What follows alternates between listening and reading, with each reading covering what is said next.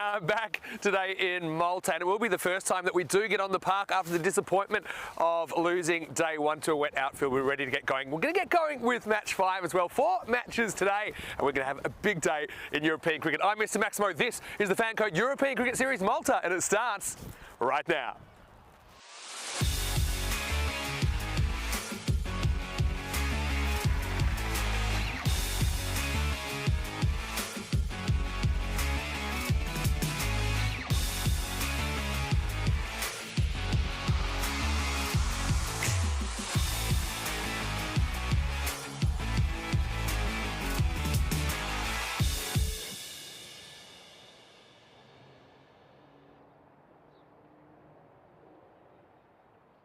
Good morning to you wherever you're watching from around the world. Welcome to a huge day in European cricket. Well, technically it's day 2 here in Malta, but yeah, after we weren't able to get on the field, weren't able to clear the field for play yesterday, we will get our first taste of ECS action for the year as we get this series underway. And look, it was an interesting one yesterday, wasn't it? I mean, the field, it was okay. Maybe on another day it might have been playable, but I think with over 100 matches on the calendar here in Malta, I think that it was a wise decision, I think, just to put things off for 24 hours, give this field a bit more time to dry out. So more about that in a second, but we are going to start the day with a very interesting clash between Sweetie United and Royal Strikers. It's match 5, and Tyrone Peters, who is the tournament referee here, he has the coin in his hand with 2 captains. Let's see who wins the coin toss.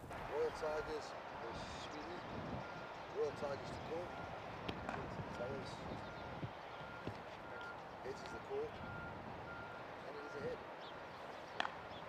So it is the Royal Strikers that win the toss on their return to ECS action, and they have decided to bowl first. So interesting one for me. It means that Sweetie United will get the chance to put the runs on the board. And I actually think it is a really exciting Sweetie United lineup. When I look at the top 6, they've got Vibo Yadav, who of course we know from Kings 11 in Italy and Gracia in Spain. So he's going to be at the top of the order, making his much anticipated debut for Sweetie. But also they've got some really hard hitters in there. And I looked at the kind of players they've got in that top 6. I think they're going to be pretty hard to stop. Look, with the outfield a bit slower first innings of the day, maybe that will slow them down. Maybe it won't though. So let's see. Royal Strikers, of course, we didn't see them last year, but we did see them 2 years ago where they snuck into the quarters, and unfortunately they went out in a rain-affected match against Malta Day, who were higher ranked, but we haven't seen them for a while in ECS. Sweetie United, well, they were a bit disappointing last time. Again, they snuck into 4th, and Master took care of them in the quarterfinals. But look, 2 teams, I think, keen to prove a point early in this tournament. Let's talk about the conditions today. Well, good news, we got sunshine again. And look, there wasn't the issue yesterday. We didn't have rain yesterday. There was rain 2 nights ago that made this field very wet, and so the decision was made to not have any play on day 1. We will try and reschedule those matches a bit later in the tournament. But today, look, it's looking beautiful. It's a bit breezy. About 14 degrees is what we're expecting already. We're up to about 13. So I just can't wait to get going. And here's a man, I know that he had a big day 1 off the field, but he will be here to get going in day 2. Big welcome to Corey Ruckus, who'll take you through the start of this one. And in match 5, it's the first actual match here in Malta. It's Royal Strikers. They won the toss. They sent in Sweetie United. Corey, it's over to you. Let's get the day started. I'm ready for it. Hope you are too. Hello, good morning and welcome back. It's Malta, baby, and a new season upon us. Very exciting indeed. And after a washed out day yesterday due to the outfield being too wet, too slippery, we're back today, and I can guarantee you we'll be getting 4 live matches in. Very excited to bring you back all the daytime coverage of the European Cricket Network. Oh, it looks like we've got some new graphs this season. As we have a look here, there's a lot of colour going on. There's a couple of names you might recognise. Vibo Yadav at the top there for Sweetie United. Looking forward to seeing how he goes with the bat. And a couple of bowlers I've been doing my notes on yesterday. Sabine Thomas and Jason Jerome there at the bottom for Royal Strikers. Looking forward to seeing how they go. And what is an exciting start to 2023. We've been up in Gibraltar already for the night series, and we're finally back for the day action. I know a lot of fans and supporters of the ECN are excited for this. I know I am after 2 months off as well. A splendid time over the winter. I'm sure we'll go over everything today with Mr. Maximo, who will be joining us back shortly. As it is a slow ease into today, as you can see the players on the left of your screen just taking their time. And, well, you can understand that. There was a few disappointed souls yesterday. It came down to the ground with all the hope in the world, and Unfortunately, the outfield just wasn't up to scratch. A lot of rain in Malta. Some fun fact, actually, there was an earthquake last night. About 100 kilometres off the coast here. Thankfully, the ground survived that, so we are expecting 4 games of live action. Gives me good pleasure to welcome back everyone around the world, especially those in India via FanCode and everyone on YouTube via the YouTube chat. And it does look like we have launched a couple minutes early today, just to test out the old commentator's box early, as the players still haven't made their way onto the field. I hope everyone's well out there. As I look at Mr. Maximo, who's going to come back early as well for an early introduction.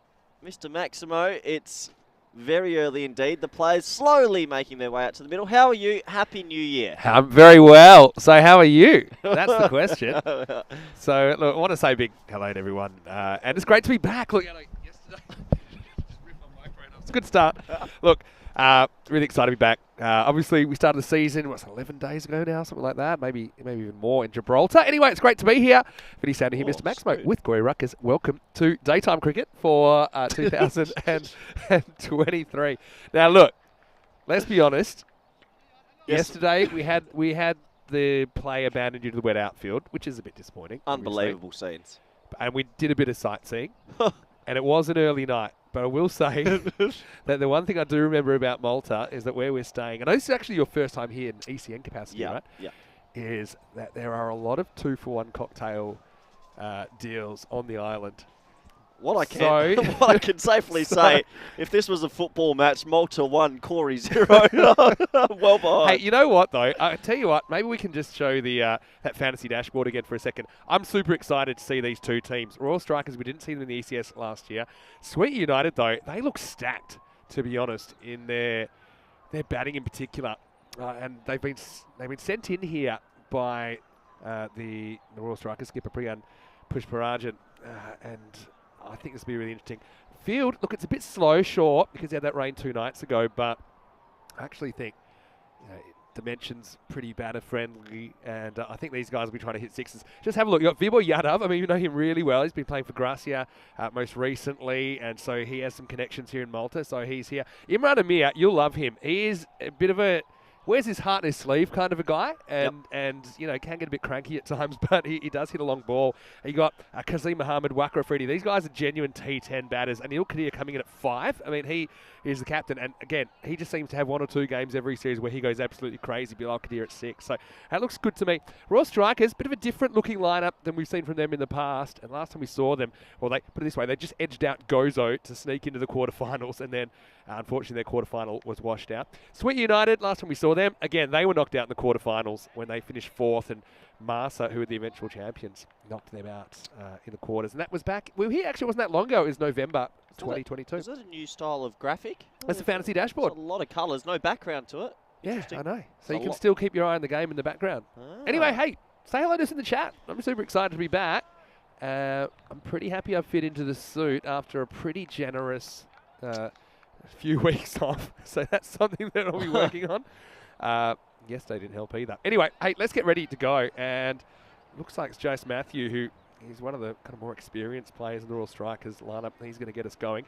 Firstly, I want to just welcome everyone on FanCode in the subcontinent. Also want to welcome everyone on our YouTube channel, Eastern European Cricket Network. I want to say a big hello to the crew in Gibraltar who have got us started so far, a week and a half, to Charlie, to Rico as well, who will join us in Malta for the second half of this in a couple of weeks. So, Rico, he sent me some really good stuff last night.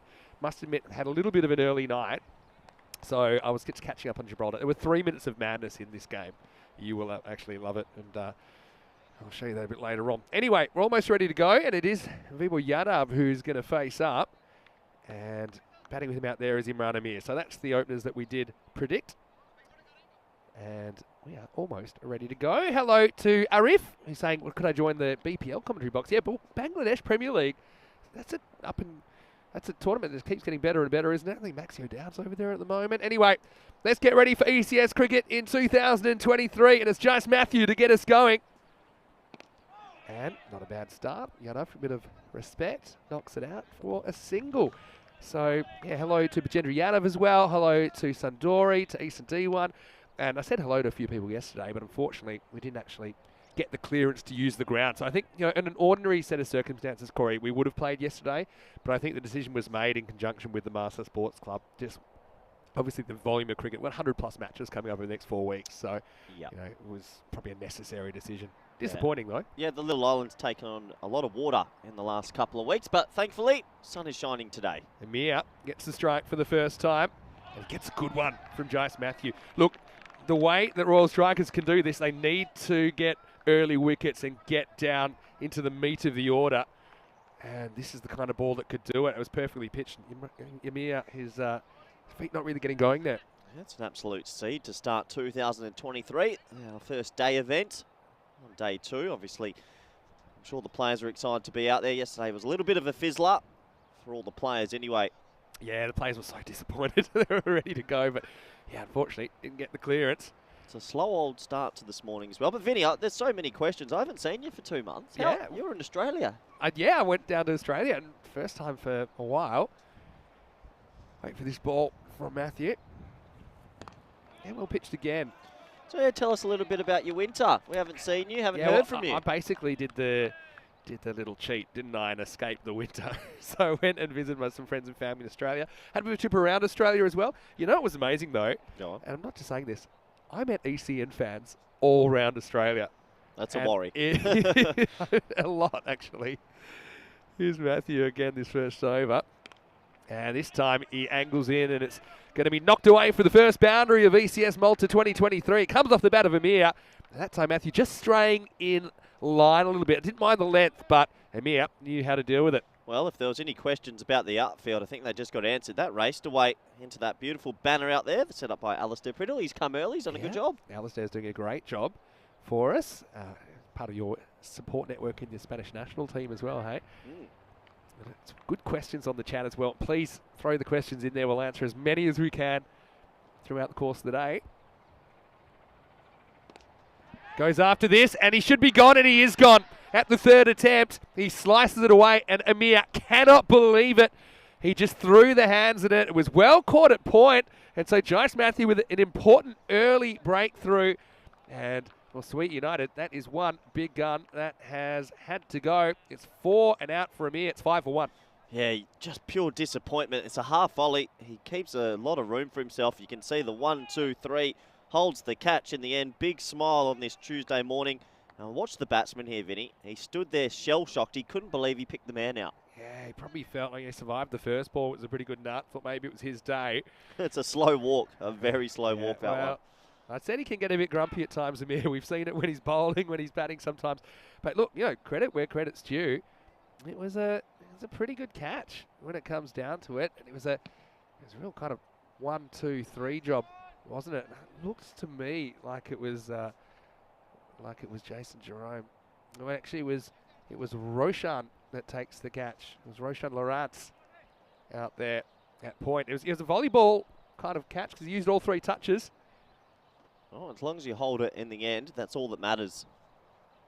So hello to Shreyans and Neil, saying hello to you, Corey. Good morning. Happy New Year. So Jace Matthew with the big early wicket now. Waka Rafridi, he's a bit of an excitement machine. He's coming out at 3. So wicket in the first over.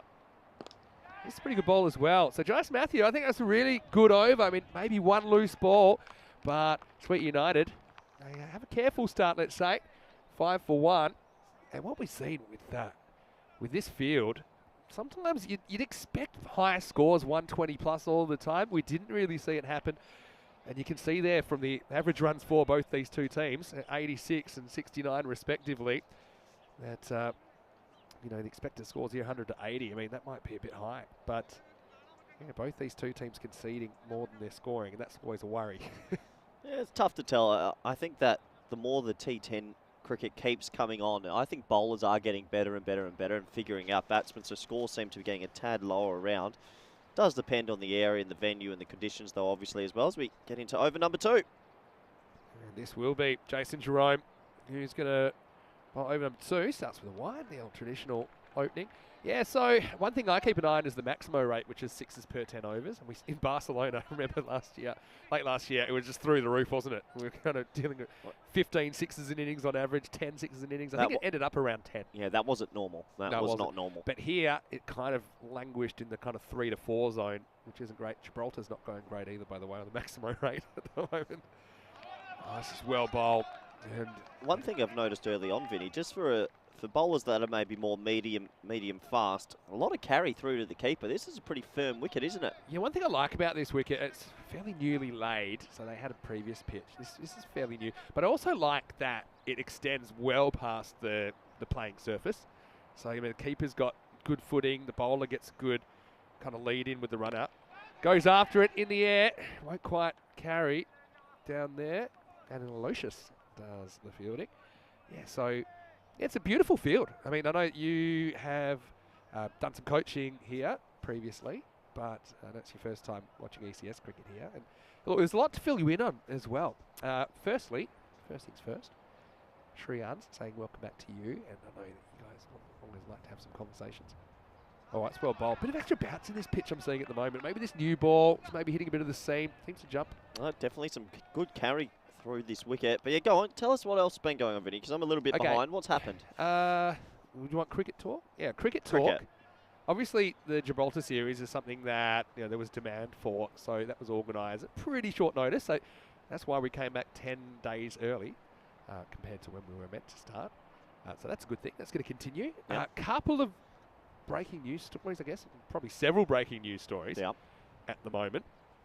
I'll give you one a ball. How about that? That sounds good to me. Oh, this hits the back leg, I think.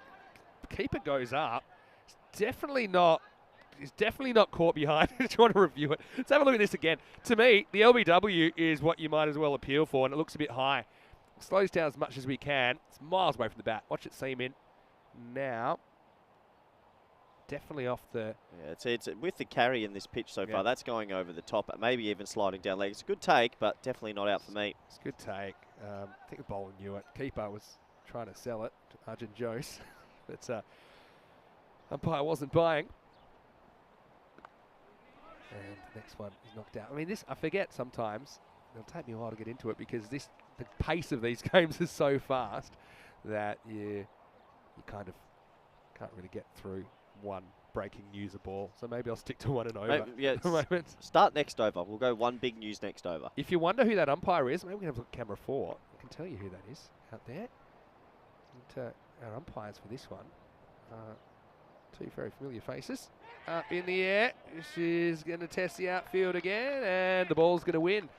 Seben Thomas can't chase it down. Afridi's off the mark, not in convincing fashion. It's the end of the over. Jerome, not a bad over. He goes for 6, and after 2 overs, it's 11 for 1. Yeah, once again, lavish bounce on the ball. He's not the quickest of bowlers, but he's getting that to go through. Top edge saves him this time, so steady start on this brisk morning. Survived an earthquake last night, Vinny. Yeah, that's another break. That's a big break. Now go on, give us quickly. I was just going to say, the umpire there, that was Tyrone Peters, our very own. Tyrone. Umpiring. Good to see him in Malta for the first time. But yeah, go on, give us what's some cricket news. I know we've got 8 hours to talk about it. We've got a long day. There was an earthquake last night at 9 p.m. Unbelievable. 100 kilometres off the coast. I don't know if we're on tsunami watch. Mayday. Well, both of us missed the earthquake. Why is that? Well, we were asleep. I was preparing for day 1. The Richter scale is an exponential scale, so like I think a 6 is 10 times as hard as a 5. So really, 5 odd is not huge. Anyway, wow, it's going to be just Matthew to continue, and this is carved away by Vibor Yadav. His first boundary. Well, he hasn't had too much of the strike so far, but he's a guy. We've seen plenty of him in ECS cricket. I don't know if he's got the blonde hair under there, but he's still got the attacking intent, and that one races to the boundary. Yeah, nice looking cut shot. Traditional shot, 4 runs, using that extra bounce to his abilities here. Questions here about yesterday's matches. Will they be rescheduled? We will do our best to reschedule them. I think we'll definitely reschedule at least one of each of the double headers. But one of the issues we've got here in Malta is the light at the moment. It's hard to get extra matches in a day. It's hard to get a 5-match day in. A bit short. hurries on to I mean, Yadav. hard to get a 5-match day in, but it has to be said, how lucky are we to be playing cricket in January in Europe? 100%. 100%. Look, so we don't have anything official on that yet. I think it's fairly likely we'll reschedule some matches. There's a Friday afternoon in week 3 where it's open because there's only 2 matches that day. That brings me to the next breaking news story. Yeah, give us the big one. What's your big one? They're all big ones. First away for Matthews. Bowling a good spell here. He's a crack at a free. He just plays it out. So, in this tournament, obviously we've got the ECS here. We've got 10 local teams that we're seeing. 2 of them right now. But we'll have a little special interlude here, and it'll be our first ever European Cricket International T10 series. And it's going to be a 2-day series. It's going to be the 3rd weekend here, Saturday and Sunday, I think. From memory, it's 18th and 19th of February, but don't worry about that right now because there's the second wicket and Joyce Matthew with the double breakthrough. Well, the batters had a chat before that. Whatever was said didn't really work as Afridi was swinging away. That time it is a regulation catch for Jones behind the stumps. And 2 wickets down early on in the power play. And Sweet United are 16 for 2. Yep, feather edge this time through to the keeper. I could hear that through the effects mic. And a nice simple take. 2 down, good start. If they can get a 3rd in the power play, they'll be very happy indeed. They will. I said that's the key for all strikers on their return to ECS cricket. They have struggled with the stick. I think we've seen they're averaging, was it 69 or something per 10 overs, so they won't want to be chasing too many. So Fibble Yadav loses another partner, and this brings out Kazim Mohammed. Yeah, another quite attacking player coming out at number 4. Yeah, so we'll have a 3-way international series in that weekend. I think it's 18, 19 of February, Saturday, Sunday. And correct.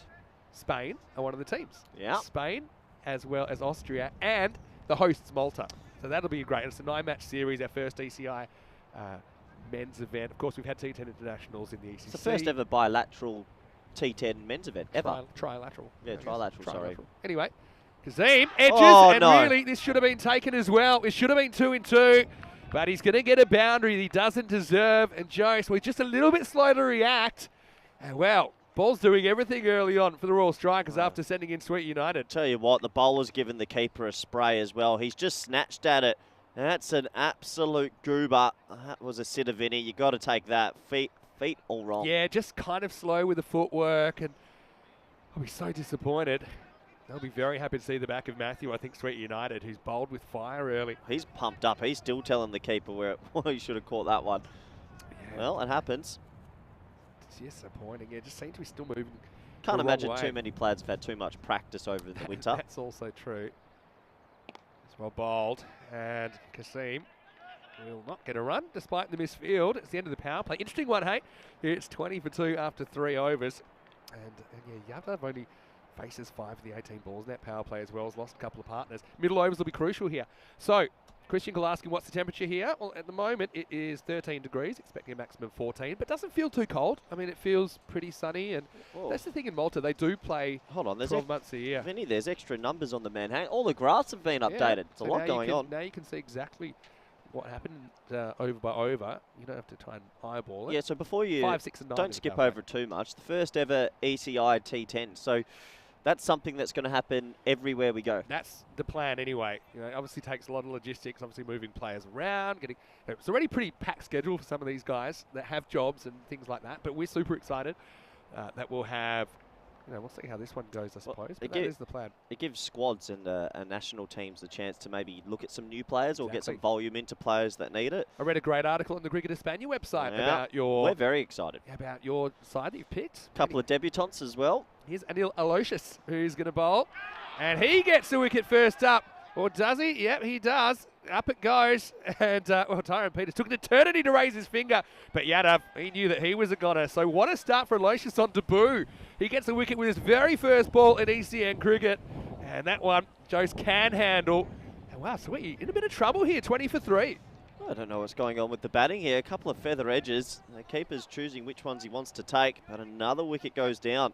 Bit of extra bounce. It's the bounce. This is for bowlers that are maybe not the tallest and just putting it on a length. They're getting extreme amount of carry through. I'm not used to it bouncing this much here, actually. It's a fairly new surface, and often they don't bounce as much when they're first laid. So But I did notice there's a few kind of undulations in it. And I think the this bowlers is doing well. consistent bounce as well, Vinny. The keeper, this is a luxury. When it's bouncing as a keeper, usually it's perfect. Could be the whacker of Europe we're looking at here at the moment. I'd Ball like to see carrying through. like to see some real fast bowlers on this wicket. Oh, we will get to see them. Who have you? Tell me about some fast bowlers in your squad then for this. I'd say T10 the coming up. quickest that we've got coming for this one's Roger Adil. So no Cameron this time. No, no Kami. Wait for that. Anyway, it's going to be Aloysius, who comes back to earth with a single. New batter coming out, and El Kadir, the captain. We can go through the Spanish squad a little bit later, but yeah, I think this T10I concept, it's super exciting. It's a high level of cricket. You get to maybe see some new names that get their debuts, and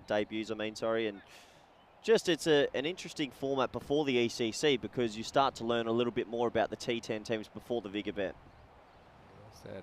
Wow, this is a little bit short. It's pumped, and it's pumped out of the ground. Maximo! What a good shot by Kazim Mohammed. I said their top six is stacked. They just need someone to click. And finally, we've got a six. The first one of ECS 23. It's probably the first shot this morning that going with the length of the ball and maybe watching from the sidelines and batting at 5 has been a bit of a blessing because he's seen the carry through and he just sat on that. Nice shot. Okay, I've got more breaking news as well. It's all happening this morning, this Ben. ball out from Aloysius. Oh, sure. That one takes off as well. Pretty well handled down there at third man, but yeah, it's really kicking, isn't it, at the moment? This is serious carry. I mean, that wasn't that short, and that's really reared up. It's also pretty well played, though, because he didn't kind of lunge forward at it. He waited back. He gave himself the best chance to kind of read the bounce, and he kind of almost hit it straight down to third man's throat, but he was kind of banking on the bounce, wasn't he? And Il Kadir, what kind of an Il Kadir will we see today? Just the single so far for the skipper. He steps away and just bludgeons it down to long on for one.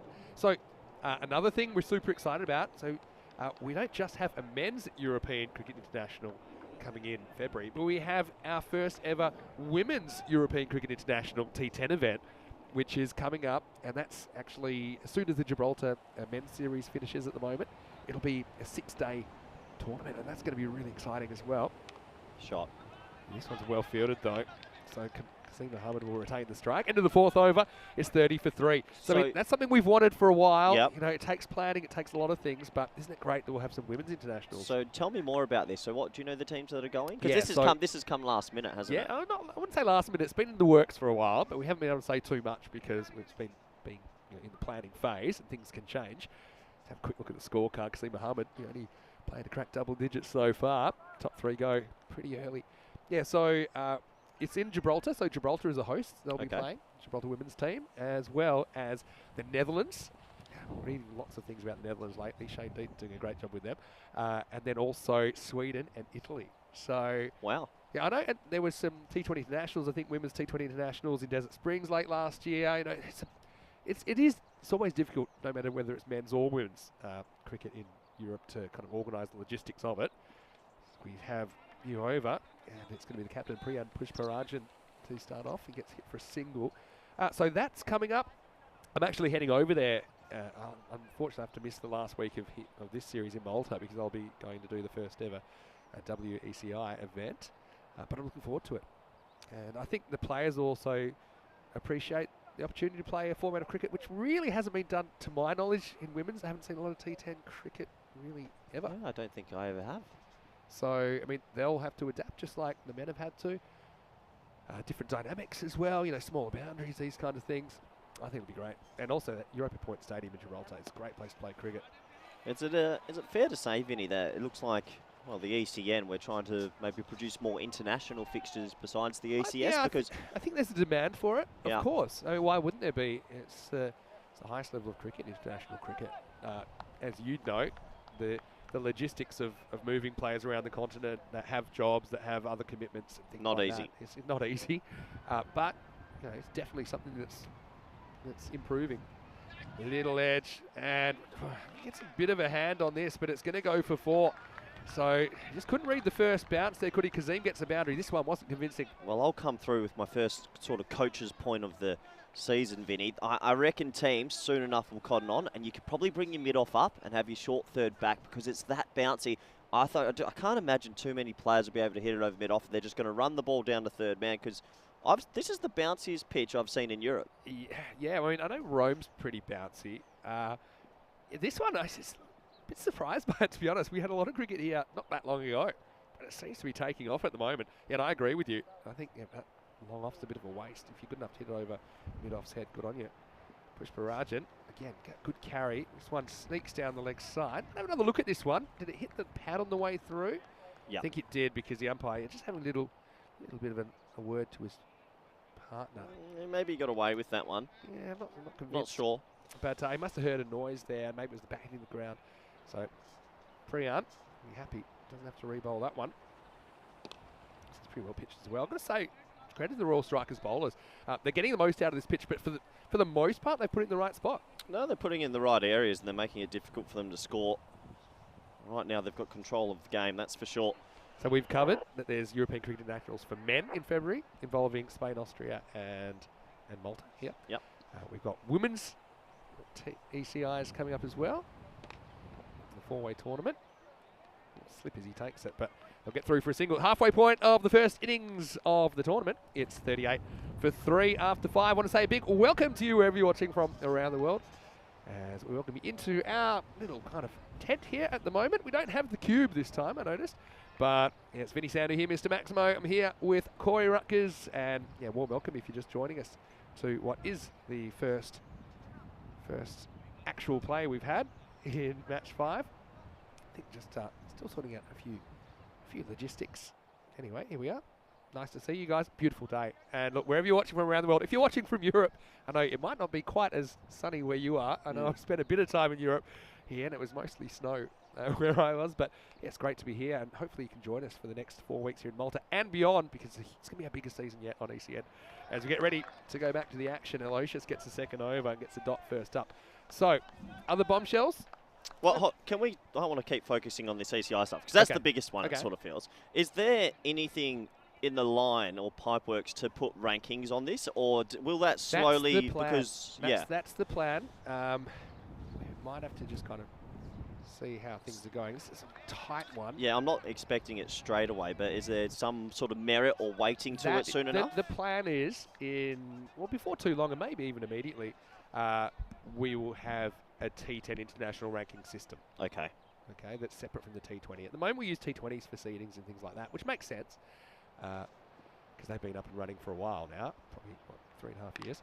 Up in the air. Is this going to carry to a fielder? Almost. He just didn't want to get off his feet there, did he, the fielder? It wasn't a convincing shot from Kadir, who tries to break the shackles. Gets away with it in a single. Yeah, gets away with it, and it's that extra bounce again. And this is why I'd be having Mid-Off in the ring. Mid-Off would have swallowed that up. Really is taking off here. It's a bit of a nothing shot. Gets away with it. Just the single. I want to welcome everyone watching and encourage you to get involved in the YouTube chat. ECN European Cricket Network. Always love to have that interaction with the viewers. This one will be called wide. Just a message come through from Daniel Doyle KA, who's watching from South Africa. Hello, DDC. Yeah. How are you going? It's fun news. He'll be here. He'll be coming. He's been selected for the T10, surprisingly. And he'll be out here, and I'll be making sure he gets a curfew. He will enjoy this pitch as well. I He think. will, yeah. It'll actually suit him a lot. Edged and dropped. And that one really almost comes off the beak of Arjun Jose. Had to get the fingers up. He couldn't in time. I mean, the bounce causing issues for the batters and also causing an issue for the keeper on this occasion. This is a missed chance. He's caught two. He's shelled two. But that is, look at that. That's above head height off a half volley. It is carrying through with decent pace here. I don't know if we're using rubber balls this year, because it seems to be taking off. Aloysius should have had two. That's another one that goes through. It's been called a wide. I'll tell you what, bring your helmets. We'll see this from side on, maybe. I'm all for it. Yeah. Yeah. Still doesn't stop him going at it. I mean, how high is this? Let's have a That look at has it. to be overhead Oh, height. yeah, it is. Oh, yeah. Great to see a wicket in Europe. This is almost WA whacker. I was going to say, I mean, I've kept a bit on the whacker, and it is a bit of an adjustment because you have to be ready to get your fingers pointing to the sky. And because it's very difficult to go from like a fingers. Maybe if you can come and look at us here in the commentary box for a second. If you're here and you're trying to then turn it in, if it gets high on you, you need to kind of switch your fingers like that quickly. Go on. Ready? And All right, because if you can't do that, then you just end up getting in a bit of a muddle, and that's kind of what happened to Jose on that catch early over. Oh. This one's going to go fly over his head and go for 4. Wow, I don't know whether they've turned off gravity or something in Malta, but at the moment it's bouncing all over the place. Delicious. Induces another edge, but this time it costs him 4. Yep, another edge into that vacant third man region. It is really flying through here on this Tuesday morning. I don't know if the earthquake last night. I mean, if for viewers that just joined, there was a 5.3 earthquake last night. I felt it. I was rumbling around in bed, that's for sure. You sure it was the earthquake you were feeling? Is she going to say the room started spinning? Yeah. Here's the last ball of the over. Dropped it. Oh, you got to be kidding. And this could have been run out as well. They'll get an overthrow. ECS is back, baby. Yeah. And let's get a load of this. Ends the over. Yeah, 49 for 3. Several people come to back this up.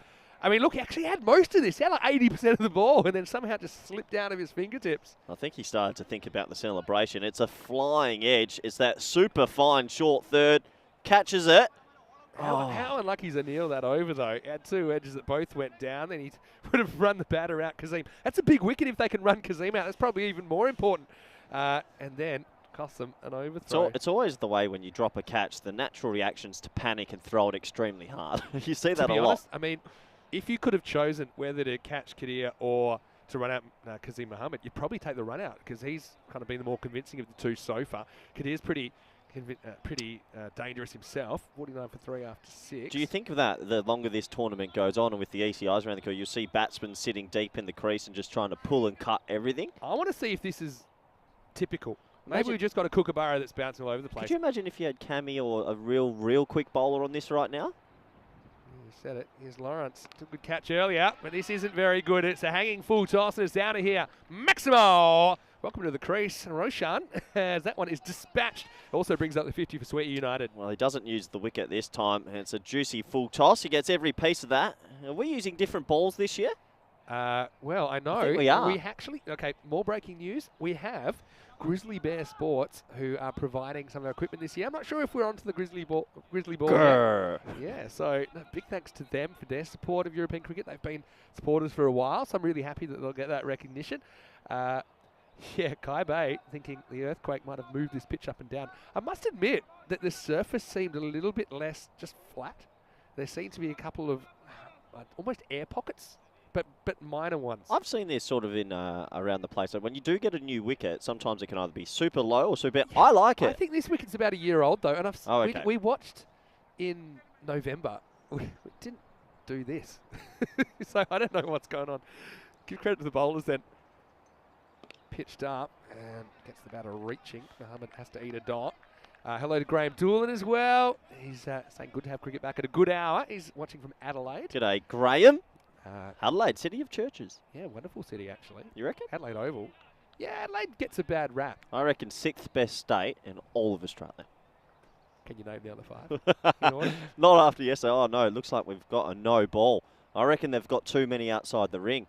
Well, now they don't. Tyrone's picked up on something here. You know Tyrone Peters. He is I reckon it's not that. I think it could be... Oh, they're just checking to make sure they've got the right bowler. Well, he's 124. You can see the keeper's 24. You can't have 224. So I think that's what it is.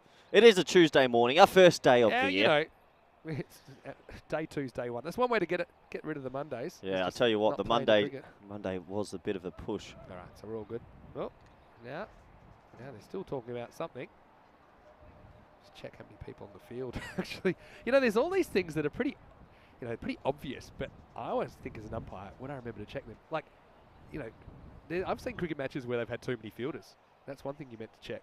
and how often you meant to check that.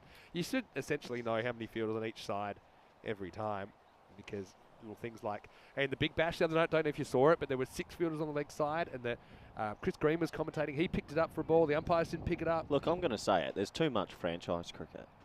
There's SAT 20. You've got Dubai, Big Bash. There's a lot going on. I write T10 for me. Chosen for I got to say, I did catch a fair bit of the Big Bash, and you know, I've got a lot of friends that play in the competition. I did find it a bit pedestrian compared to what we do day to day. But that's just probably a sign of what I'm used to. What were you saying in Australia that a few people out on the scene saw you? They know Mr. Maximo? Yeah, sometimes. Wow. Sometimes. You're making it big, Vinny. Up in the air, and this is going. Oh, it's going. Alistair! Oh, and he no! starts the season with a drop. Bad signs Well, for Spanish cricket here. we'll Oh, have no. He's not your fielding coach, and so that's good. But, I mean, Alistair, sometimes your arms can be too big for your hands. Oh, and that is live on the air to And start let's have- I think it 2023. actually got him in the pectorals and it almost Well, bounced back to the pitch. It's taken him Here's in the Alistair. He has too. Is the ball okay? Oh, my word. It's hit a man Wow. mountain. Alistair, that is definitely going on the social media. Pretty good shot there from Kasim, who survived the brush with dismissal when he was almost run out last over. But then, yeah, that's the biggest hit so far, I Well, think. get the Excel sheet up. That starts the season. Oh, wow. Highly disappointing from the strength and conditioning coach. He's gone with the chest first. Don't advise that, kids, unless maybe you push about 220 kg in the gym, which he does. It's definitely, I'm putting it on social media. That's pretty well pitched by Lawrence. He actually kind of gets it reaching. This has been Anil's issue sometimes. He just, yeah, he's hot or he's not. At the moment, it's more not than hot. Yeah, but they're doing all right, these two, though. 32 off 14 and 11 off 10. Trying to build a bit of a partnership. Last ball of the 7th over.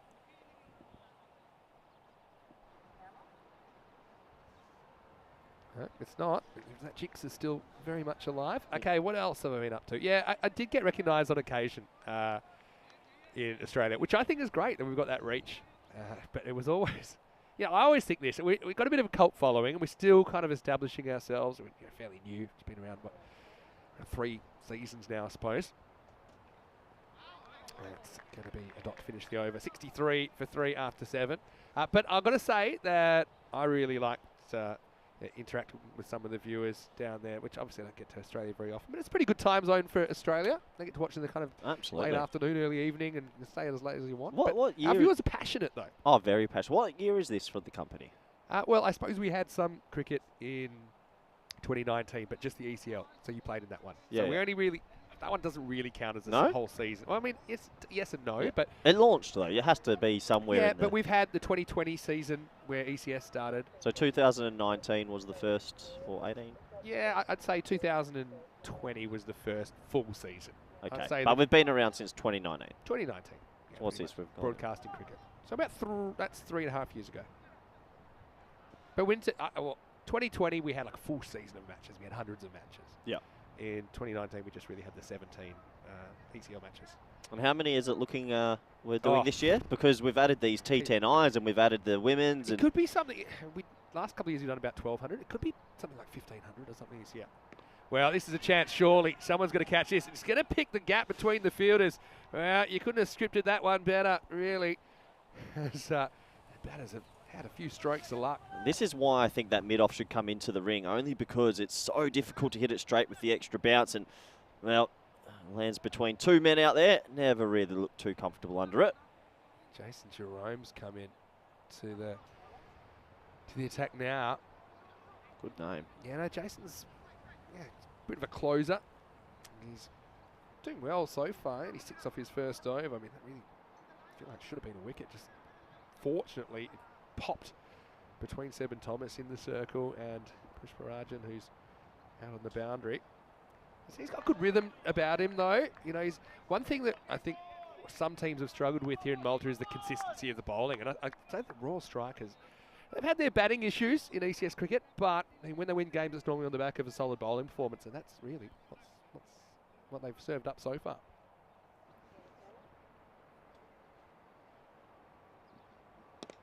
Goes straight, doesn't quite get it. Fielder drops it. He's on the move. It was never going to be an easy one. And that's Lawrence down there. We know catching's not easy. Just ask Alistair Priddle, who's still rubbing his left pectoral at the moment. And it's never easy. Never really seemed composed in this catching attempt. Yeah, maybe he's a little bit wider. Do like deep long on to be a bit straighter. Unfortunately, he shells it. And, well, one of the very first few to go down this morning. And our first day game back on the ECS. 1,500 plus games. How many are you going to do this year? You do look refreshed. Fair few. This is well struck. Alistair. He doesn't even attempt it this time. But that is Maximo time. Kazim Mohammed, you know, this is what we talk about in T10 cricket. I know that you've coached a lot of T10 cricket now. You got to just pack that order, tell them to attack, and hope that someone comes off. At the moment, it's Kazim Mohammed. Yeah, absolutely. He gets every piece of that. Alistair plays the safe route, and that's good coaching. So 6 runs, starting to get a little bit away here. If they can get to 100, 3 figures, I reckon they'll be happy. Similar kind of ball. This time skews off the outside edge and dropped. Oh, wow. I had the sun to deal with that time. Fires in the throw. Really, the bowling's been good, but the catching hasn't been quite as good for the Royal Strikers so far. Disappointing because he's wearing a floppy hat as well, and usually the fielders with floppy hats don't drop them. Yeah, he's on the move. I mean, one thing is... Well, it looks like the earthquake's got him late. you got to try and keep your eyes as still as possible. I think the last 2 catches we've seen going down, the head's been bouncing around. Just affects your perception. Jerome can't buy a wicket here. Well, that's the way he's going to do it. He's going to do it himself. And Jason Jerome, he knocks over Kadir. The captain never getting going. 14 balls for his 12. And the bowler saying, look, if no one's going to help me, I'm going to do it myself. It's 72 for 4. Yeah, well, when you put it straight, you've got every opportunity to get yourself a wicket. You don't have to rely on the other 10 fielders. Played all round this, blew the off stump away. Rio in the chat makes a good point. ECS should take a record of how many catches are missed. I'll tell you what, Rio, while you're watching, I want you to log it. Yeah, why don't you watch every single game this year and you log every single one you see? Here's the bad thing about trying to do that in a practical sense. I've already lost count, and we've only had about 7.5 overs. Can anyone tell me how many catches have been dropped this innings? I reckon I'll go keeper. Keeper's dropped 2, 4, 3, 4. 4. Could you do it? Do you reckon you could? I reckon I've forgotten one. No, 4. 2 from the keeper, deep one. long on, and point. Oh, and short third man, 5. Yeah, 5. Do you reckon if you could keep count for the whole series? That's your job. You know, you want more responsibility. No. You're always thinking you're not using you enough. So I'm sitting in 3rd place in the commentary list, and I am more than comfortable sitting there all year. Me and you, who has more free time? Anyway, end of the over, 72 for 4. Pushparajan, captain's going to come on. It all happens in the 9th, as Rico likes to say, and it's all happening off the bat of Kasim. He has been the rock on which this inning has been built. It's 78 for 4 now, but that Maximo starting the 9th in style. Yeah, really nice shot. He's just stayed still at the point of impact a lot, and anything short he's really feasted on. Nice batting, 6 more runs, and he's got himself up to a nice little score here. Hello to Helix, I should say. Felix. Hello, Helix. Well. Hello, Helix. Good to see you. Hello to Marnus as well. Everyone else has said hello. Hello to Jacob Ledbrook. Where are you watching from, Jacob? Great to have you with us. Well bowled. This is up in the block hole. That's one thing, when the pitch is bouncing a lot, that's good. So I think early, dig it in, try and get that extra bounce. I think now, then the bounce isn't your friend so much because it's just going to be little edges that'll probably lead to boundaries. I think now, probably hitting the block hole a bit like Pushparajan pretty much does there. Yeah. I still think if you put it on a good length, because it has that extra bounce, it makes it very difficult to drive, very difficult to cut. So they've got the 3rd man in place now, pretty fine. I think that's a smart setting. New batter out there's in the mood. Gets a piece of this down to Lawrence, who'll do the fielding. Just a single. Yeah, Jacob, let us know where you're watching from. And not just you. Everyone in the chat, let us know where you're watching from so we can say hi. It's hello to Travel and Life as well. And yeah, let's keep going. Well, I wonder what all our viewers got up to for 8 weeks of no cricket. Must have been talked tough. a lot about what I did. Oh. Let's talk about what you got up to. I know you had some quality family time. I did. You had your mum, Julie, come over? Jules came over. Yeah. Bless her. She came over and spent some time in Holland. To be honest, I sort of just unwound. How did she handle the cold? Not well. No one does, though. Well, if you're from Australia, it was very cold in Holland the last 2 months. But I've had a proper cricket break, which has actually been quite refreshing. So excited to get back into it. You were like a caged lion, actually, yesterday, ready to get into it. Yeah, I was, as that's pulled away, and that's going to trickle away for 4. Tell you what, the outfield's quick here. We might have had some rain in the week leading up to this event, but the outfield's been quick. Well, I don't know whether it's water on the field or oil. it seems to really be slick. And, yeah, I mean, maybe it's because of, or in spite of the fact we played no cricket yesterday, but, yeah. Yeah, what a shame that was. I was absolutely heartbroken here at 9 and in the car at 9:40. Ruined my day. Yeah, well, we had to do a bit of sightseeing. It wasn't the worst day. Last ball of the over. I think sneaks in. Oh, no. It's called wide, though. I wouldn't mind seeing that one again. The umpire takes it. A little bit of a Michael Jackson sidestep from the umpire. To get a better look at it. See, for me, Eh, it's a tight one. look, little shimmy step, like it. It's a umpire's call, let's say. May have got a little bit on. Look, see where he is right now, deep in the crease because of the bounce. I like it. Yeah, well bowled though. Yeah, sometimes you can be too deep. Oh, and the umpire's giving him out. Yeah, I like it even more. Good decision.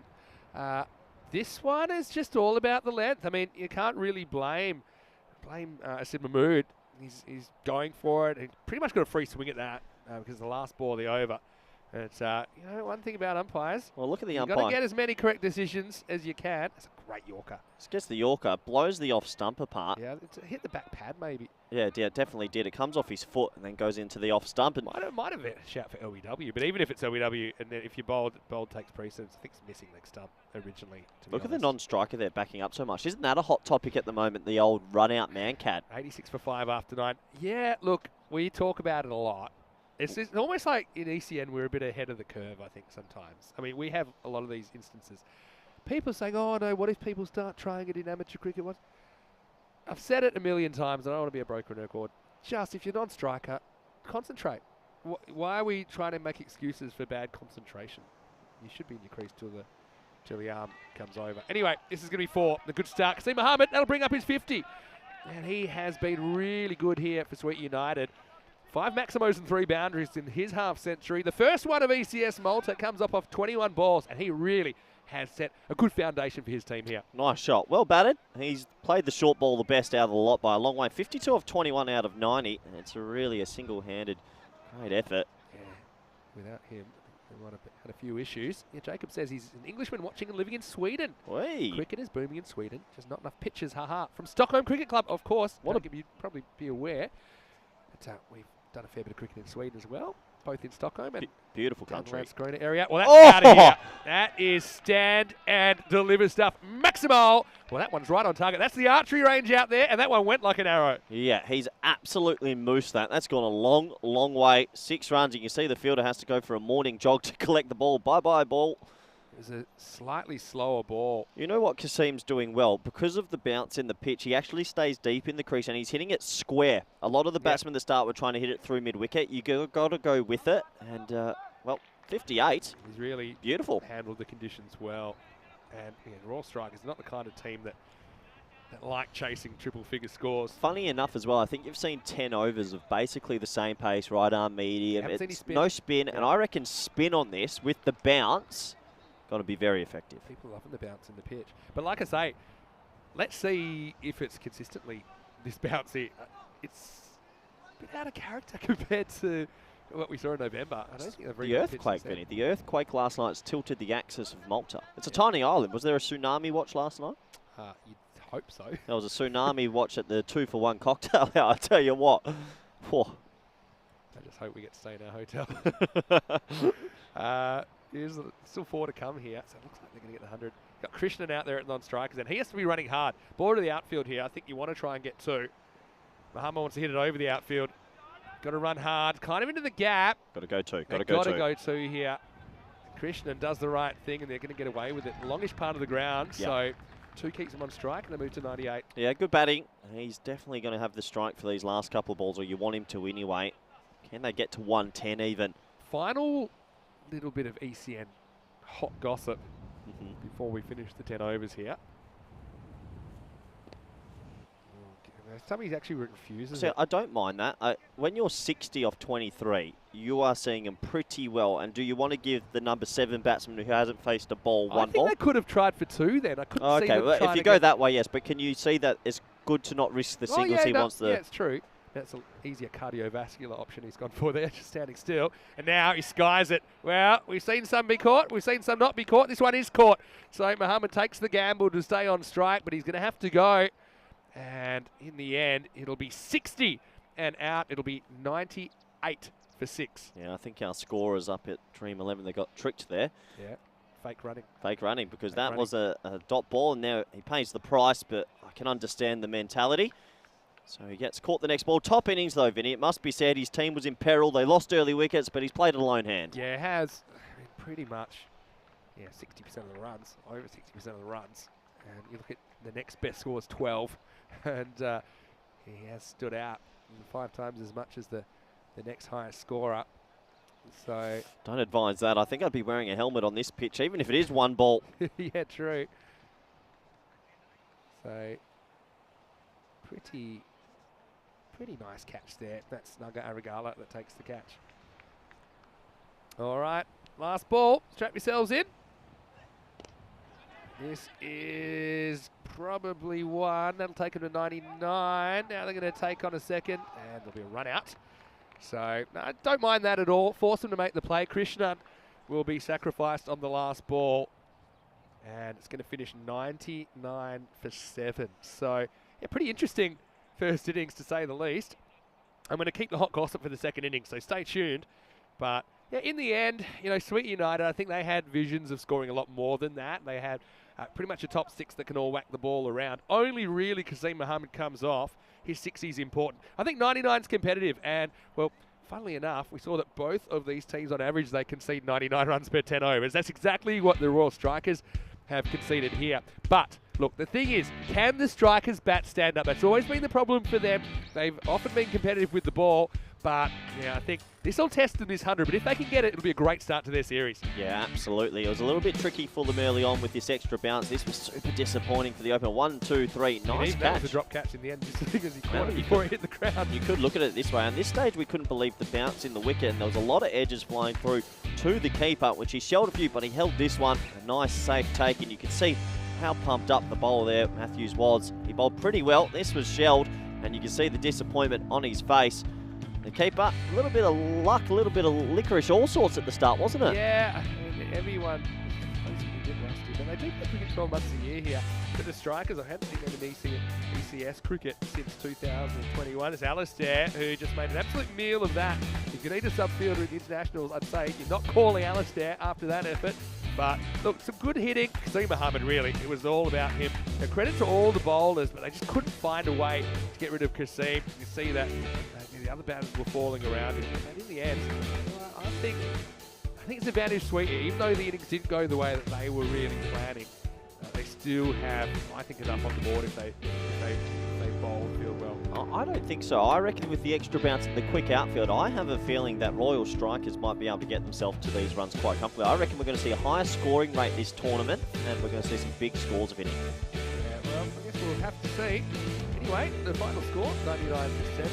We will take a quick break. We'll be back in around about 10 minutes with the second innings. Until then, it's Vinny Sound here, Mr. Maximo with Corey Ruckers. We'll see you shortly for the second half of Match 5 right here in Malta in this FanCode European Cricket Series.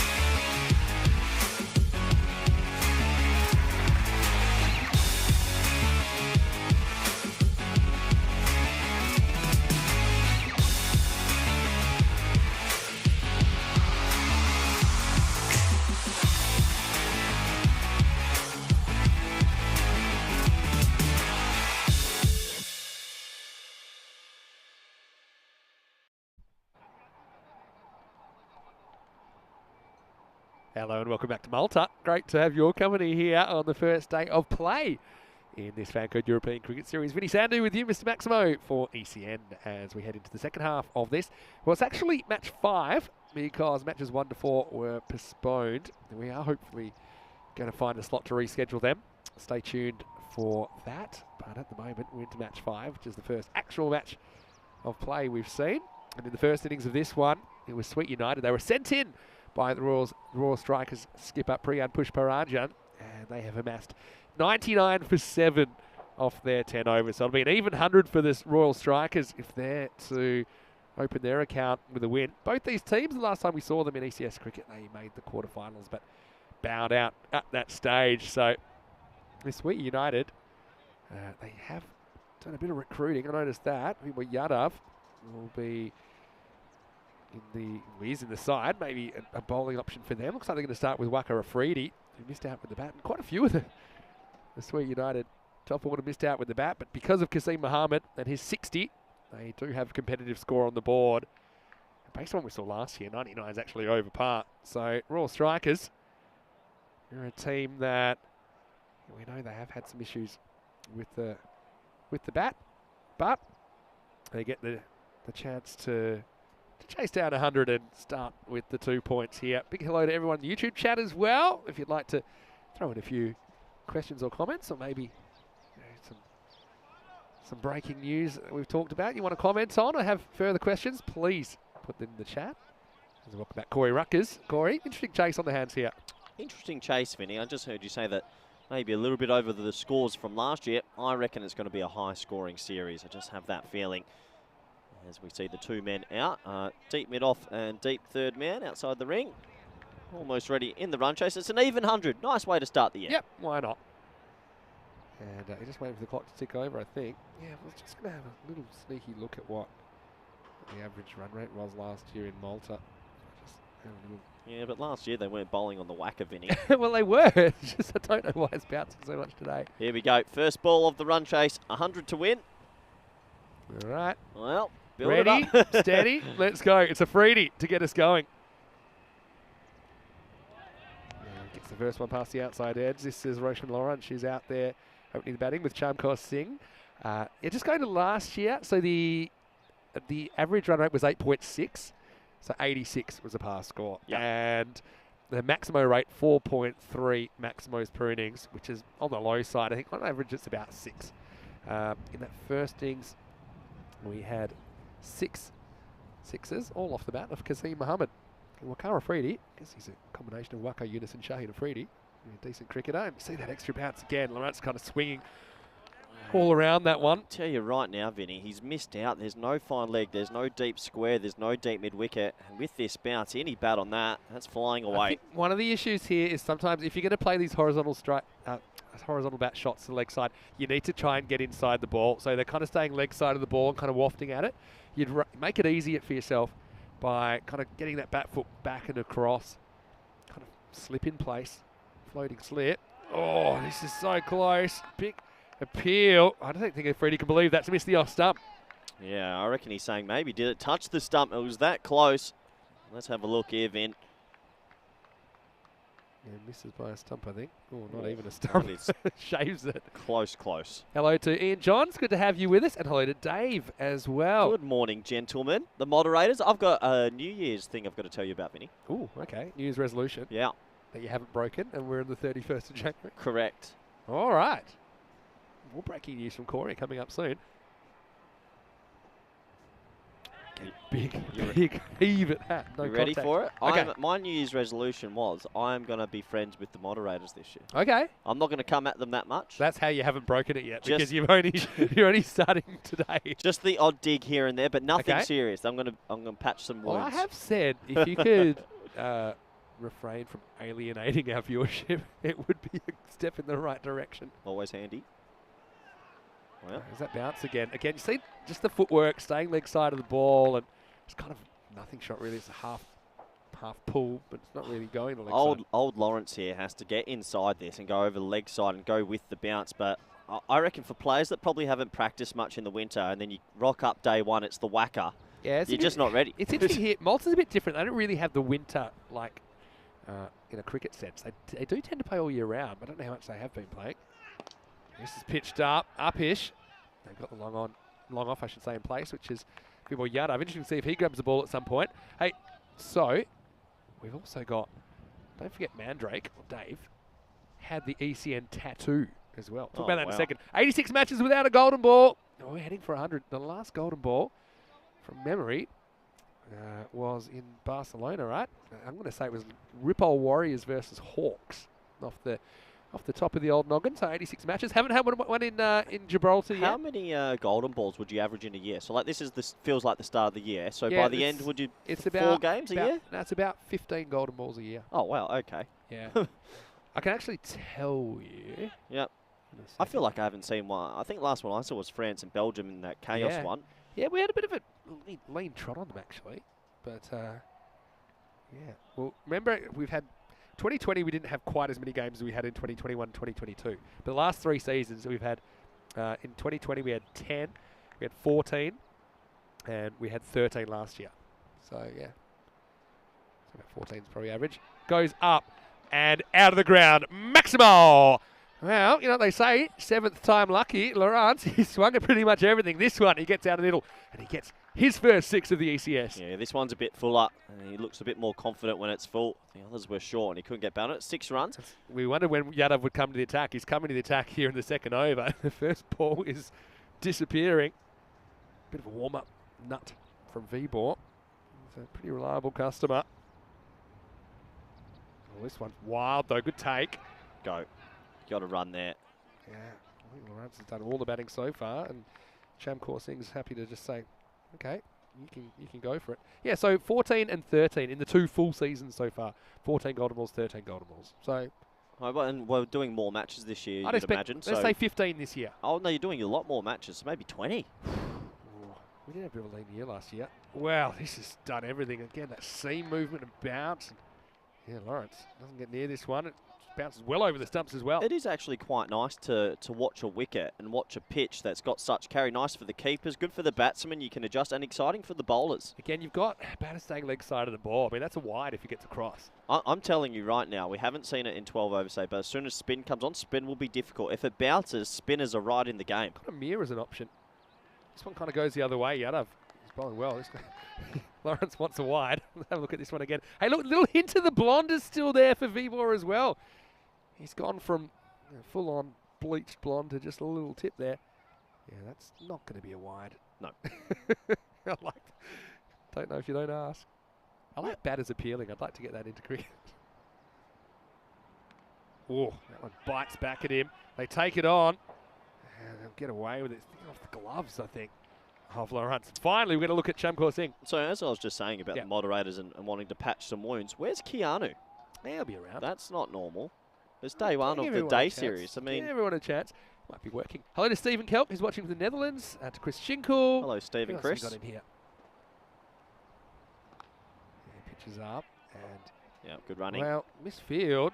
They're going to take a 2 on it. Good throw might have him in trouble, and he's going to be gone here. And they're going to have a look at it. Oh! There's the LRS signal from Tyrone. But I'm telling you right now, that if there's no funny business here, that he's run himself out, and they say don't run to misfield.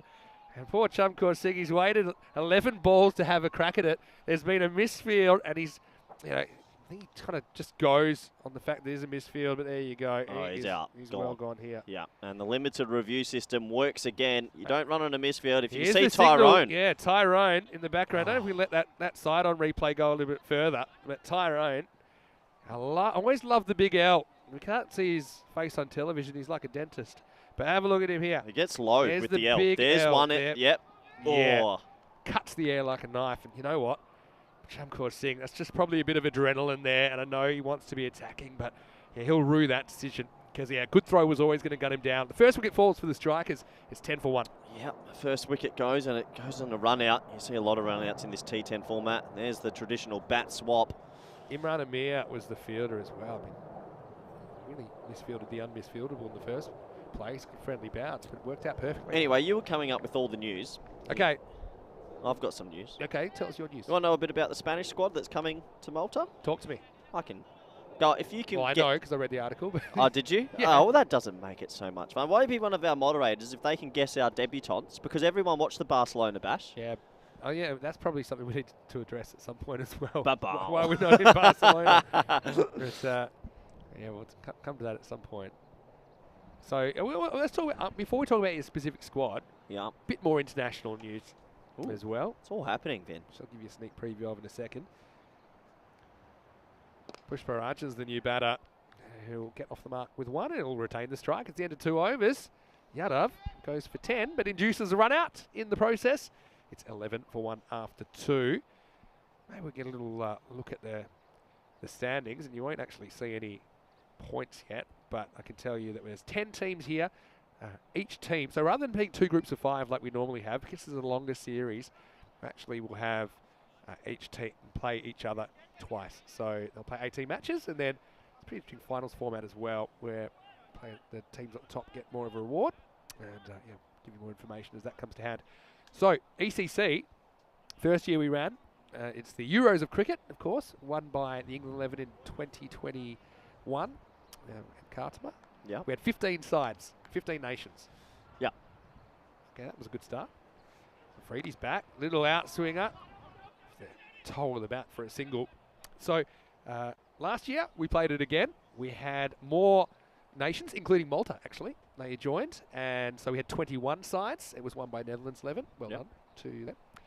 And this year, the plan is to expand it again to 30 teams. Wow. 30 teams.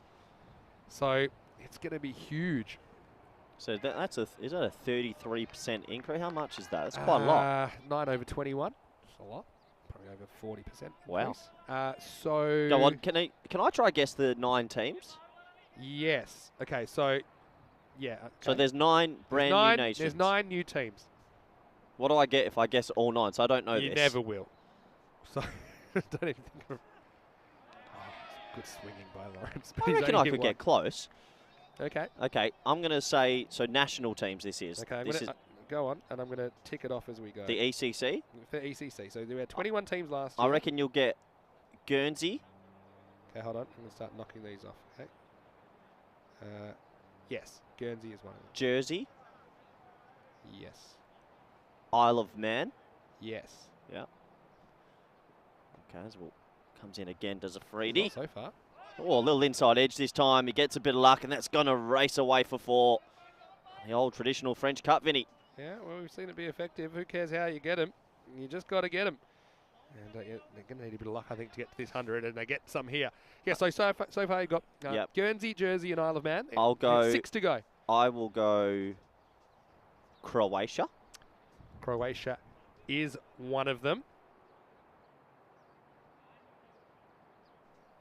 So you do pretty well. That's 4. Yeah, I'm thinking about it because we've had a couple ECL teams, but I don't think the nations have come. Oh, another short ball is pushed away into the offside for a single. Okay, Serbia. Oh, is there a regional sort of in that area? I think it might be to do with. I'd love to see Serbia in action. Really, no Serbia, because we've been out and seen Ljubljana and. Yeah. So you mean Belgrade? Yeah. Sorry. Yeah. Serbia and Slovenia are not, and I think this is partly to do with where they are in the T20 international rankings. Okay, fair enough. So I'd love to see Serbia in it. Yeah. The lawnmower. Anyway, unfortunately, no Serbia. Okay, and now I just need a moment. You've got 4. Pretty impressive. Greece? Yes. Ooh, breaking news. Oh, this is in the air. Is it going to carry? It should carry, and it's taken. Well, catches make a difference, and that's Anil Kadir out there, the captain. We saw the strikers spill a few, and it's captain catching. Captain is Pushparajan. Goes for 2, and that's all they're going to get. And the power play finishes with a wicket. Afridi finally gets one. It's 17 for 2. 17 for 2. Nice catch as another wicket goes. Okay, I've got one. We go to Estonia. Are Estonia coming? Yes. Oh, that's good. I love Estonia as well. Okay. Stu Hook and everyone up there. And Terry O'Connor from the Czech setup previously is doing great work. How many left do I have? You've got Greece as well. So you've got 6. There's Turkey. Yes. 7. Oh, I'm close. 2 to go. You're really impressing me. I didn't actually because know you knew this many countries. I knew Estonia and Turkey had teams in the ECL, so Yes. that means okay. Correct. 2 to go. I'm running out. Help me out, viewers. I'm not sure. 1. Oh no, we play cricket in both these places. That's the sound of Corey's brain ticking over. 17 for 2 after the end of the power play. Oh, 2 more countries coming to the ECC. Hello, Nilkesh, by the way, watching from Spain. Hungary already in, Dave. Wales, no. And the reason we can't have Wales in, you know why? Because it's the England and Wales cricket board. So, actually, if you're Welsh, you play for the England 11. You know, Phil Salt's Welsh. Yeah, there's a lot of Welsh cricket. Mm. So, that's why, because we deal with the ECB. A lot of the England 11 have been Welsh, though, that have played. Rich Edwards, a whole bunch of them, actually. Here we go with Umar Khan, who's going to bowl over number 4. This is up and it's over. It's going to plug a little bit. I think the balls that are running along the boundary seem to be going fast, but there's a bit of a plugging with the muddy surface underneath. Umar Khan is famous for something which he won't want to remember. He bowled the most consecutive extras, 8. His first 8 deliveries were all illegal deliveries in ECS cricket. But then he bowled 6 that were fine. Yep. And that can happen sometimes. I'm really happy that he gets his first one on target because he's actually a guy that I think he's quite a decent bowler. But, you know, everyone has those. Oh, I'm moments. stuck on these last 2. It's not as well. You said It's not Estonia. It's not Lithuania. It's not anything up in that region. Think Eh, one of them. I'll just put it away. Think one that's an island. A very southern Cyprus. island. Yeah, Cyprus. Okay, good. So 1 to go. Give me hints now. Yeah. Oh, sorry. Cyprus did play in the ECL, the regional team, so I should have thought of that. Last one. I've got one, and yes, I'll give you a clue for this one as well. Bulgaria. Oh, too easy. You got it. Got Nice. it online. I'll take that. Done. So yeah, That was tough. I'll read those out again in order if you like.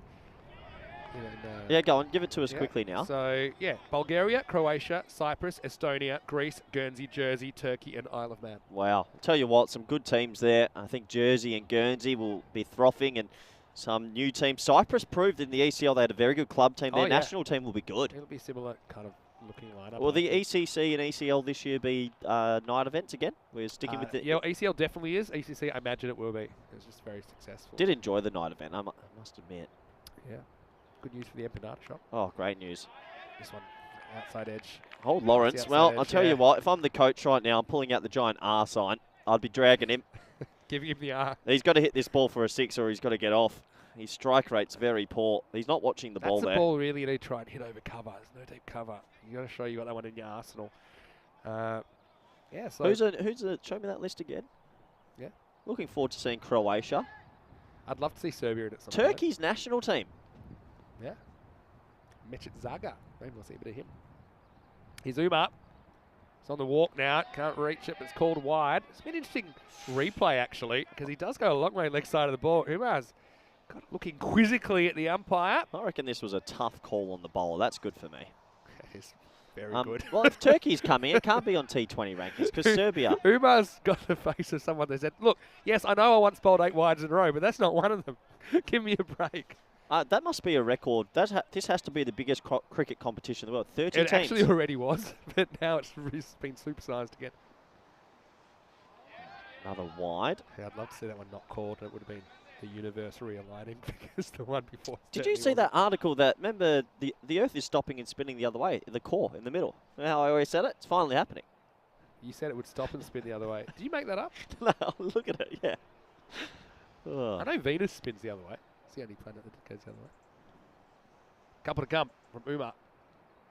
Ooh, full toss. Gets Been away with called it. it's called a no ball from square leg. We'll have to see this from side on. Because it never really dipped. Umar can't get a call at the moment. Is this waist high or above? That'll be the question. Well, I like that it's quite... What do you like about it? But to be honest, it's in real time. It's a hard one to judge. I think where the bat was coming through was about waist height, but it's right off the toe. So it'll be a free hit. Poor Umar can't take a trick. But this is an opportunity for the strikers. It's Lawrence. You know that he'll be swinging away. A bit late on it. They'll get one. Yeah, so hello to Desiraj watching from Austria as well. Now, Dave, is that Dave Smith in the chat? I think it might be. If it is, then we need to show his tattoo. He's got the ECN tattoo. Have we created... Oh, yeah, we do need to see that. Have we created a graph for all? So we've got ECI T10s. We've got women's event. We've got a 30-team ECC. We've got a 30-team ECL. 31. 31, sorry. Yep. That is a lot of cricket. What do we miss? And then all the ECSs. and night series. Oh, wow. Goes for it. Skied. Bowler's called it. Umar. And he takes the catch. Well, it seemed like nothing would go his way. But finally, when the big moment came, he took responsibility, takes the wicket. Well, he deserves that. I think he's been a bit unlucky this over, but nothing lucky about that. He holds on to the return chance. Lawrence, well, he swings like a rusty gate, but he has to go for 15, and it's 23 for 3. Yeah, high in the air. He calls for it straight away. The bowler probably wasn't his catch, but if you take it, it doesn't matter. Good for the fantasy points as well. I always think the pecking order goes wicket-keeper, bowler, because if the bowler calls it, you better leave it to him. And if he drops it, it's his problem. But, yeah, nicely taken. And look, already you can see the difference in the catching between the two teams. I think Sweetie have just held on to their chances. And you know what? Maybe he got pinged for a couple of extras that weren't extras. But you know what? If he wasn't pinged, then he would never have bowled that ball. And he actually takes the wicket on. So it's funny how the world works sometimes. 23 for 3. Yep, 23 for 3. They're well behind now. Hello to Wayne as well. Nice to see you in the chat. I like your comment. You know my plums are plums are my favourite fruit. You don't have to. Okay, that's fine. It's a fruit, right? You can say that. Hello to Binge Watcher as well. And yeah, it's nice to see everyone. And thanks for everyone asking, did we have a good break? Yeah, certainly did. Exceptional break. Yep. I'll talk a bit more about some of the stuff I got up to. I went to the MCG. I hung out with Pavel Florin, European cricket royalty, As a you little did. bit. Played some indoor cricket with him. Yep. He's improved a lot. Has he? Indoors his game, I think. Yeah, but if he gets too good, then it loses its No. niche. We need him to get He worse. actually batted well. We made a couple of 50s together in indoor cricket. Slightly different, but yeah, he was actually playing through the line, driving the ball. The worse he does, the better. My word, though, he was unplayable in indoor, and he took 4 wickets every game that I played with him. And the scenes. And the thing is, the batting team also are cheering for Pavel to get wickets. I can imagine. Because they're giving the guy heaps. He bowled this guy with a ball that I thought was going to hit the ceiling, and the guy's base pulled it, and it just shot straight down. Anyway, time for a new over. Hassan Ahmed's going to bowl it. This one doesn't sneak inside. Interesting replay here to have a look at it. I think Tyrone gets this one right. It felt like it got a little bit of the line. Good swing, though, from Arslan Ahmed first up. Still no spin. Quite surprising. We're 14 overs into right arm medium pace. I haven't seen a left arm or any spin, so obviously both teams reliant on the right armers. Hello to Sarichi Yadav as well. Nice to have you with us. Dave's saying we should be in Guinness for most matches. Yeah, we should be. It's like a few Guinnesses in Barcelona last year. And yeah, right now you can kind of see some of the batting woes that have just plagued the Royal Strikers in their ECS careers so far. Yeah, tough to tell if it's atrocious or alocious at the moment. I liked alocious with the ball, though. It's good wordplay from you. Don't use up all the good stuff early. It's a long tournament. So actually, so while we're here in Malta, Rico will be joining us in week 3, and at the end of week 3, he'll be stepping out of the box to do some coaching because Swain will be here. Nice shot. Yadav isn't going to track this one down. 1 bounce 4. And so, yeah, pretty good shot. Just kind of that angle in.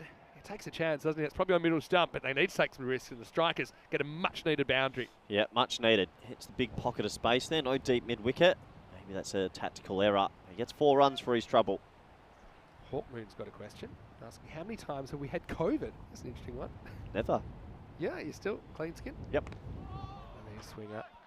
We'll take it on. You've got to create, with all these fixtures coming up and all these different tournaments, you've got to create a graph for the viewers that has everything outlined, because that's a lot to keep track of. We're working on it. Yeah. It's hard to get on one screen. Yeah. But yeah, so let me tell you just one more time all the cricket that we'll be doing. European Cricket Series, there's your default. That's Here we are, right now. We're there. The only time ECS takes a break is when we have a Cartama event. And the 2 of those are the ECL, the Champions League, and the ECC, the Euros. Oh, edged and taken. Well, he's pulled that one down. And once again, the taking of catches has been the biggest difference between these 2 teams. And I tell you what, Hari Krishnan has gone up. He's gone vertical. It's the first look at the Statue of Liberty play here in Malta. Really does very well to pull that one down. So here goes for a duck. And the Strikers struggling, 29 for 4. Yep, just pulled it out from the clouds, didn't he? Big smile on his face, and you can tell why. Sticks up the right port, lands right in it. And you're right, Vinny, catches win matches. Yeah, that's well done. Kind of looped, and he timed his jump right. That was the key to that one. So nice catch by Hari. And yeah, strikers, Hunter is looking a long way off at the moment at 29 for 4. Yeah, so we've got ECS all the time. The only time we take a break is for the ECL, the Champions League of Cricket, and the International ECC. We also have other internationals now, both men's and women's, that will take place kind of in ECS locations normally. And yeah, it's a lot of cricket. And yeah, don't forget night series as well. Got one going on right now.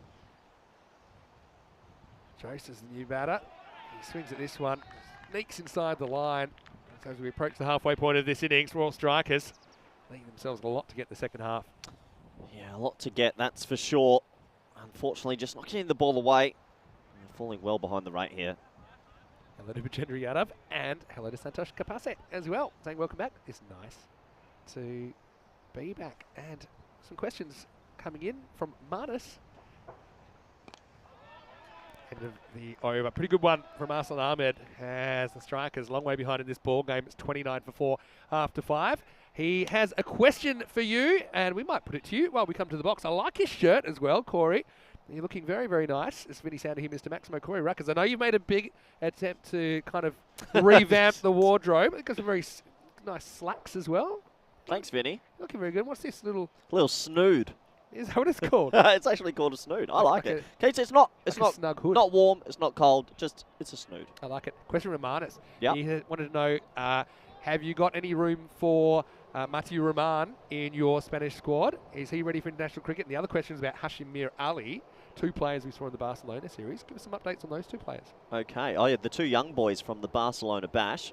That's going to be a wide down the leg side. Yeah, so I don't know if you've seen the article on Cricket España site and all our social media. We announced our squad the other day. If anyone does want to have a look at it. We have picked Mati Rahman. He will make his international debut in the T10 Eyes for us. Very exciting for the young man. He had a great Barcelona bash, and congratulations to him as that's high in the air. Could it be caught? Vibor Yadav's making good ground, and he drops it. Well. Did all the hard work, didn't he? He was motoring towards that. I know it's a bit windy. It was blowing towards him, though, so I think he'll be disappointed he doesn't stick, even though it would have been a sensational catch. He's the kind of fielder that can pull that off. Yeah, he could have. He made good ground, and unfortunately, just on the landing point, spills out. And it's been a tough old day so far for Vibor. It's a play miss, but yeah, as I was saying, so Matthew Rahman, excited for him. He'll make his debut for this series. Unfortunately, Hashim Mir Ali, update, Kid Dynamite. Yeah. We went through all the right protocols, applied for an exemption from the ICC because he did leave the country at one point for cricket reasons. Yeah. And the ICC came back and said, "Ba-bow."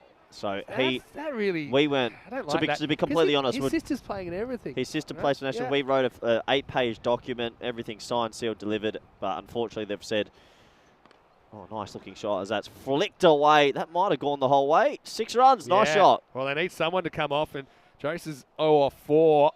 And look, it's not like they need, it's not a crazy run rate required. It just seems so unlikely at the moment. They need about 14 and over. Yeah, so the ICC said that, yeah, he's either got to re-qualify through years or his dad's getting a Spanish passport, then he has to apply for it. So we're not expecting to see him in Spanish colours maybe for another 2 or 3 years. Well, that's the thing. At least he's young. So, I mean, yeah. Well, we got Matty, so you can't win it all. And so Matty's in your squad, yeah? Matty's in our squad. Also, Baba Khan has been selected for his debut T10 series. Looking forward to seeing the powerful batsman. Hamza Amir, the left-arm off-spinner as well, will be partnering Gaurang as the 2 left-arm offies in the squad. Should be good. Yeah, that's going to be great to see some of these new faces. Yadav make light work of this. Just a single. Yeah, so I'll try and I mean, I'll put it in the chat right now, actually. I've got this article, which is a few days old, but it actually has... Oh, and I did forget one main man that I should mention, is that's mistimed into the leg side for a single. I forgot to mention him because he's playing for us in the T20 series as well. Syed Ali Shafat, the left-arm swing bowler and power hitter. He's been selected as well. He had a bit of an injury at the end of last year, which is unfortunate, but good to see he's recovered, and what a great reward for him.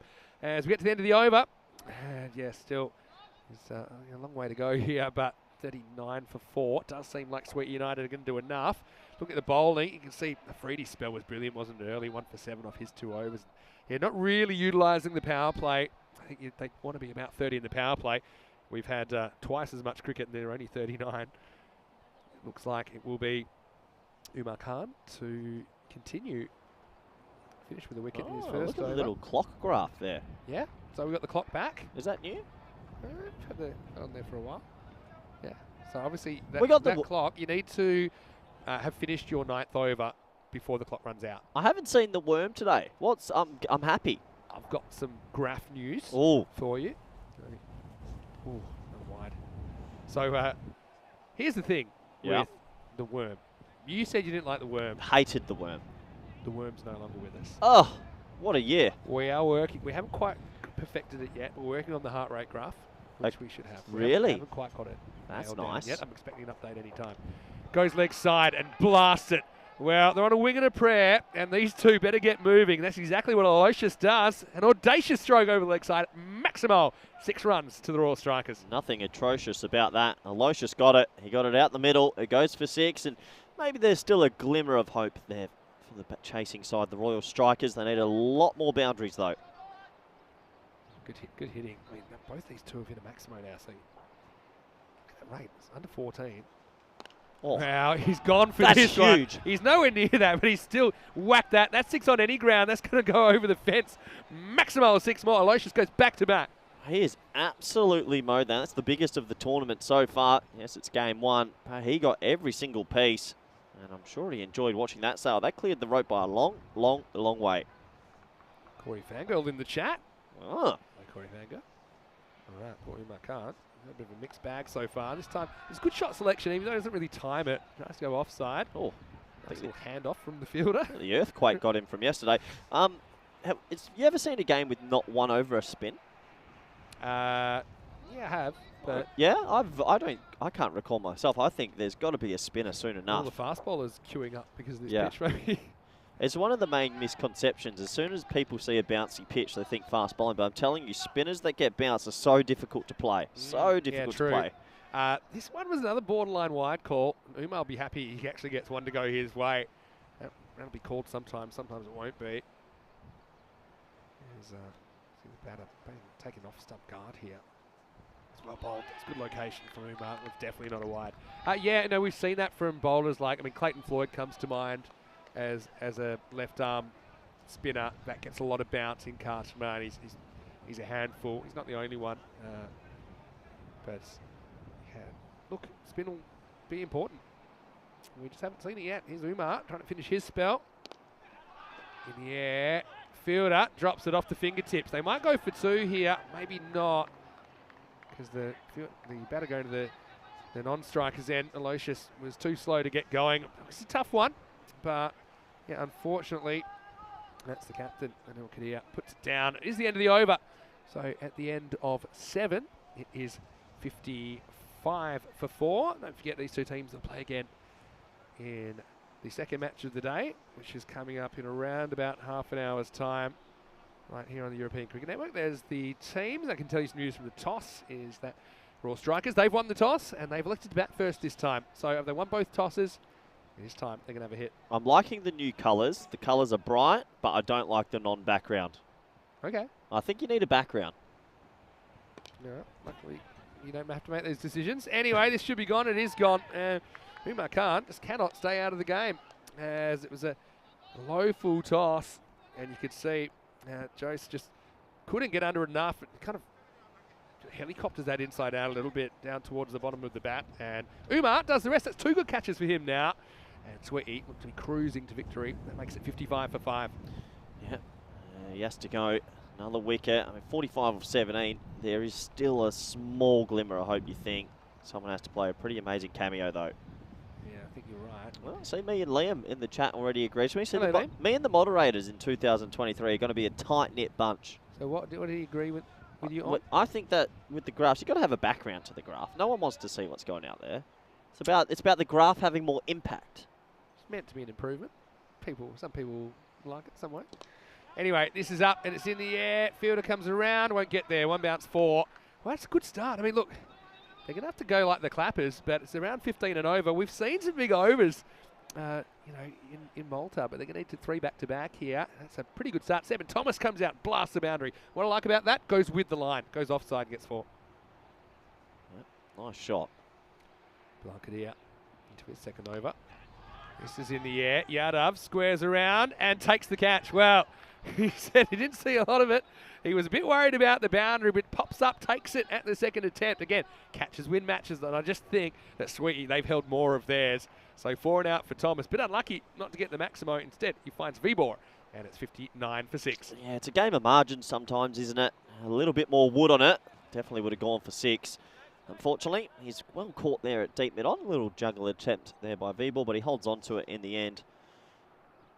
And you just feel like the Royal Strikers, they're going to fall about 20 short here. Yeah, it would seem so. And they're going to have to bat first. So, I mean, this is kind of par for the course for the Strikers, unfortunately, over their ECS time. They struggle to put runs on the board. So some people, give us your thought about the no background fantasy dashboard. I mean, put a poll up. You're just so easily distracted. I don't. That you need the background. When you look, Der Siraj makes a good point. When you do use Excel at graphs, you need a background. It's very well said. Basically, when you put a fantasy up, it's got to have a background because then you're really focused on it. You don't want to be distracted by the umpire doing something or a player or. Maybe we can put up the fantasy dashboard again, Elvira. Yeah. Let's we'll have to take the graphics It's a bit. off, I don't know. maybe the end of this over. Who started this? Why has no one consulted me? Big hello to Nick, who does a great job with the graphics in the background. He's spent a lot of work making sure that we can see the ground, see the game in the background.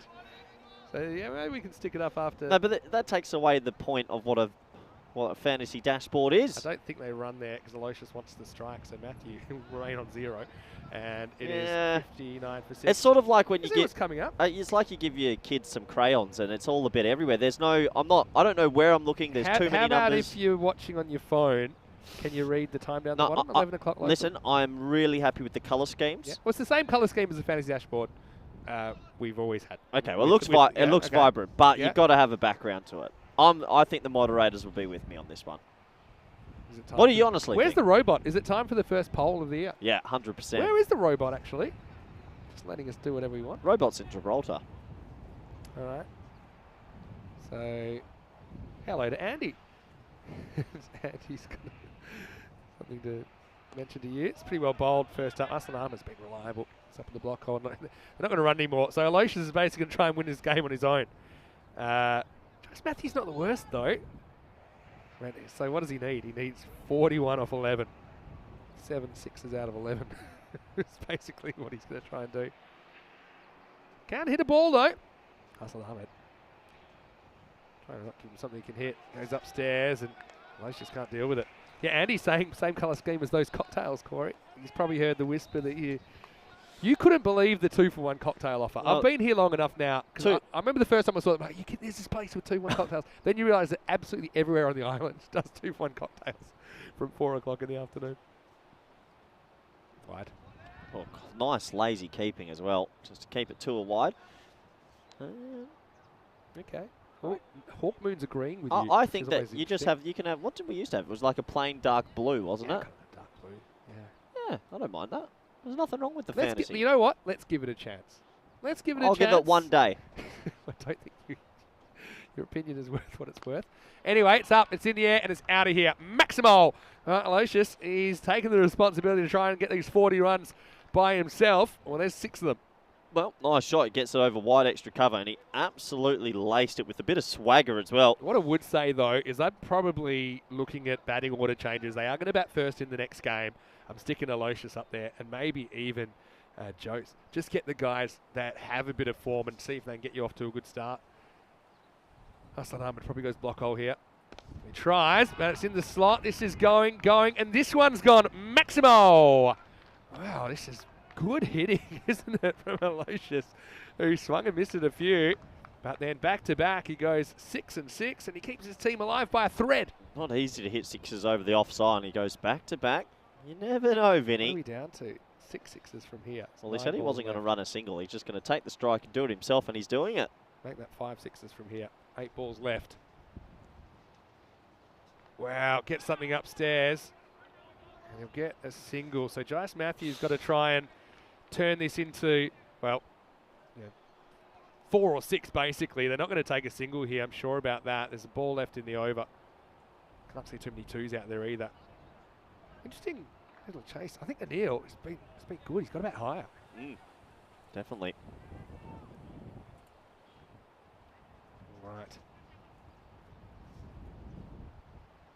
Arslan knocks him over, and I think that's what Arslan was trying to do earlier in the over.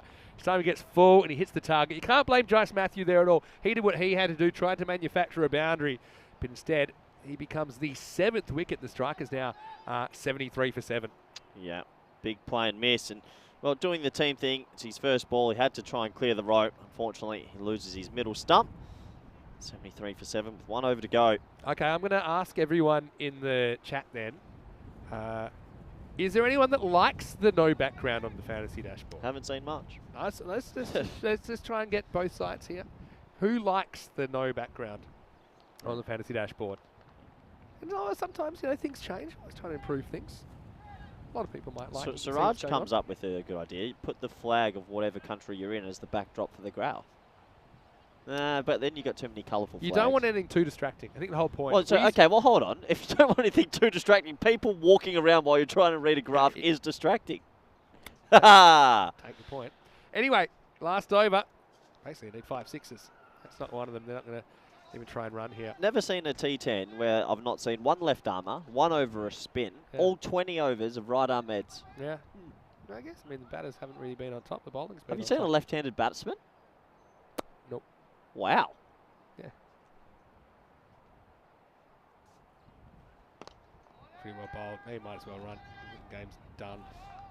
But he says no. No, he might want a 50. Yeah, I suppose here you strategically, now that you can't really win, you're still trying to get the most runs possible, so maybe you don't take the single there. And for Sandra, you probably would appreciate the chance to face a ball or two. Yeah, now they will take one on, so they'll get a single. So the Royal Strikers, I mean, they're going to get something in the 70s here, looks like, which it's about normal for them. That's why I just thought that 99 was likely to hold up. There you go, Kai says, I like the new background, better than the old graphics, great to try something new. And Liam said he's give it a chance. That's good. Well, one almost knocks his head off. Yeah, Shallon said he doesn't enjoy it. A lot of people are saying it's too much. The transparency, not happy. I reckon you've got one person, Kai Bay, and that's not great. Kai's always trying to find a positive, but that's what I try and do as well. Let's see how we go. We used to have a background that was a little bit dark. In the air, and it's what you call it. It's going to plug. I'll just get a single, move to 75. Sanju gets a run. Yeah, so actually it was always the same background we used. It was actually the Barcelona ground at night. It was just a nice little background. Actually, last year we just went to a plain blue kind of background. This is whipped away and fumbled over the line. Well, a bit of bonus for Aloysius.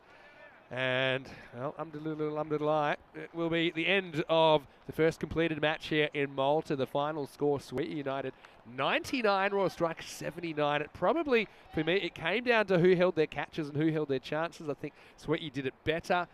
Royal Strikers, well, they do finish with a bit of a better scoring rate than they started. They got 38 in the first half. Pardon me, for Royal Strikers, looking at their innings, they got 29 in the first half. They got 50 in the second half. I think they have to look at some changes, maybe get those guys up the top of the order. But Sweet United, I don't think it was quite the way they would have scripted it, but they do just enough, and they do run out winners. They get the first points of ECS Malta 2023. Yeah, deserved winners, and there we go. Background's gone now. You happy with that? This is what's coming up. It's lacking a little bit of something. See now, you don't. There's your comparison. That's just black though. You can put it a different colour. Anyway, that's what's coming up in around about 15 minutes. We'll be back with the second match of the day. Same two teams. Strikers batting first will be interesting. But well, let's have a look at some of the highlights. Chasing 100. Well, problem was early they were swinging hard, but they just weren't hitting too much. And Lawrence just could not get going, could he? Got that one Maximo, but it was a bit of a one-hit wonder. And apart from that, yeah, just not enough production at the top of the order. See, disappointment for Chamkor Singh, who ran himself out for a golden one. And yeah, apart from that, really, I think it's just Sweetie holding their catches. That made all the difference. Yeah, absolutely. They tried their best, did the Strikers. A little bit of luck with this one, and inside edge that trickled away for 4. But unfortunately, they kept losing wickets. And well, when you lose wickets at the top of the order, it makes it so difficult to get back into the T10 match. And it was good catching. I think that was the big difference. They held on to most of their chances. Yeah, and this is a good one from Umar, who had to bowl a couple of extra balls he wasn't thrilled about, but turned one of them into a wicket. That was a good one as well from the keeper. And yeah, really, Raw Strikers, well, they had the intent there. I just think the execution wasn't quite there. Like I said, probably looking at maybe throwing Arjun Jose and Aloysius a little bit higher. Aloysius impressed me on his ECS debut. I think he's going to be a key player. Also, you know, the captain, Priyan Pushparajan for the Raw Strikers, he's clearly a key player for them. But Sweet United and Vimal Yadav, big recruit for them, finally gets a chance to put on the Sweetie shirt. I think that he didn't have his best game, but he kind of did what was expected of him. And Arslan Ahmed, I was pretty impressed with the way he bowled and was able to get up in the block hole in the second half of this innings. So, look, in the end, they got a lucky boundary to finish the Royal Strikers, but same old story, they just couldn't quite put it together. As we have a look at the Royal Strikers card, you can see Aloysius 39 off 18. He was the only real shining light. Durrant's made 15, but he took 20 balls to get there. And as far as the bowling went, had some pretty good performances. Waka Afridi was good up front, 1 for 7 off his 2 overs, very economical. Apart from that, 2 wickets for Arslan Ahmed and 2 wickets for Bilal Qadir. And Umar Khan with 1 for 22. Yadav went wicketless, but only conceded 16. We'll take a break. We'll be back 10 minutes now to take you to the second match of the day. Can the Strikers get some points? Can they get some runs first and get themselves up to something defendable? We'll see exactly what their order looks like when we return. Until then, it's Vinny Sander here, Mr. Maximo. Corey Ruckers with me. Keep those comments coming in, and we're loving the feedback as well, no matter what it is. We'll see you very shortly here in Malta on a beautiful sunny Tuesday for more FanCode European Cricket Series.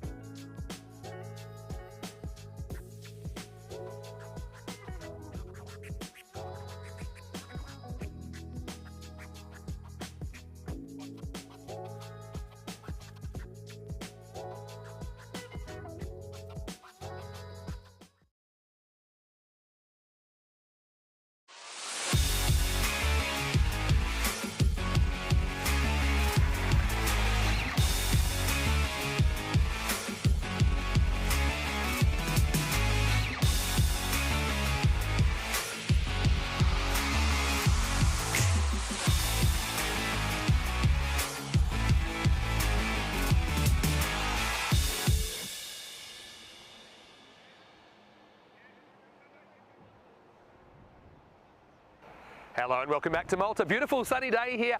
Great day to get the action underway in this FanCode European Cricket Series. And now it's time for match 6. It's the second match of the day. Tyrone Peters with the two captains. Sweet United versus Royal Strikers again. Let's see who wins the coin toss.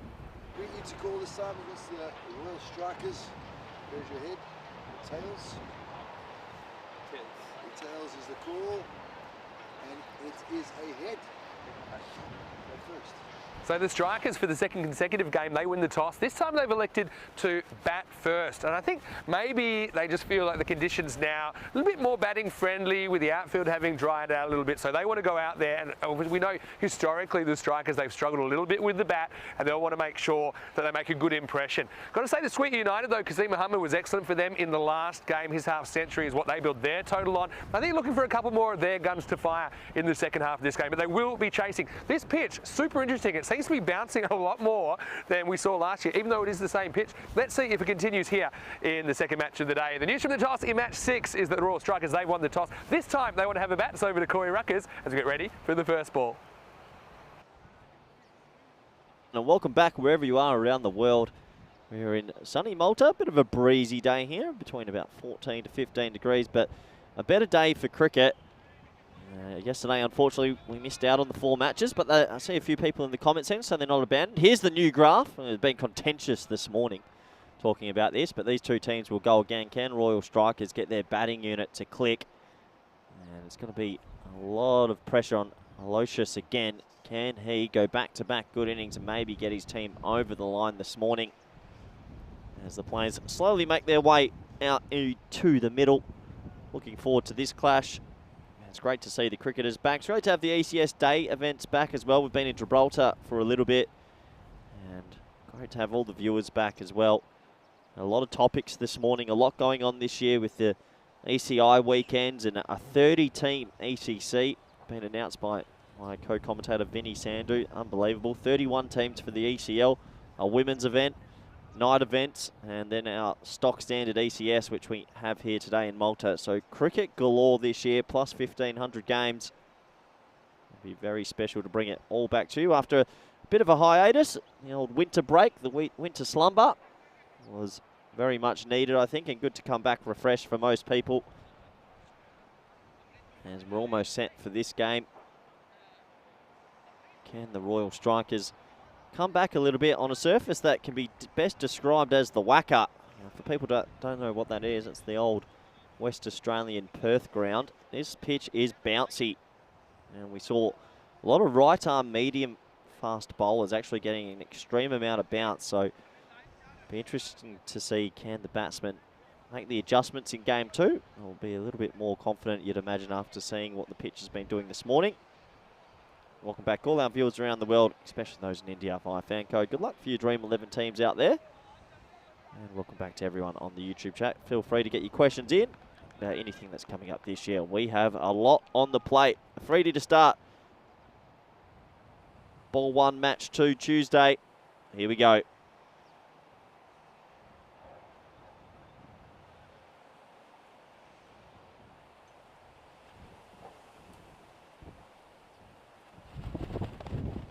Drives on the up, and you'll be able to get a single down to deep mid-off, who I think that most teams that will learn a little bit more about how this pitch is playing. I don't reckon deep mid-off's too much needed on a bouncy surface.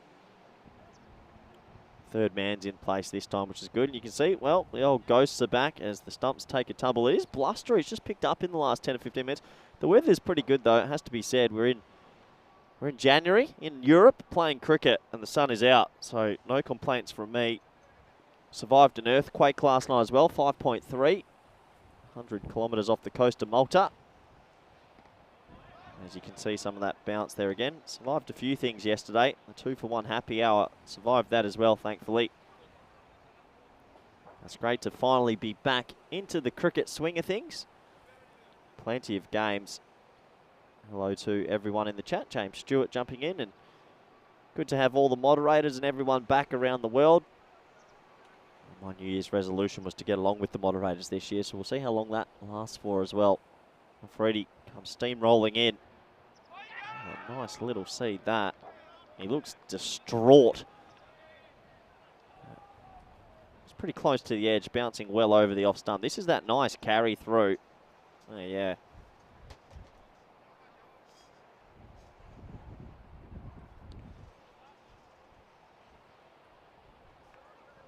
Yeah, never thought I'd see cricket in Europe in January.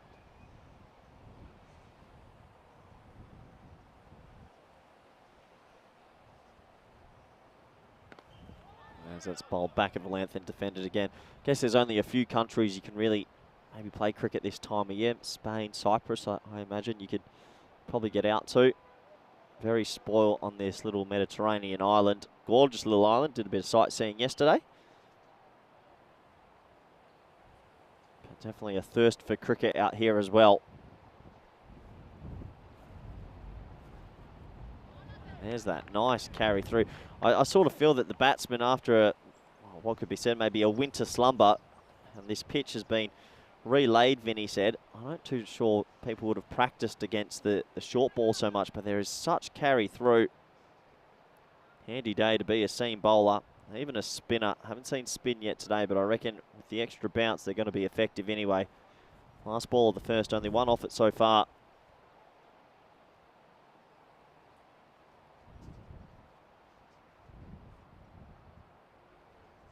And another play and miss. Extra bounce once again. What an over that is from Afridi. Wakas Afridi, no relation to Wakas Yunus or Shahid Afridi. As I welcome back good friend, co-commentator Vinny Sandy. Hello, Vinny. Sounds like I came back just in time. Yeah. Didn't I? Oh, I'm sorry. That's awful. Why? You got to have a background for your graphs. They're about to bowl. It looks now we look cheap. We lost the background. We've gone backwards. Look, give us your thoughts. It's not just what Corey thinks. Don't lead the witness. I'm on Graphgate. Hashtag Here's the issue. Graphgate. Here's what I get out of that. If you actually look at the graph, average runs for Royal Strikers 69 in ECS cricket. It's not enough to win enough matches. All I got was there was a player walk to mid-off. Hashtag Graphgate. You are. Yeah, you do have the blinkers on sometimes. You need the blinkers on, I should say. Anyway, let's get back to it. And it's going to be Vibor Yadav to bowl over number 2. Same as last time. Gets a lot of movement in with his first ball, just like he did last time. But he is also capable of taking it away. So yeah, he gets a bit of nibble both ways, doesn't he? Seen him play around on different countries in the ECS. Bit of a mercenary for hire of Vibor. He loves his cricket. I mean, I would if I could get around. Who's played sorry to interrupt. Who's played the most ECS matches, you think? That's a good question. In the air, this will pierce the field. It'll be a bit of a teaser, but gets there. Well, hey, 10 points of effort for Imran Amir. But he gets a bit of a. Did you feel that?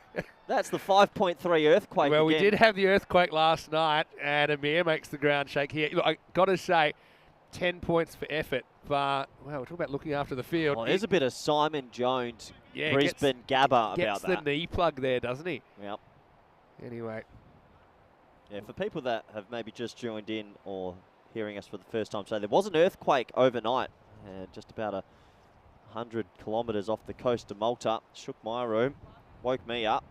Did it wake you up? No. Didn't wake you up. Would have had to be off the Richter scale to wake me up, Vinny.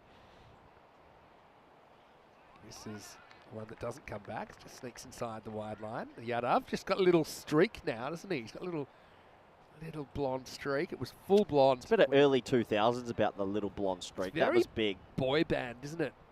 If you want to go back to another time. How good was In Sync?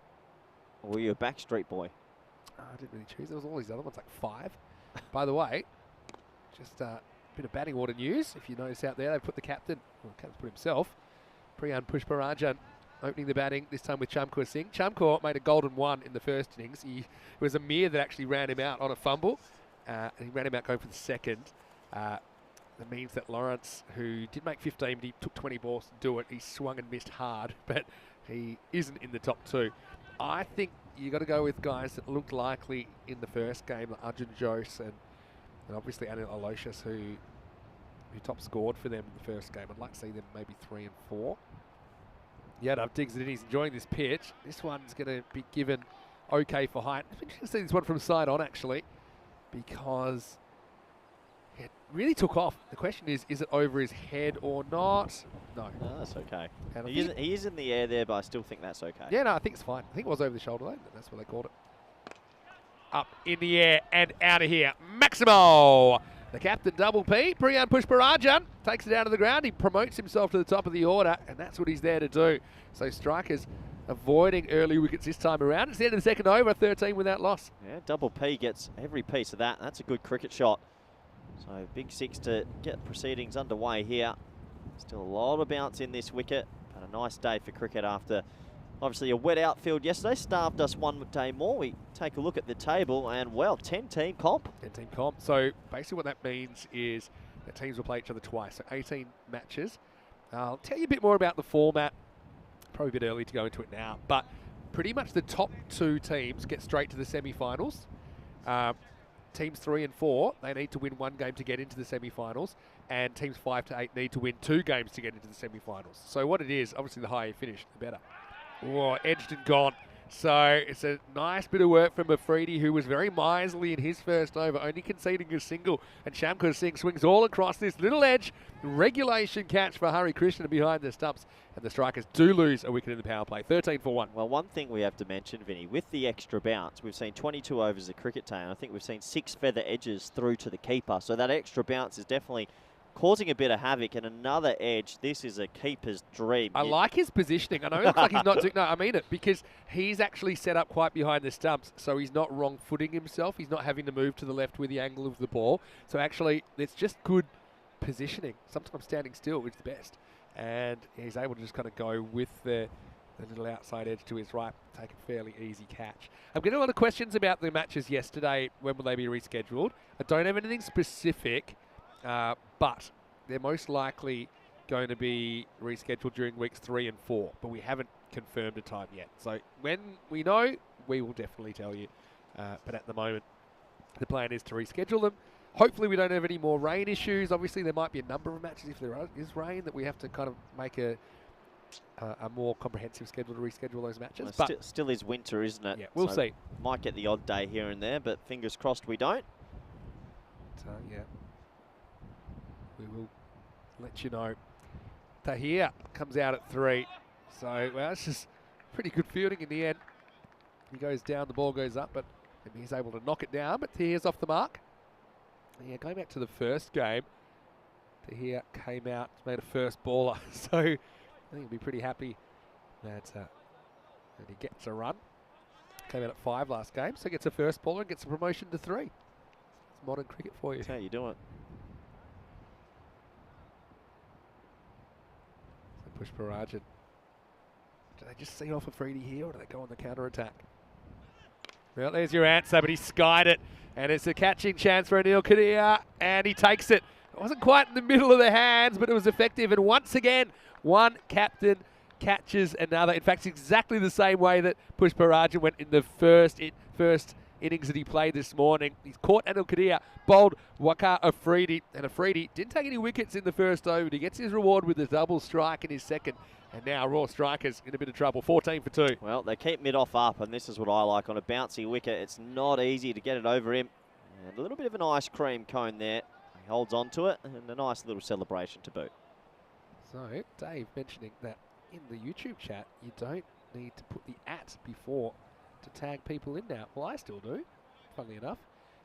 Now, Dave has also changed his profile picture to something that he got done over the winter break. This is astronomical. This Great. is not normal. We're working on it, but yeah,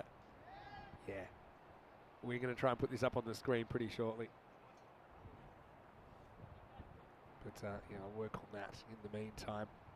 Anyway, 14 for 2, halfway through the third over, and here's Aloysius. Oh, he's the man that really impressed. 39 off 18 balls with 4 Maximos in the first match, and so you think for Royal Strikers to get some, they're going to rely on him.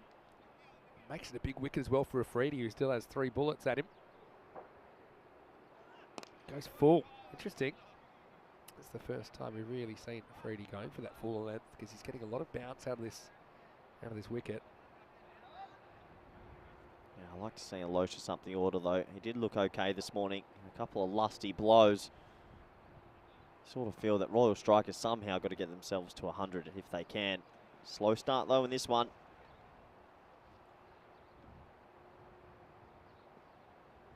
And he goes full again. And it's time to hit, just whips him away, and that's an impressive shot. So the first really attacking intent from Tahir. And Freedy, it's interesting that he finishes his spell kind of searching for that Yorker, but doesn't get it right either time. This time it costs him 4. Still, nonetheless, it's a good day at the office for Makara Freedy. He'd be disappointed with that. He's been putting it on a good length, just losing in the last couple of deliveries. Last ball, the power play. Can he pick himself up a third?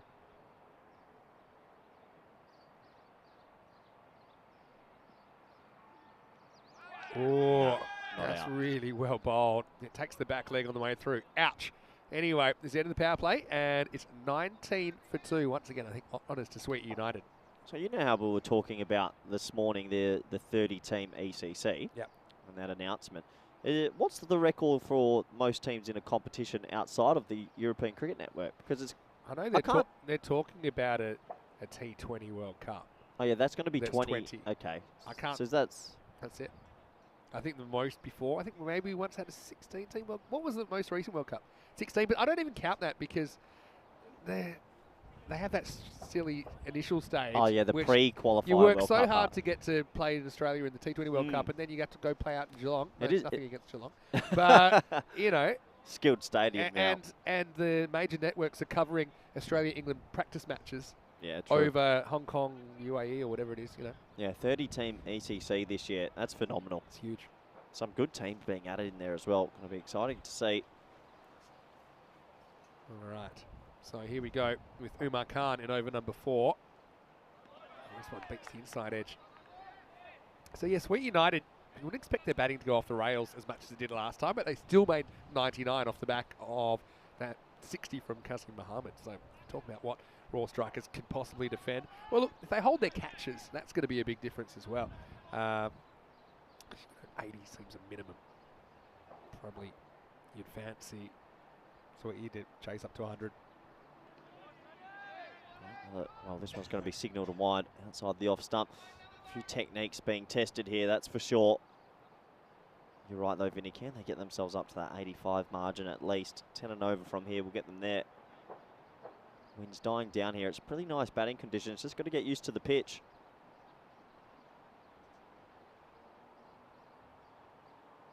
Oh, nice. See that. Late movement. Very late movement past the outside edge. Yeah, some of the bowls have been really good. And I'm just really curious about this pitch. Suddenly it's the whacker. We played 2 weeks of cricket here in November. I think it's early November or end of October, start of November. Didn't do anything like this. I don't know what it is. Would it have anything to do with the balls? Are we using different balls I think this year? it's the same balls at the moment. I know that we're transitioning to Grizzly balls. I wonder if they've just got a little bit more in them. There we go, pitched up, goes the journey. Maximo! Well, Aloysius is there for one reason only, to put a rescue job on this innings, and he hits this one straight and true for 6. Yeah, absolutely. Full half volley, and he absolutely gets it. Much needed boundary, nice and straight. 6 more runs. And doing their best here to stay in this contest. With an early loss, never easy to go back-to-back games. Said it. Oh yeah, that's a proper Gundy ball. Well fielded in the end, but he might not be able to keep it to 2. And he does. Keeps it to a single. Well done. Wow. Yeah, that was something, wasn't it? Oh, it's a free hit, Vin. Do we have free hit music this year? What, have we got any changes with that? No. We get in trouble, copyright? Yeah. You know what I liked about the We Barcelona had a Bash? good run.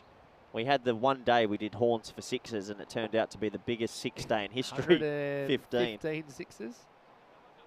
Anyway, let's see if they can cash this one in. 115 6s in 4 games. Absolutely bonkers. There it is. Swings it away into the gap. Plugs though. Yeah. That's what we found about this outfield. Actually, if you hit it along the ground, it tends to skate pretty quick. But if it comes from altitude, it tends to just plug like that one. Yeah, well, it's just a little bit of a glimpse at what we rocked up to yesterday. Unfortunately, the outfield was deemed too wet to play, meaning that we weren't able to start work on a Monday. Had to start on a Tuesday. Upsetting for all involved. shot. Yeah, that went pretty well, but it's going to be easily cut off by Maka Afridi. It's good to see the intents there. I mean, yeah, the execution hasn't really been there for the strikers this morning, but you really can't criticise for not having a go. No, the intent's there, and that's what matters, just execution at the moment.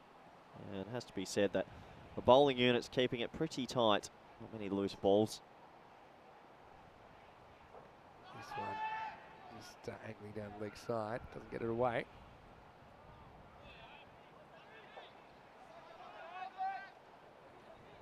Yeah, he shuffled across, but still for me, impact probably outside leg stump. Missing the stumps. Easy decision for the umpire at the end of 4 overs. And it's 29 for 2. So, yeah, having a look at these teams, I think how it might go against some of the other opposition. It's an interesting kind of set of teams we've got this year for this series in Malta. There's no American University of Malta, who we'll see at the ECL. So they are not in this series. Also, we've got no Knights, who are kind of perennial bridesmaids. They've been runners up a couple of times. That's surprising to see that the winning ECL team from Malta is not playing this, because you'd think you'd use it as a warm-up. I think that partly what it might be, obviously, they're going to have to take time off work and those kind of things for the ECL, so it becomes a bit... Yeah. You know, the ECL's less than a month away now. 27 days. He's Arsene Ahmed bowled well before.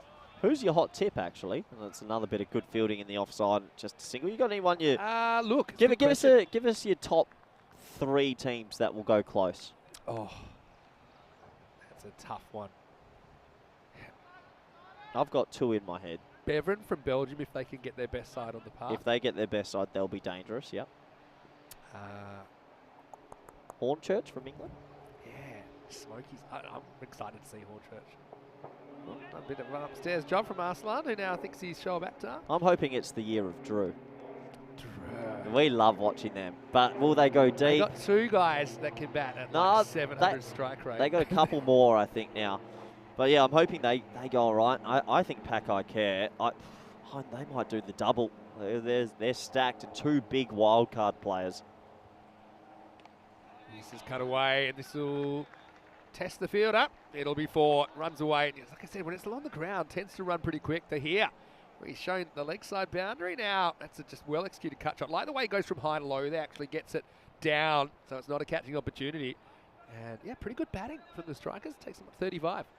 Yeah, nice looking shot. Just quickly before we go back to our hot tips, Jeff Maguire is in the chat, and he's excited. He'll be taking 2 teams from Northern Ireland to Lamanga on tour on Friday. Hope the bars are stocked. Well, Jeff, got to say, I know, big advocate of Grizzly Bear Sports as well. We've come on board this year, so looking forward to that partnership. Look forward to seeing you soon. Pitches up. I think that's more Arslan Ahmed's length, but it's called a wide. Interesting replay, this one, actually. It takes a bit of a late. He starts outside off stump, so for me, I reckon that's actually maybe okay. That's a harsh one. Maybe a harsh one. We haven't really had clarification on what the wide rulings will be this year. This is where I've kind of ended up. It's like, okay, the line normally belongs to the batter, but if they move, then they give up the line. Yeah. I think any ball that completely misses the line, I think should be a wide. Any other hot tips though, Vin? Forfisher from Scotland, just because they've got players like Hogarth and Callum Garden who have some experience. So I think some of those, quote unquote, Callum Garden was a good little player, wasn't he? Keeper, bat. I think you'd imagine if, for example, your English club team had a couple of guys that have played it before. And that's where Forfisher are at with having Hogarth and Garden in their lineup. Was Hogarth the leggy? Yeah. Yeah, he's very good. Porgy. Oh, hello. And they'll sneak 3 for 1 here. CRYMS from Northern Ireland. Yeah. They'll get another chance to represent their country. They were meant to play ECL, but unfortunately they couldn't because of COVID. I'm looking forward to the concept that teams only have a 1 singular match in the round robin as well. So it's a bit more cutthroat. So England 11, they lost their first 4 games in the finals week last year. So if that was the case, like in the group stage, they'd be out. Yeah, big chance. Last ball of the 5th. Pretty good one from Arslan. Yeah, he's a better player when he pitches up. And it's just knocking off the over, so it's the halfway point. And the score is 39 for 2. Well, it's a bit of a news day here. We've been breaking a bit of news here in Malta. But I've also got to say, in some interesting fan news, Dave Smith, take your hat off. And you know what Dave did? He talked about it last year. He said, I want to be the first one to get an ECN tattoo. There it is. Wow. The ECN tattoo. He's got the ball. Dave, hats off to you. That is, honestly, That's epic, isn't it? that's different level. Does Got he, the 6 stitches and everything. does he go to #1 fan then? Does he surpass Keanu? Like, to get a tattoo for life, that is... What happens if the company shuts down in 2 years? I think that, Corey, I think you said if someone gets a tattoo, then you'll also get it. So where would you get it? Tattoo? I had one question for Dave, or one request. Please put it somewhere we can put it on the camera. And so at least he's put it on the arm. so I appreciate it. Dave, well done to you. Yeah, that's Big applause. That's a 10 out of 10 effort. Imran Amir, finally, Hey, we can some see spin. some spin. Yeah, and look, Imran Amir, he was the option I said. I thought maybe we would. He's asking what's happened here. Maybe we'll see this from side on because the bails come off. I don't think unless the batter hit it. I think it's the wind, maybe. I'm trying to steal Let's a see if we've got a replay of this, maybe from the side on camera. Well, the ball wasn't near the stumps. Ooh. I don't know. Can we say that again slower? And we might need it from straight on I as well. don't think we're going to get any time, Vinny. No. Well, hold on a second. No. It's such good timing. What hit it? Like, hold on. And then we'll probably have to see from straight on again to make sure. Look, it's starting to wobble already. I reckon. Hold on a second. Let's go from straight. Does that hit the stumps? Oh no, he's been given. You're going to have to go straight on. I don't reckon it. There's. Hold on a second. I need straight on. I still want to see straight on because that looks terrible. Get me straight on because I swear the stumps start to wobble a bit before the ball gets there. I thought it missed by like 3 stumps from straight on. We need to pull this back, otherwise this guy's going to go because he's been given on one camera angle. The bail's fallen at the perfect time side on. I got it. I thought that was well outside off stump. We need to go in. Yeah, me too. I think we need I'm going to go 99% sure. I reckon this has missed the stumps. Hold on. But the side-on view has sold him down the river. It's just the unluckiest one ever. He's saying, all right, hold on. Here we go. We're looking on a private. It's miles outside off. That's not out. I don't know what's happened there. I really have no idea. I think the bail started to shake at the worst time possible for the batsman. Oh, boy. Not out for me. Funny one. That's going to go down in the almanac as an odd dismissal because the side-on view showed the bail fell at the right time, but it was wide of off stump for me. Ba-bow. Tell you what, if I'm a batsman, sometimes... That's a controversial one for sure. Yes. Anyway, this is up and it's out of the ground. Maximal. Well, you know what? It comes back to the strikers this time as I'll just have the next ball pumped out of the ground, slog sweep style. Well, he's trying to bowl it wide of off stumps. He could get a bowled again. So I've not seen anything like that before. Unbelievable. That's where sometimes one angle can only tell you part of the story, hey? But you couldn't have had better bail blowing off timing. Yeah. So I thought maybe did the batter hit the stump or something, but didn't look like it from that. No, I honestly think the wind's just picked it at the worst possible time. It's hit in the air, and he shells it, and he takes the ball to the lid as well. He does. Oh, does he get a run out? This is chaos. I feel like I'm not match fit enough to deal with all this. I don't think the keeper takes the ball. We'll probably see it from side on. Well, I don't think God knows anymore. He does drop the ball, bounces, he headbutts it on the way up, and then he recovers pretty well. And they're having a look at this, so we'll have to see this one from side as well. Oh, I'll tell you what. We need to slow that down really. Okay, where's his hand? One glove off for no reason.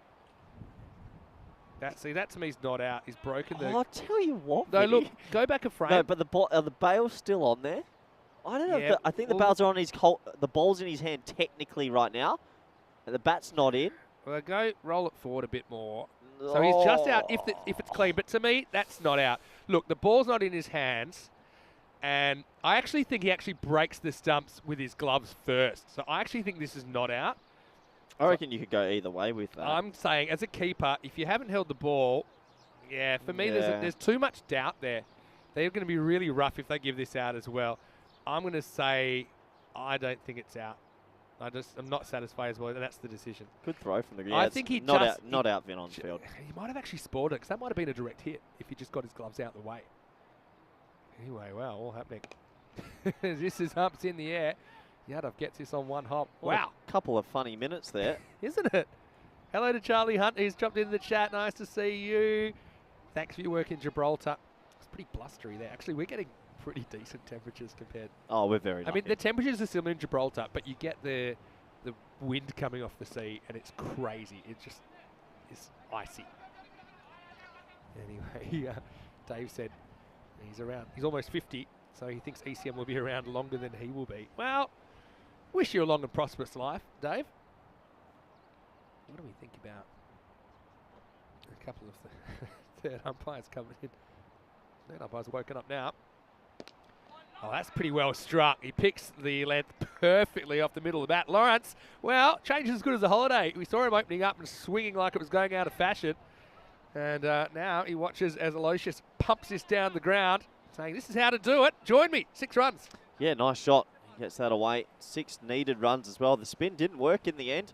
Pretty expensive over. He did pick up a wicket. Still not too sure it was a wicket, but that's definitely one for the Almanac. It's a bad time for the Camera 1 replay to go missing, wasn't it?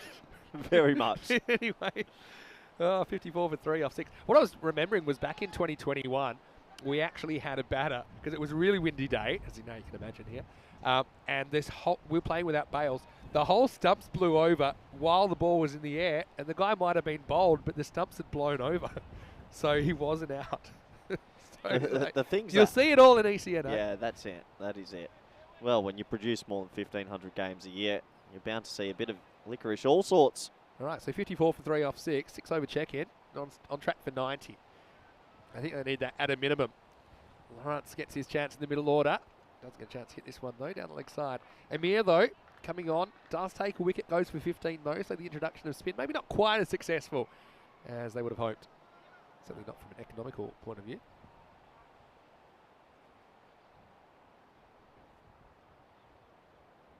Another one down the leg side from Bilal Kadir. Handy runs. Definitely handy runs. But yeah, so that ECL, was there anybody that you thought that's going to push Pack Air right to the brink, or could you tip the final now? No. No way. And we'll have 7 too many teams in the finals week, in the championship week. Oh, there's a hat-trick you don't want from Bilal Kadir. Yeah, it'll be interesting to see who makes finals week in the first place, but who can really put it to the Spanish champs? Lots of teams. Yeah. Well, I'm interested in seeing the team's wildcard picks. That's big. That's really big. Goes offside. Got to get it over the infield. It does. This will plug. Thinking of 2, but it's not quite there. I think Aloysius will be happy to take the strike anyway. Want to say a quick hello to Maiden Waters. Nice to see you with us for the first time today, watching from New South Wales. It's been a couple of days in Sydney. Maiden Waters not quite from Sydney, but almost. Just goes leg side now for a single. So yeah, big hello to you. And yeah, I'm trying to keep up with this chat. There's a lot going on, but yeah, Dave getting a lot of applause for his tattoo, as he should.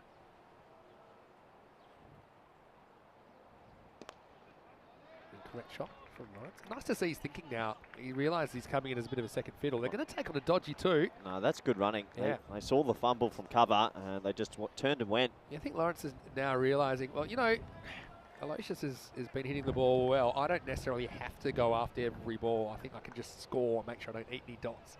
Don't want him going cold at the other end. Still get to 100 here. I think they'll be happy if they do. Oh, Oh, that's a no-ey. Will be. Yeah. Free hit time. That was a big Gundy ball.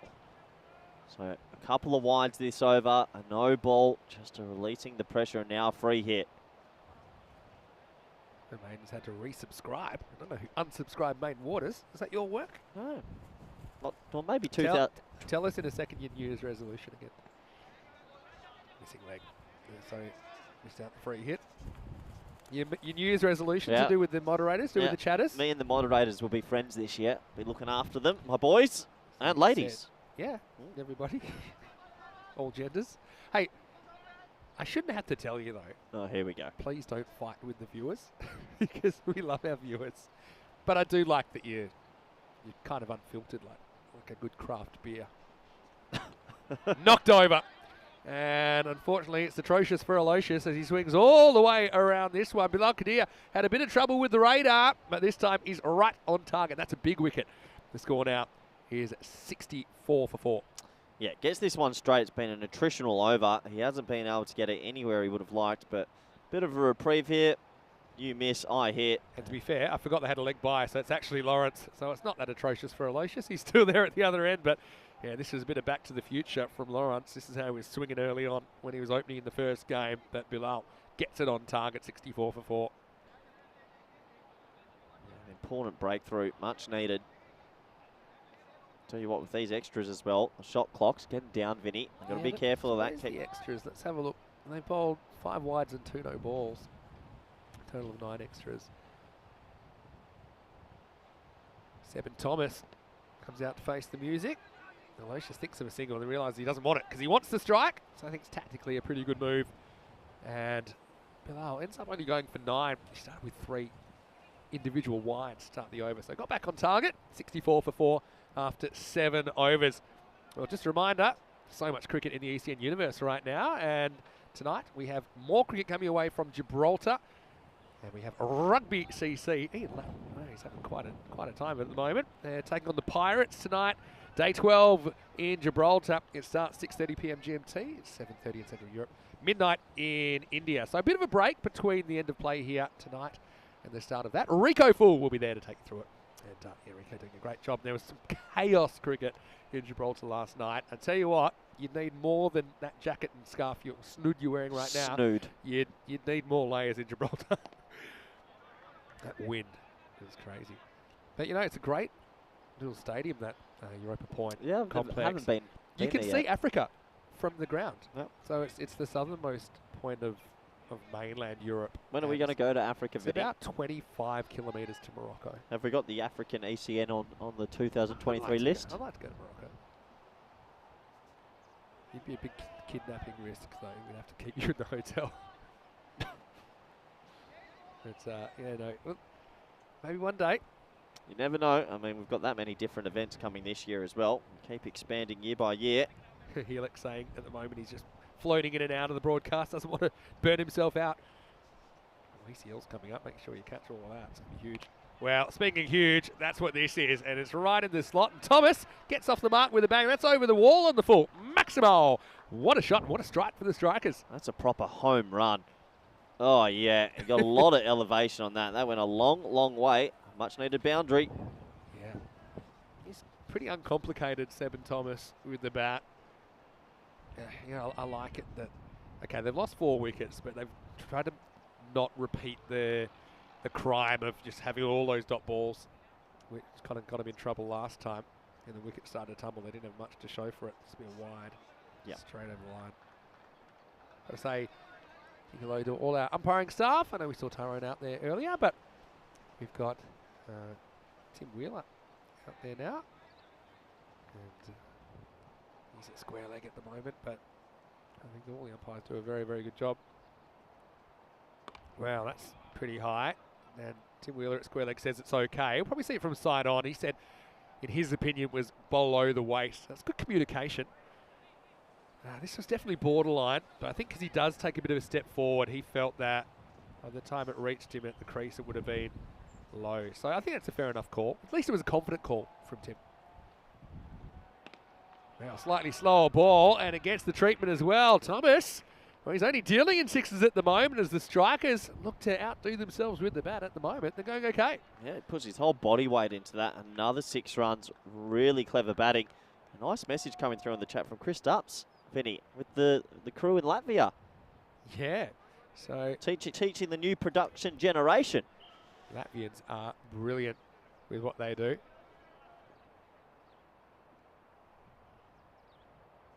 One to come in this over. Come back to that. This is high. It's really high. Fielder comes around, doesn't have a play on it. Maximo! What a shot. Aloysius still there, and he's still producing. And wow, 3 6s in the over. Umar Khan just goes off the rails for him. It's a good effort, though, from Waka Afridi. Couldn't get there. That one was all wrist, isn't it? He kind of gets under it a long way and just gets the journey. End of the over as well. It's 85 for 4. Big over. Changes the context of the game a bit with 2 overs to go now. Can they get to 110 even? Yeah, hello to Tarek Sandhu. But yeah, big hello to Chris Dupps. How are you, Chris Dupps? Hope you had a good The new generation of spring productions people coming through. Yeah, you know, we got 2 Spring Productions teams that are high quality teams producing this and Gibraltar Well, if you at the same time. well, those people sitting there and watching and learning, don't mess it up. Pressure's on you. For example, if we need a camera one replay, that may have cost a guy his wicket. We're going to send him into the office. You go home to your partner and you go, oh, I missed a ball wide outside off stump, but I was bowled. Maybe just the space-time continuum was bent for a second. We can't trust the our earthquake. perception. The earthquake from Do you last reckon night. it was an aftershock? That's basically I looked into this earthquake last night because I didn't feel it personally. I've got another question for you in a second. Oh, well bowled. Bill is right on the money.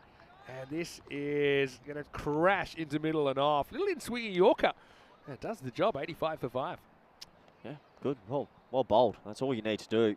If you can get that Yorker and you've got it in your locker, use it as much as you can. No one's hitting that. Yeah, it's really smart bowling. It's full and it's straight and it's effective. So, yeah, how were you? This earthquake was 9 p.m. Yeah. And I take it you're yawning while I'm asking you this question. You were asleep. Is this true? This is true. I was fast asleep. I was also asleep. It would have had to have been a 9.2, and I still don't reckon I would have woken up. The whole hotel could have been shaking. I was having a great Is it sleep. true or isn't it true that when you got back into your room, the first thing you did was have an ironing board fall on you? There was an ironing board malfunction last night. I was trying to get my clothes ready for today, and things weren't going too easy. It's a fun way to start the season. Anyway, yeah, you don't expect your first day to be effectively a washout. But we got to do some sightseeing. Went into Valletta. Gorgeous little island, isn't it? Yeah, some beautiful old. It's got a rich history, Malta. Yeah, I was looking up the history. Unbelievable Yeah. what this island's gone through. Up to the kind of the old fort there, the old town. We got a nice photo together in front of the fountains, Vinny. Yeah, we did. This will be a single. Jose and Aloysius out there. These two did some damage together in a partnership in the first match. Let's see if they can do something similar. Let's get to that 100, that psychological barrier. Sweet United's batting didn't click with the exception of Kazim Mohammed in the first game. He scored 60 of their 99. Oh, yeah, he's in a weird position here. I reckon that, if that's me, that's a dead ball. I reckon. See, I think he is trying to hit it. He just does a bad job of hitting it. Look, let's have a look at this replay. No, He's just in the wrong spot. Look. The reason he can't hit it is because that's it. I'm telling you, he genuinely wants to hit that. He can't because his legs are in the way. Look, he's wanting to hit this. Yeah, but then in the end, he doesn't play a shot. But I think he's trying to hit it. No, of course, no. You're talking about the mental intent. Yes, that's correct, all that matters. But he has the mental intent to hit it, and then he doesn't even move. So it's not a shot. It's not the end product. He does move, and then he realises he's got two legs between his bat and the ball. Barely move. It's a dead ball. I reckon that's all right. It's always a dead ball. I reckon give the benefit to the. You're honestly, you come up with these weird moments. No, I'm just saying. All that matters is he trying to hit the ball? Yes. Did he do a good job at that? No. but I think that he's genuinely trying to play a shot at that ball. Hello to Will Jennings. And I won't repeat your joke, but I like it. Where are you watching from, Will? Nice to have you with us. Hello to James Stewart, watching from Estonia. Where are you, James? And, yeah. Got to admit, Corey wasn't the only one that stepped through the earthquake. I did as well. This is hit into the gap. Again, the first bounce slows the ball down. They're going to take on a bit of a dodgy two, but it's worth it. Throws wide, and they get a double. Is that the first earthquake you've survived? I've never really had. Have you had any natural disaster? I stayed in a Category 4 cyclone once. When I was heavy. in primary school, there was a big San Francisco earthquake, and I saw some of that on TV, and it looked pretty bad. Yeah. Like driving across a bridge, and suddenly there's a hole in the bridge just opens up. Sounds awful. In the air, gets over the infield. Again, you can see this slightly mushy outfield underneath, slowing it down, but they get another two, creeping towards this 100 at the moment. Yeah, doing a good job, running well. Every run counts. Dave said he saw some of the pictures from the sightseeing tour. Yeah. Need to get on top of my socials because I've been a bit quiet lately, but we had a nice little walk around and went to a bit of a bar hop, didn't we? Your silence is incriminating. No comment. Yadav's back for this last over. Gets it formed fairly straight. I can't see them taking on two here. No, definitely not this time. One hand pick up and sling from the hip. So where are we at here? I think we're at 92. with, what's that, it'll be 92 with 2 to come, I think. One boundary. Can they get one boundary out of the last 2 balls? Let me swing it. Oh. That went. Hits him on the index finger. Tell you what, wouldn't mind seeing Mohammed Kamran on this wicket. Oh. Yeah. Well, why didn't you pick him? He's back in Pakistan. He's catching up with some family and friends. A lot of players often try and go back during the winter break. You'll probably want to get on the park for Packer Care, I imagine. Yeah, we have a T20 series that he's coming back for after. Oh, last ball coming up, 93 plus this. Takes it on. Good Keeper running. Can't handle it. They'll get a bye, and that's all they'll get. So Galatia's once again holding. Oh, now they're going to try it too. No, they're not. So it'll be 94 for 5. Look, a competitive score from the Royal Strikers. Statistically, based on what we've seen in Malta lately, it's maybe 10 above par. But Sweet United, I mentioned, they are stacked, and their top 6 will want to get the business done. And they'll want someone to click again. They'll be hoping to sweep the points here on the first day of action in Malta. But yeah, Royal Strikers, I think, look, considering how they've been batting, if you offered them 94, they probably would have taken it. And there was really no lack of effort from the fielders. But yeah, I do like the intent. It seemed to be there for this innings here for the Royal Strikers. I think Wakar Afridi, though, I mean, he's been outstanding with the ball in both games today. Yeah, absolutely. He's put it on a good length. He's made it awkward for the opposition, and he's done his job well. It's a nice catch by the man at mid-off. And there was a few nice blows straight, and I did like that they were trying to hit it through the V. They did very well with hitting it full. This was the funny one. We're still not exactly sure what happened. I don't think the ball actually hit the stumps. I think the bails have blown off or the keepers touched it. But unfortunately for the batsman, he had to go. This was the very next delivery, almost another run out. This one going the batsman's way, as the keeper there, Krishnan, unfortunately used his hands on the stumps. And that can't be given out, kids. There was a few wild swings in the back end, trying their best to get the runs up. One big over of 15 plus, though, did make it look a little bit more respectable on the scoreline for Royal Strikers. A couple of nice shots throughout and some big sixes, especially straight. It was good to see. Right at the back end, a few wickets falling as per usual as the team tried to up the tempo. The old traditional Yorker works every time. You've got to be happy with yourself. If you've got the Yorker in your locker, use it as much as possible. That took us to the end of the first innings. Royal Strikers making 94 for 5. I reckon they'll be feeling okay with that score. Maybe left 10 to 15 runs out there. The question will be, can they take early wickets? It was Aloysius again in the middle in the engine room, 37 of 21, really well batted. Everyone else chipping in a little bit. The 11 extras though, bottom left of your screen, really did help that score get up to something that I think could be defendable. They're going to have to bowl very, very well indeed. As we'll take a quick look at the bowling scorecard also.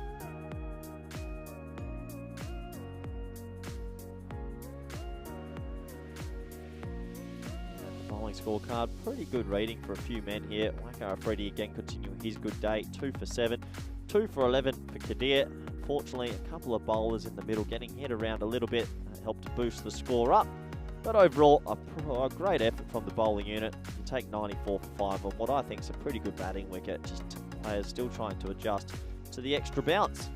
So that does take us to the halfway stage. Do join us back in the next 10 minutes for the all-exciting run chase. Thank you.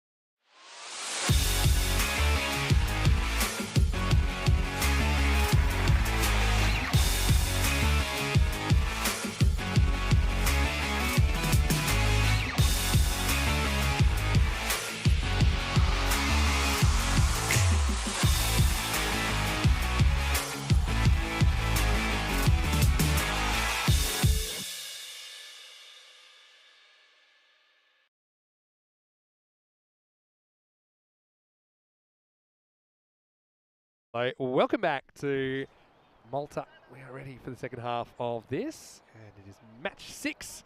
Sweet United did the business over the Strikers this morning. This time, to make it a sweep, they'll need 95 because they're all Strikers after winning the toss and batting in match 6. They put 94 for 5 on the board. So, you can't wait to see if Fibo Yadav can get going this time. A bit of a quiet start with the bat this morning, but he's out there to face up, and he will be out there with Imran Amir. So yeah, pretty explosive opening combination. Imran Amir, he got caught at point earlier, sliced one, and you couldn't believe it. So yeah, pretty decent batting lineup, but we know the Strikers have held their own. And I think particularly they bowled pretty well this morning. Were able to extract a bit of bounce out of this pitch, which has been favouring the pacement. Here's a guy that started it all off for them, Jace Matthew. To defend 94. Starts with a full toss, and this is high, and it's getting away from the fielder. It's been called a no ball, and it's gone for 6. So worst case scenario, Maximo. And really, it's not just 6, it's a 7. It's, yeah, I mean, they have been overly harsh on those. So I suppose it's consistent, but Yadav, he'll get a free hit as well. Corey Ruckers comes back in the commentary box, and Corey, not quite the start the Strikers were after. The old knee-high full toss, no ball. I do like them being harsh on those. That's why I prefer the harshness.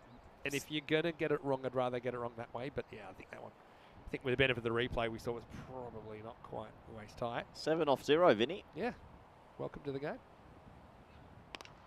Wow. This takes out the non-striker. That's hit so hard. That's 4.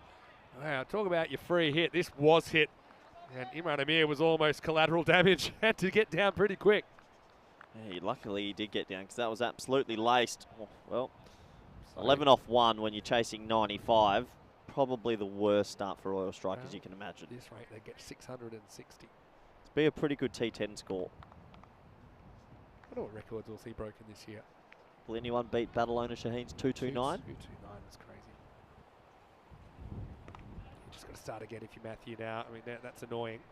Because now instead of chasing 95, it's more chasing 84. So it does have a different feel, especially on a ground that's been a bit lower scoring than I would have thought when I look at the dimension of this ground and I think about the conditions. I feel like this is a ground that you should be getting 110, 120. Pass score for me should be around 115 here, but just seems to be a bit of a... You know how some countries are bowling heavy and some are batting heavy? Yeah. So I just think that the bowlers tend to get the better of the bats here. You know, across all players. Imran Amir to face his first delivery. And he times it pretty sweetly. He just whips that away. Another boundary, and this turning into a really good start for Sweet United. Yeah, that's a lovely shot. He times this. It's a loose ball. It's a low full toss, but just clips it beautifully, and it goes away for 4. Beautiful bit of timing. Jace Matthew, he had some success early on today, but getting the length right.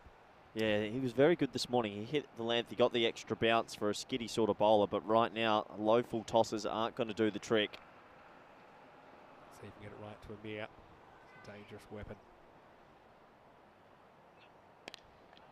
That's pretty good bowling. Maybe a touch full. They'll get 1. Yadav takes on the 2, and he's pretty quick. He'll get there. That's good running.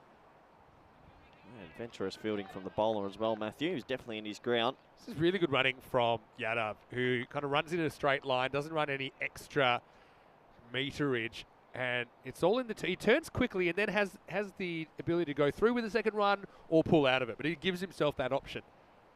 When you kind of dawdle thinking about it as you're running the end of the first run, you actually cost yourself time. So you've got to approach it like you will, and then if you want to change your mind, just yell out a big no. Big hello to Nico Fernando as well, who's watching. I saw him playing for Kent Lanka in Italy last year, Nico. Great to have you with us. Leans on this one, finds the fielder. They'll get 1. So yeah, just the start you want when you're chasing this tricky little total of 95. Yeah, nice looking shot. A single, great start this at the moment now for Sweeky United. A few people still asking about the rescheduled matches from yesterday. We don't know exactly yet. We'll let you know when we do reschedule them. There's a couple of possibilities, but No decision's been made as yet, but the plan is to play them. As we get to the end of the first over. No. No, we don't. No, they've Why bluffed you. Yeah, no, yeah, we've bluffed everyone We've now. got 1 ball left in the over, Vinny. 19 off 5, actually. 87 matches without a golden ball. Is that kind of a total, isn't it? In the 90s, in the Goldilocks zone.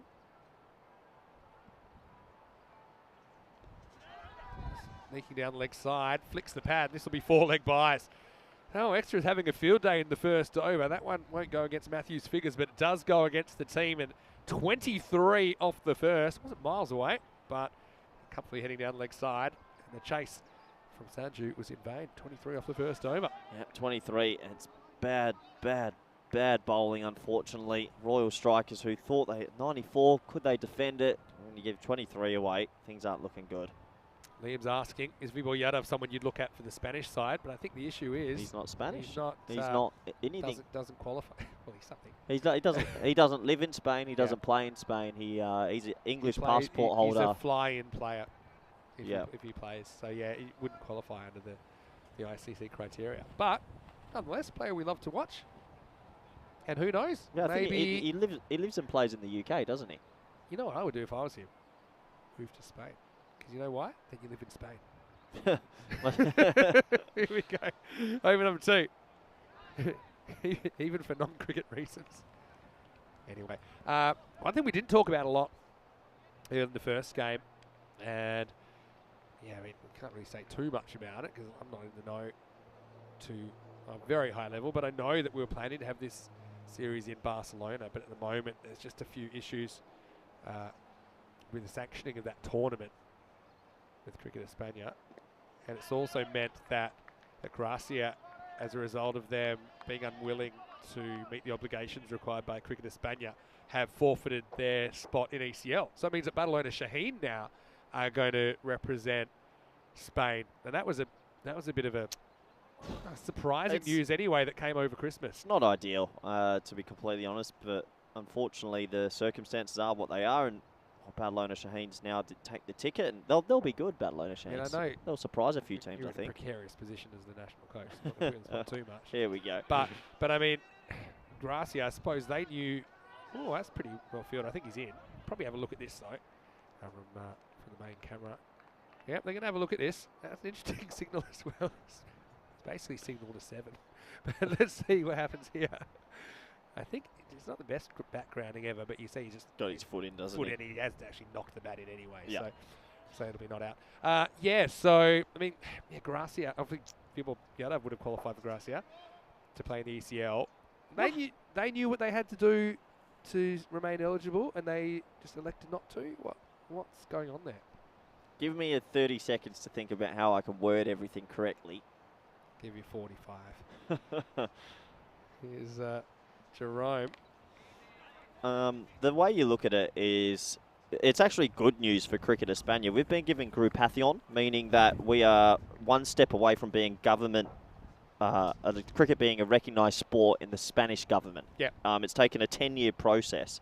So that's super exciting because if you become federated, more finances for players, travel costs are covered, you get grants for fields and building academies and everything. Changes the game completely, men's, women's, juniors, all over the place. Good ball by Jerome, and it's knocked away for 1. Now the fact that comes with that is to become federated you need to have signatures from all the clubs around the country, all the regions, and then you play under the Cricket España umbrella, and we already had quite a lot of signatures and whatnot, and all the clubs in Spain were noticed this for quite some time, and unfortunately for reasons I shouldn't speak about on the air, some clubs have decided not to, and it's cost them dearly. Yeah. It's awkward. It's not great. Looking from the outside, it's something that you just hope gets resolved sooner rather than later, because it's pretty simple.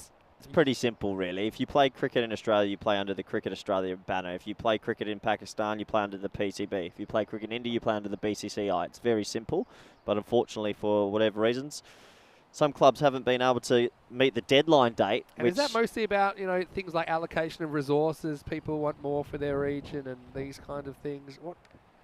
Wait for this, because it's cut away, but they've got a third man. This will be 1. End of the over, 29 without loss. I think a bit of misinformation given to clubs, unfortunately. But this isn't a bad thing. I mean, the thing is we're getting federated status. We're getting closer and closer, which is huge for the country. And we want everyone to be involved. We want everyone to work together. But Unfortunately, people were warned and told these are the dates, please sign before these dates numerous times, and it didn't happen. Yeah, and look, every country's got its own politics. That's something I've noticed from being around over 20 countries now. I've covered cricket in Europe. As we see the table, some of the teams we haven't seen yet. Isn't it great to see 2 Gozo teams now? Gozo Zalmi, they were meant to debut yesterday, but unfortunately got washed out. Gozo CC, they are the Gozo that are famous for many reasons. We'll get to see a Gozo derby at some point for the first time in Maltese cricket on ECN. Yeah, so I mean, every country's got their politics. I know that it's issues, and we, as ECN, we just deal, from an ECN point of view, we have to deal, and we do deal, with the official federation of the country. So we don't like to interfere at all in the internal politics of countries, and we don't want to. Yeah, I know every country's got some sort of issues. This is no exception here. World cricket, isn't it? Yeah, exactly. It's not just a European thing. But we certainly hope it gets worked out soon. Great to be back in Malta. I know a lot of people were looking forward to Barcelona. We are still planning to go there later in the season. So let's see what happens. And yeah, look, one door closed, another opens. Badalona Shaheen, they get the opportunity to go to the ECL. So that's convincing. So big Bilawal and Dilawar and Babar Khan. Yeah, they're going to have a very good team. Matthew Rahman, Sammy Rahman. Very, very good team. Brilliant team. I mean, they did come second in the Spanish T10 qualifying I haven't tournament. seen the list yet, but there's also, I think they're going to have 2 national players as wild cards. They're going to. That's the thing. Well, I'll explain that in a second as well. Yep, play and miss outside the off stump. Yeah, the wild card aspect really does give these club teams an opportunity to pick 2 players and come and represent their club side at the ECL. They can really enhance the team. So yeah, that's the thing. There's a bit more of a formalised qualification process. Normally it was done on a case-by-case basis, depending on player availabilities and things like that. But now you're allowed to pick 2 people pretty much from anywhere as wildcards, or kind of marquee players you might want to call it. So this is for a number of reasons. Sometimes, obviously you're normally trying to use the players that got your club to the national championship in the first place. But, for various reasons, I mean, say you have 13 regular players and 3 or 4 can't come because of work or availability or injury or something, they left the country or something like that. You still got to be able to fill out a squad. The squad's, I think, are 15 normally, 13 to 15 anyway for ECL. But Shaw picks out the infielder because he's on the back foot, they won't get a run. So, yeah, that's great. So you mentioned Paco Care. I mean, the plan is for them to, can I say this? Yeah, DDC, Daniel Dorcaye, and Chris Munoz-Mills, the Spanish captain, going to play for Paco Care. Tell you what, it's a good batting lineup. So, I mean, teams don't have to do this. Some will be forced to do it. Some will choose not to do it. I think this is in the air, and well, just away from the infielder. And well, what a decent. Oh! Wow, this is interesting actually, because I'll tell you a couple of things here. This is going to be a really interesting replay. We'll need to see it. Even if he steps over the line, because he's touched it first inside the boundary, especially the Michael Neeson thing recently, then as long as he is in the air, he's fine. See, that's fine. And as long as he's in the air, we'll try and freeze it when he touches it here. Even though he's come from outside, well done. This is actually not 4. So it's a really good stop. Yep, sensational. 10 out of 10. Brilliant bit of work. I mean, I know you're not a huge fan of foot fielding. I'll pay that one. He's finished up with a good bit of hand fielding. He's finished with a cartwheel. Flirts at this one. Amir doesn't get any of it. Yeah, so, I mean, take clubs like, say, Hornchurch, the English champions. Yeah, so I can't imagine they would be going outside their squad that won it, because they, I'm sure, are lining up to go to Spain. You never know. But they could. I'm going to be curious as to, is there any team out there that has pulled in a really, really big player, Vinny? Phil Salt. No, I don't know. But he's your mate. Yeah, but I'm not playing. I'm not helping any teams out. 30 without loss after 3. Do you know of any teams in that league that are going to bring... You do. I can see it in your eye. I only know one. Who? Is that, depending on... so, Istanbul KSK, the Turkish champions. Yeah, go on. If they have some trouble with paperwork issues and stuff, some of their players, they might be eyeing off Pavel Florin. Oh, wow. Well, is that an upgrade? Pavel pro bat 4 for them. Anyway, here we go. Pushpa Rajan, the captain, comes out. And over number 4 begins with a single. Yeah, so I mean, this is something which... I like the concept. Yeah. Why not? I think, well, sometimes it's out of necessity, so you might as well make it an even playing field for all teams to say, look, you can have 2 players that don't regularly play for your team, or maybe they haven't played for your team at all. In the past, it's been done out of necessity. Think about the Bulgarian Express, for example, last year. And one thing, you look at some of these guys that played for Bulgarian last year. Okay, they hadn't actually played for the club, but they were given permission to play in the ECL. But then you know what the knock-on effect was? They went to Bulgaria to play in the ECS. So then they were kind of doing their bit to improve cricket in the country. So they've gone from an established cricket playing country to a non-cricket playing country. So that's only good to build this community and build these bridges with countries like the UK and South Africa, Australia, these kinds of things. Are we going to make the wild card player for each team wear a different colour hat or something? They have to have something different, a different string to their bow. They have to wear their shirt inside out. Yeah, something. Oh, can we please? Actually, I wanted to bring this up with you on the air. Okay. Wait for the captain here. Pushy. Well, that's a very late cut off a ball that would have knocked out off stump. Can we bring in the leading run scorer hat or something similar like like this? it. I really like it. I like leading wicket taker cap. Yeah. Have a couple on the ready. And I think so. who do I talk to? We need, okay, let's get a sponsor. Get a sponsor to cover it. No chance. That's too You hard. really don't like stepping outside your lane, do you? Well, this one jumps. I thought for a second he got an edge on that, but maybe not. Big bit of bounce. Yeah, why don't we get that happening? So in the Group A, obviously someone will take the lead and they'll be wearing the hats, and I think it's just a nice little touch. I like it. I don't think he gets a touch of that. I thought for a second he did. Is the robot out there? Can we put it towards the robot? Robot must be busy, because I haven't seen too much of the robot on the chat.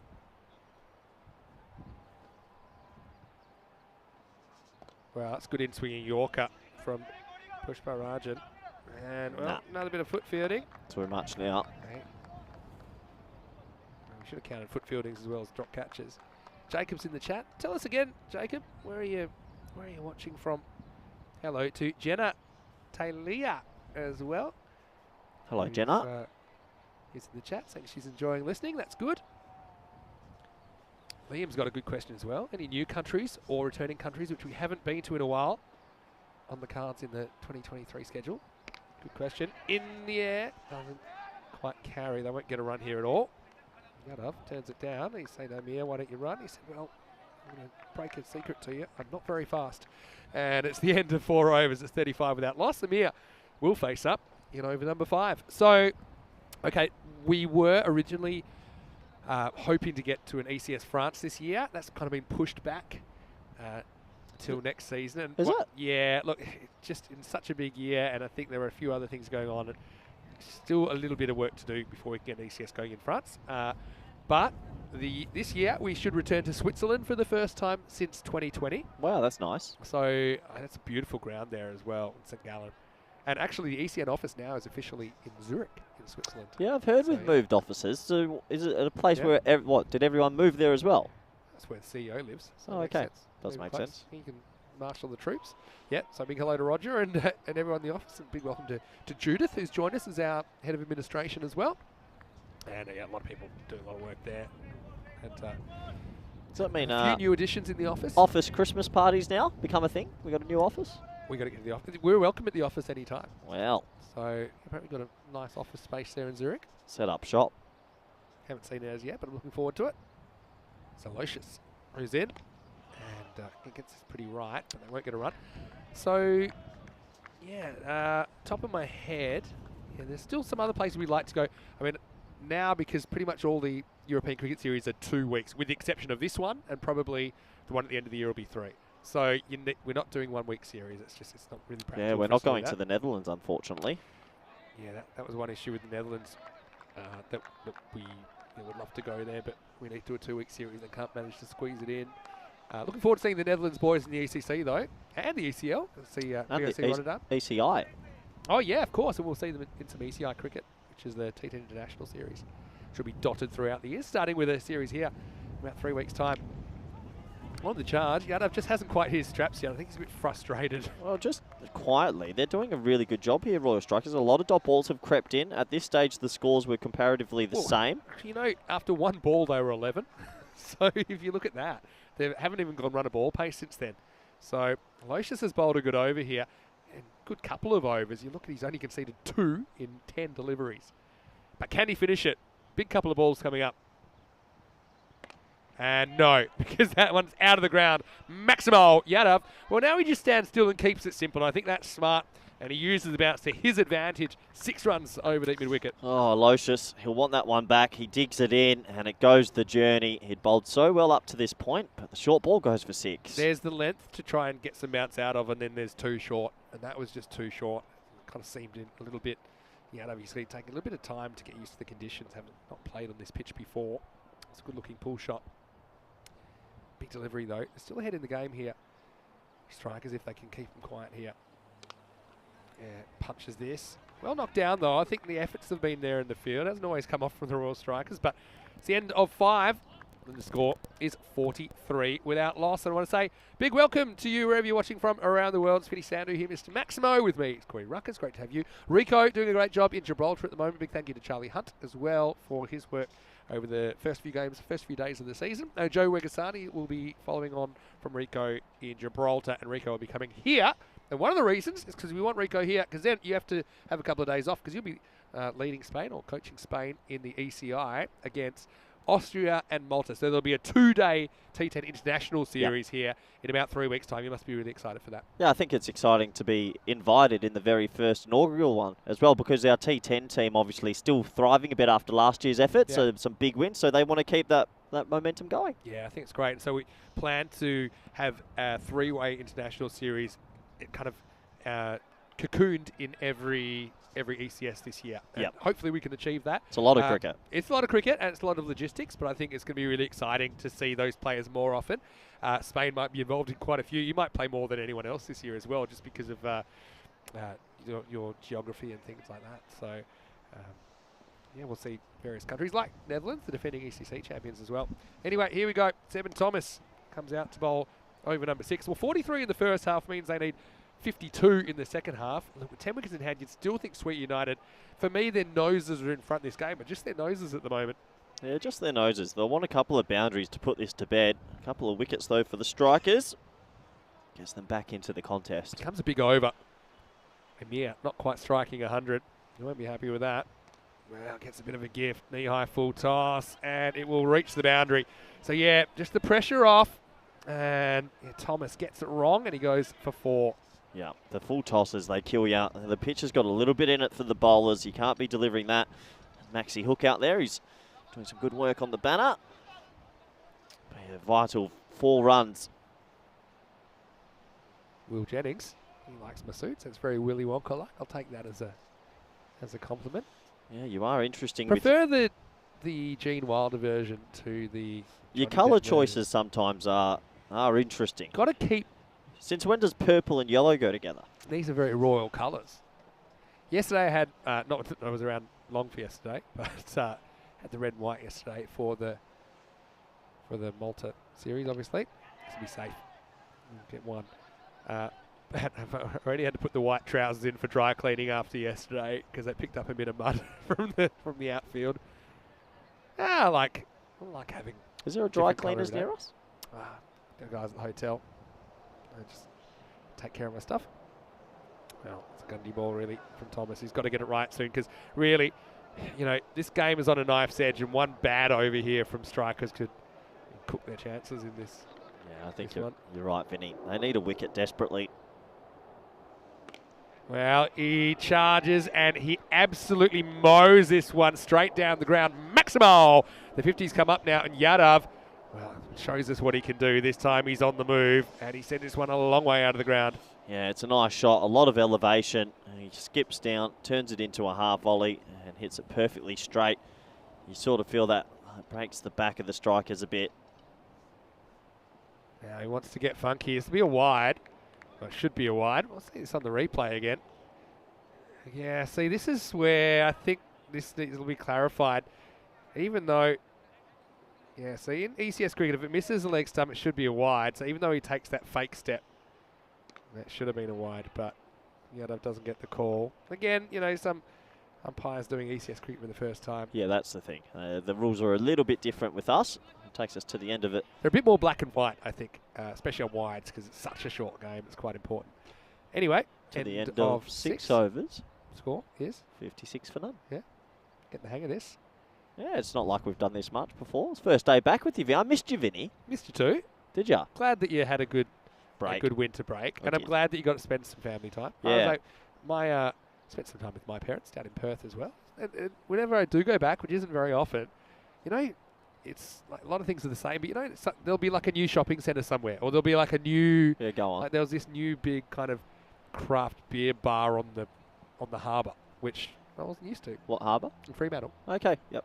Yeah, big new kind of just play area, if you like, So you think for that, adults and children. do you think the ECN's getting a bit of a following in Australia? Yeah, I definitely, it was probably 10 times over the summer. I got kind of pulled aside when they say, hold on, are you Mr. Maximo? Actually, it's quite funny. Oh, wow, that's a kneecapper. Oh. Keeper won't be chasing this. I'll give you the tip. Ouch. Let's see this again. Oh, yeah. Oh, no, he's got sympathy pains. Sympathy pains are real. Hey, Watch, just slow it down when it reaches the keeper here. Bang. Oh. That's because the leg's bent. That one's got him right in the patella. And I don't think Arjun Jose is a regular keeper for the Strikers. Probably doesn't It's always want to upsetting when you've got your pads on, but still somehow hits the kneecap. Yeah. Now they're pretty much at the pace required. This is ripped away and must be stopped. It is stopped. It'll just be a single. Yeah, so I had an interesting one. New Year's Eve was quite a noisy place I was, and this guy, 5 to midnight, came back who I'd met earlier and introduced myself. Hi, I'm Vinny, and it was loud, and then he came back, and then he came back, he marched up to me with like this weird look. He's like, oh, what did you say your name was again?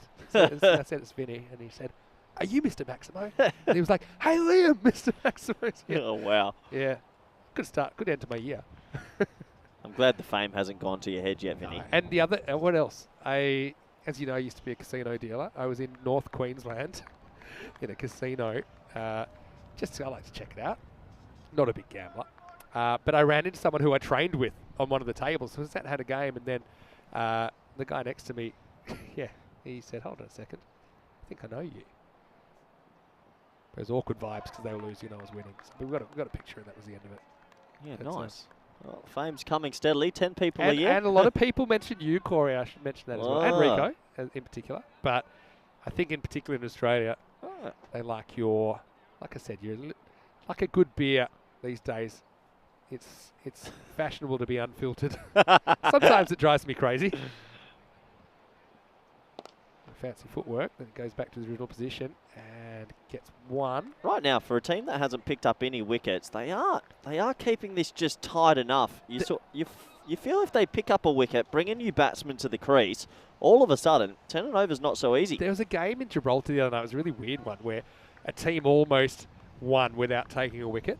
Like they were, I think one team was chasing like I don't know, it was like 70 or something. And they had them like 52 without loss after 9. And they ended up losing a couple of wickets in the last over. We've never seen that on ECN. Well, this one could be a wicket. It's skied. Oh. Keeper wants it. Good luck. And he doesn't even get a hand on it.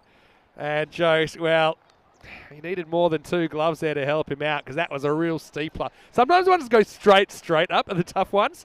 And yeah, with the wind, he just ends up on the long march to nowhere, cricket zombie style. Yeah. Bang. Yeah, and he lays an egg in the end, and his friend comes and collects it. So super disappointing. 7 overs down, 61 without loss. So that makes it 34 required of 18. Here's your favourite. Oh. It's the fantasy dashboard. Well, for Rico, match number 7. Rico's jumped in the chat. Rico, I'm on Graphgate. Rico, can you please tell me, where's the background to our lovely graphs gone? I don't like it. Hello, Rico. Well, look, let's first get to what's coming on. Coming up next, Master John Grimmer listed to open the batting, and he's had 1 career run.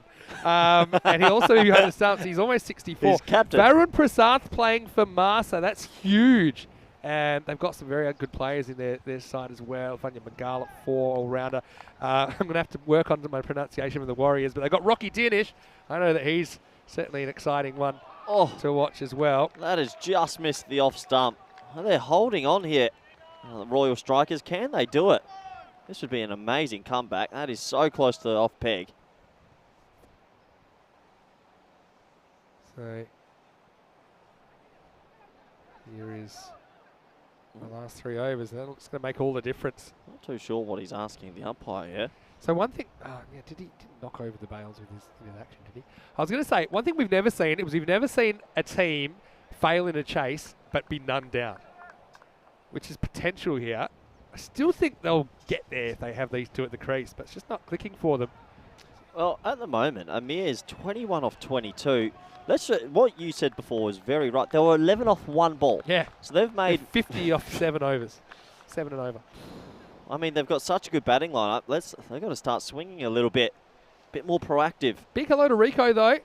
Hello, Rico. What's Rico's thoughts on the transparent background on Fantasy Dashboard? It's been a talking point today. Another dot ball. Oh, no! That's just being blown further.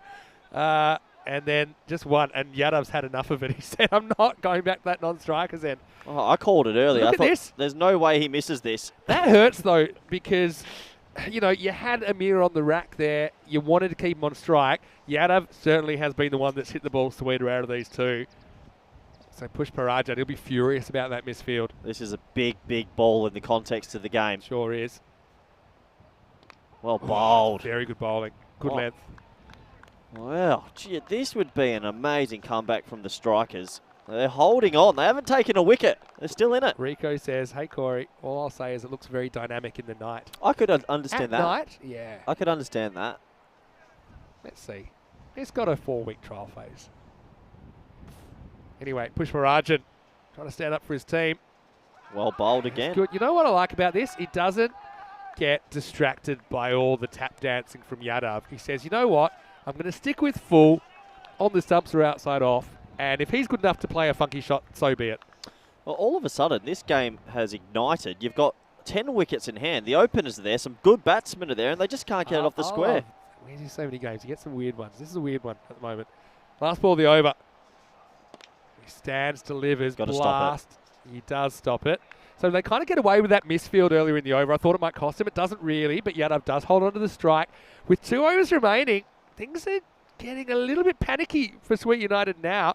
It's 63 for no loss after 8. That means they need 32 off the last 2 overs. Well, you've got Kasim Mohammed, who hit 60 off about 20 this morning, sitting there.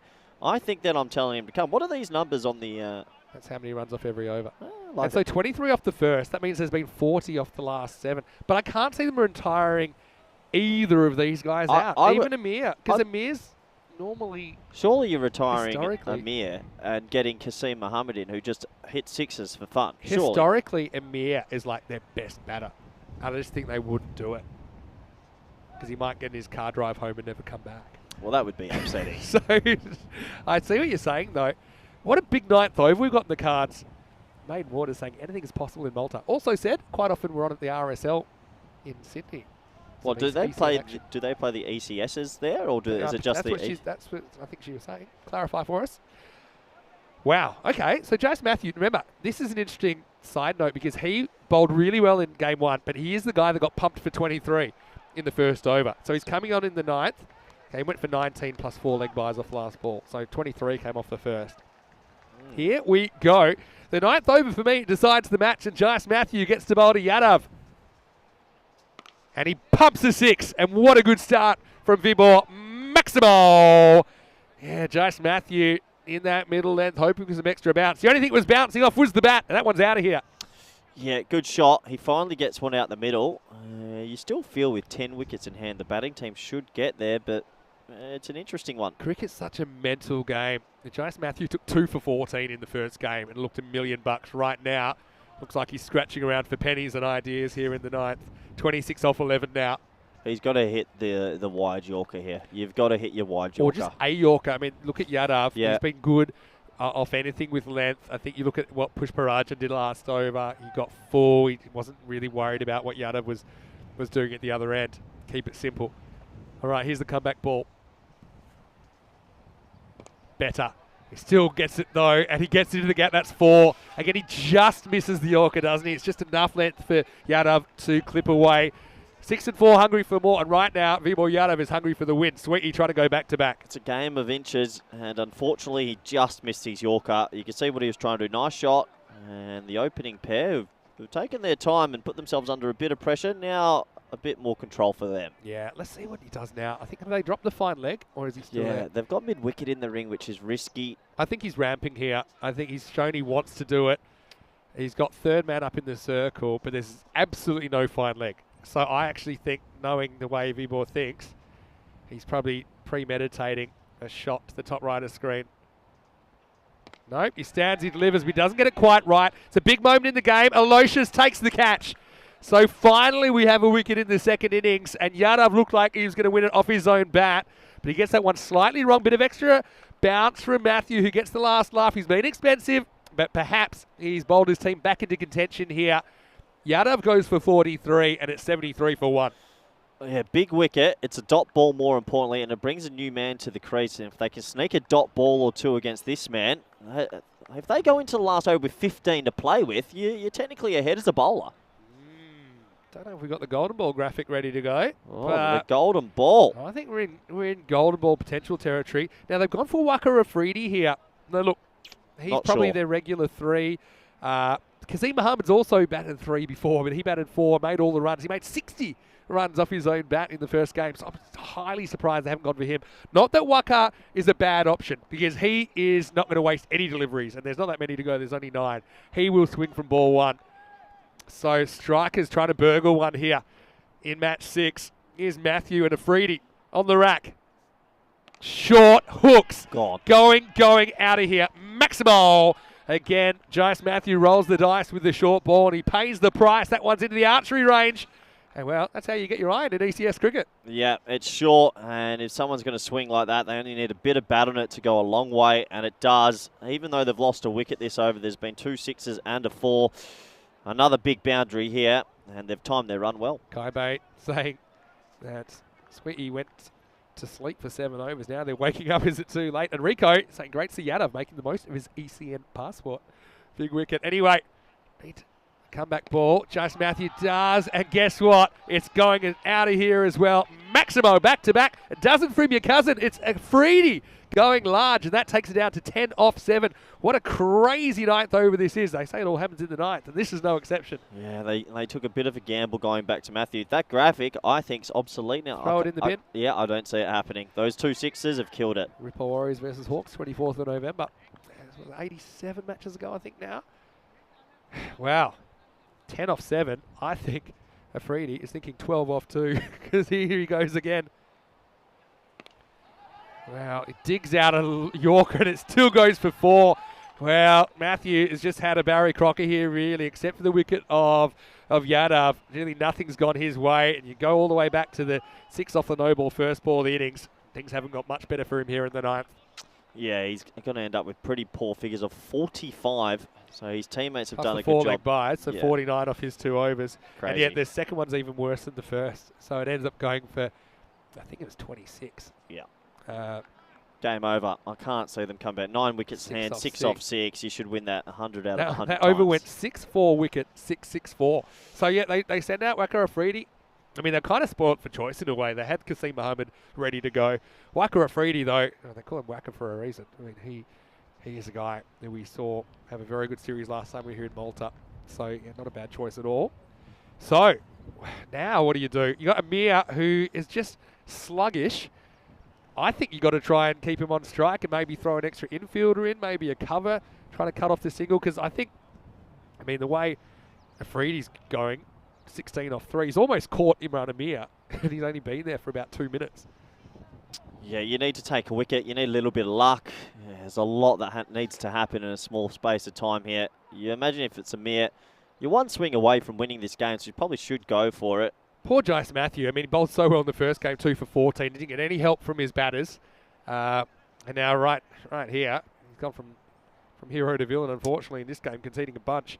Anyway, here's the last over. Chamkaur Singh trying to defend 6, and he probably won't, because it's all over. Maximal game, set, match, and Sweetie. Well, they had the wickets in hand all the way along, didn't they? In the end, they come good at the end. Amir says, well, that's what I was thinking the whole time. Finally, he gets one out of the screws. And it will be a win with 5 balls to spare.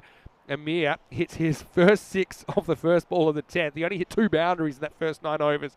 But the final score, it's Sweet United 95 off 9.1, Royal Strikers 94, and Sweet, they scoop the points here on the start of day 2. Weird chase. They meandered along, and then all of a sudden in the last 7 balls, there was 6 boundaries, and they got there comfortably. Not seen that very often, but well done to both teams. Some good cricket, and Sweeky, they deserve the win. Yeah, well, credit to them. Let's go to some of the highlights. See, Yadav was out there, and he didn't quite get this out of the middle, but it went all the way. That was a horror start. 11 off the first ball, effectively. 23 off the first over. I mean, this was a quite innovative piece of fielding. It was foot to hand, and really, got to say, even, Aloysius, he was on the ball for 10 of his 12 deliveries. Then he went the journey late on. Yadav, I mean, lucky he hit them as well as he did, because if he didn't, I think they were going to fall too far behind.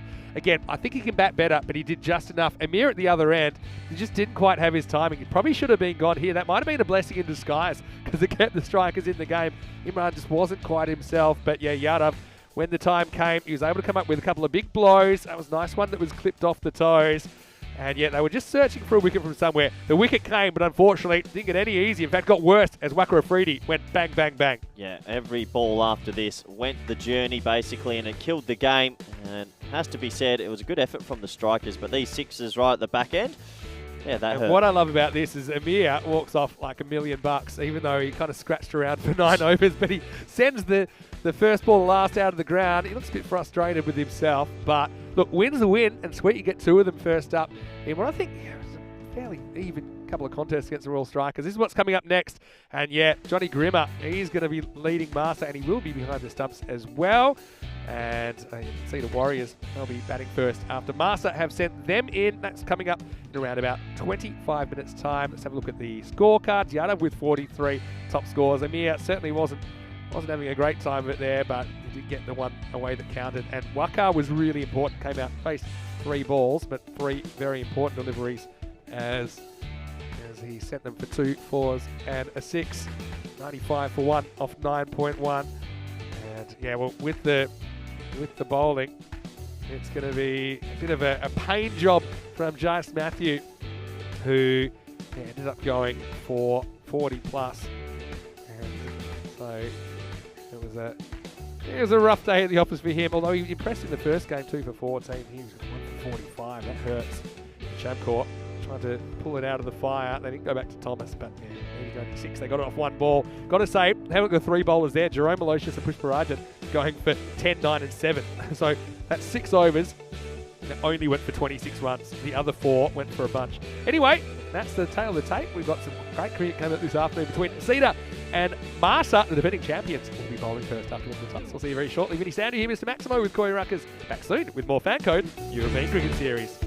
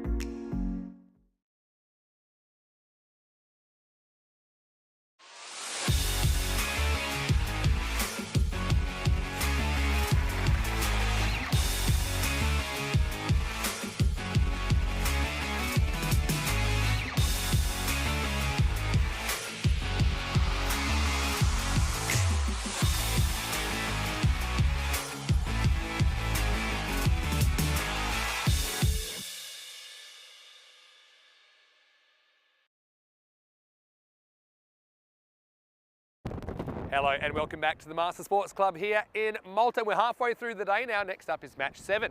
It's first chance to get a look at a couple of new teams to this series, though they're no strangers to ECS cricket. Masita Warriors taking on Marsa in the next match. Let's see what happens at the coin toss. The two captains are with Tyrone Peters. Marsa Sports Club versus Warriors. Marsa to call. Heads. Heads is the call. And it is a head job. Okay, we'll have a ball. Johnny Grimmer, great to see him out there, and he is leading the Marsa Sports Club here, the champions of last year, and Marsa, they've won the toss. So interesting to see how they go about it. Don't forget that Johnny G himself, he's 63 years of age, almost 64. He decides he wants to field first, know exactly how many they need to chase. Cedar Warriors, they are a pretty plucky outfit. I think that they're probably not quite up the top of Malta cricket, but they certainly have some good players. Rocky Danish, he is super excited to be out there, I'm sure. He can really pack a punch. So yeah, the Warriors, they're going to attack, but we know that sometimes they struggle a little bit with the bat, and that's what they're going to have to do first here. Corey Ruckers is in the commentary box to get ready for the start of match 7. Marsa winning the toss. The defending champions want to have a look at the Warriors first, so the Warriors will be batting first. It's over to you, Corey. Let's get ready for the third match of the day. Thank you very much, Vinny Sandhu. Welcome back, everyone around the world. We're into the afternoon fixtures here in Malta. Let's have a look at the two lineups. And looking forward to seeing two new teams in this ECS competition. The Warriors up against Marseille. A couple of names to look out for. Mohammed Suleiman is good all-rounder there for Marseille. Looking forward to seeing what he can offer. And Varun Prasath, who we've seen numerous times for the national team and so on, right down the bottom of the Marsa list. He'll be pretty handy with ball and bat. On the other side of things, Rocky Danish, the keeper. He's got quick hands, some of the quickest hands in the West. And Tony Lewis right down there. I think he'll be a little bit higher up the order. And for me, he is a smoky for my Fantasy 11. Good opportunity to welcome back everyone around the world, especially those in India, via FanCode. And hope you're doing well out there in the subcontinent. And everyone on YouTube via the YouTube chat. Welcome back to the ECS for 2023. We'd already started the night event in Gibraltar, but this is the first day series we've had. Yesterday, play was abandoned, unfortunately, due to a very, very wet outfield. There had been a lot of rain on the Mediterranean island in the past week or so. Extremely heavy, but thankfully the gods have looked down on us. A lot of sunshine, a bit of a breeze as well, always helps everything dry out. Yesterday was off, but we're back into it today. We've had 2 live matches, 2 more to go to wrap up this Tuesday. Plenty of new information about what's coming this year after a bit of a hiatus, and it's good to get back into it. I know everyone's frothing to deliver more cricket. Enjoy going around Europe and watching some good competitive T10 action. As you can see, the players finally making their way out to the middle.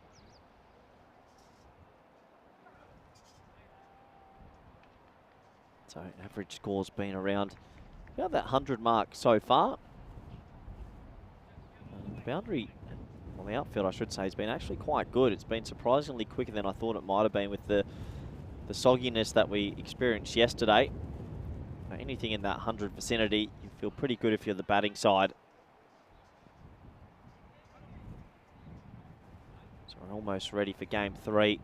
As the batsmen just take their time to get themselves out to the middle also.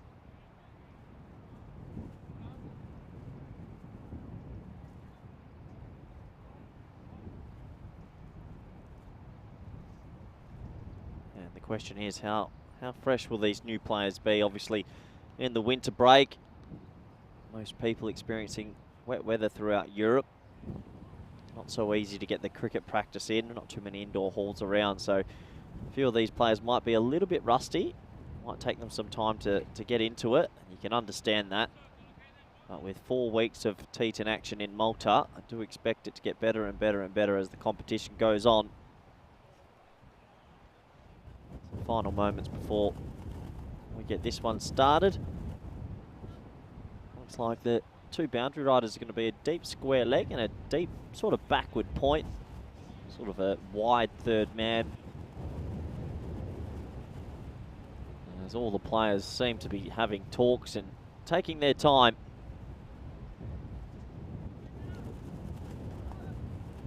It's always the way. soon as they get in onto the field, too much excitement and everyone wants to have a talk and move people perfectly, and there's always a slow delay to get that first ball away, and then we're right into the action. I reckon the field's changed 47 times in the last 120 seconds, and let's see what they've settled on. Yeah, same field, deep mid-wicket, deep third man. Batsman's ready. No, he's not. He'll ask for leg. Probably take step onto middle, though. The umpire says, are you ready? I look to Vinny and I say, are you ready? And Vinny says, yes. Everyone's ready. We've had some lunch. Here we go. It's the afternoon session. Ball 1. And after all that, it's blocked into the leg side for a single. Soman's off the mark. Nice start from Massey, the bowler. I have to admit, I do like the green of Massa. Very nice indeed.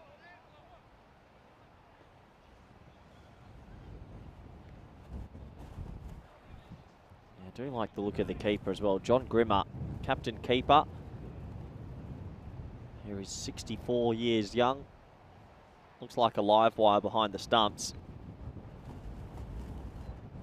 As the umpire just making sure something's collected on the side of play.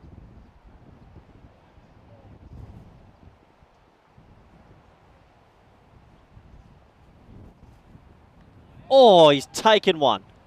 Oh, and he's down again. Well, I don't know if people saw the footage a few years ago when Grimmer copped one in the head and then the ambulance took him down as well.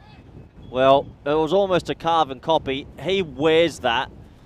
Oh, that's woken everyone up from the slumber. I hope Johnny Grimmer realises this pitch is extra bouncy at the moment. Yeah, he does, because he adjusts well and puts his gloves on the ball this time. And very lucky indeed. Yeah, there was an awful incident a few years back where he took one to the scone. Bit of a falcon. Seems to have figured out this pitch now. That one's wide outside the off stump. You do see a lot of incidences that do happen on the ECS network as we go touring around Europe.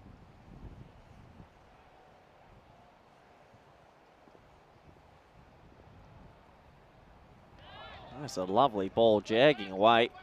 Just a little bit in this pitch today. It's done enough for the fast bowlers, that's for sure. Nice to see Neville Russ in the chat saying hello from Harvey Bay. Good to hear my voice again. Nice to speak to you and nice to reconnect with everyone in the chat after a 2-month break. Another play and miss. Oh, given a wide. That's a tight call, and you can see the captain with the double teapot. Let's have a quick look. Does it touch the line? Probably not. Sometimes it just doesn't go your way.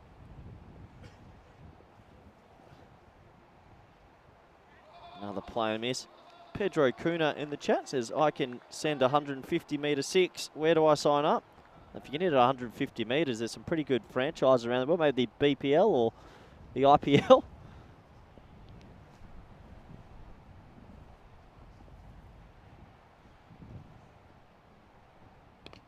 That's pushed again into the offside. Just the dot ball. So slow start to this one. 1 ball left in the first. Always nice to see two new teams, I should say.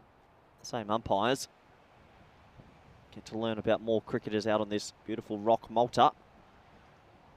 That's going to be wide, and just the extra column has been a test for some teams today. That one definitely a wide.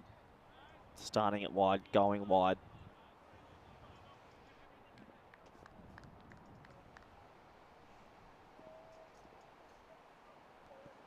And this time inside edge onto the pad, and they'll scamper through for a pretty sedate single.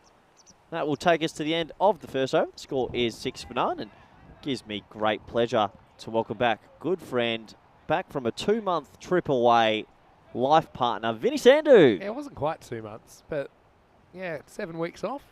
Felt like a long time. It does when the ECN universe stops spinning. Yeah, well, there's lots to talk about in that first over, just wandering back around. I thought that Johnny had eaten one, and it actually reminds me of Yeah, that's something that you probably mentioned. Firstly, let's have a look at the expected scores here. 99 to 84. Master 15-run favourites over Cedar Warriors. And you can see 99 is their average score anyway. But Master have been a lot better at defending than Cedar Warriors. I think it shows with their 69 runs on average conceded per 10 overs, which is really, really good. Slightly different looking side. Johnny G is leading the side from behind the stumps. No Haroon Magal in the lineup today. They have a big pickup in Varun Prasad, who we've seen formerly playing for Super Kings in the ECS. Also, he's played for AUM in the ECS. He's out there, and he is the left-hander who, even in the ECC, plays some really big innings, and he can absolutely whack it. And so let's see how they use him. Anyway, here we go with second over. Fania Magal with his left armers. Nice start from him. Yeah, nice to see a left armour. Haven't seen much of that today. Easy single. So let's go to the chat. I think Neville was in. Is that what you said? Hello, Neville. Hopefully you're well. Good to see you. What else did I see? Pedro can hit 150 metre six. That's pretty Is he big. playing on the moon? Well, that would be a small 6 on the moon, wouldn't it? Yeah, it's a little tap. Well, Pedro, that's good. You know, 90% of cricket, though, is just being there. And if you're not here, then you're not going to hit any sixes. Here we go with Magal. Yeah, that one straying onto the pads, and they'll get through for a sedate. So, you know, you mentioned the incident, I think, already. And there's Johnny. Now, he's full of energy, and he's almost going to turn 64 soon. Wow. So, and he is just full of everything. What happened? I wasn't here, but I saw the clip. I'll see if I can get the clip. Yeah, can we get the clip up? We'll try and get the clip for you. If you can get it up by the 5th over, by Comcam, I think that would be a good time. Okay. So that'll be a win if I get it up before the end of the 5th over. Okay.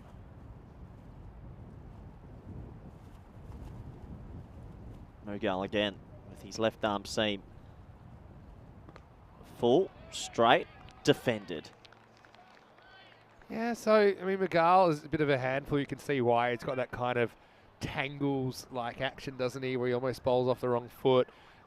He'll also hit a long ball. So, yeah, Marseille's still got some very, very good players in there, especially when Prasad comes in. That's even better.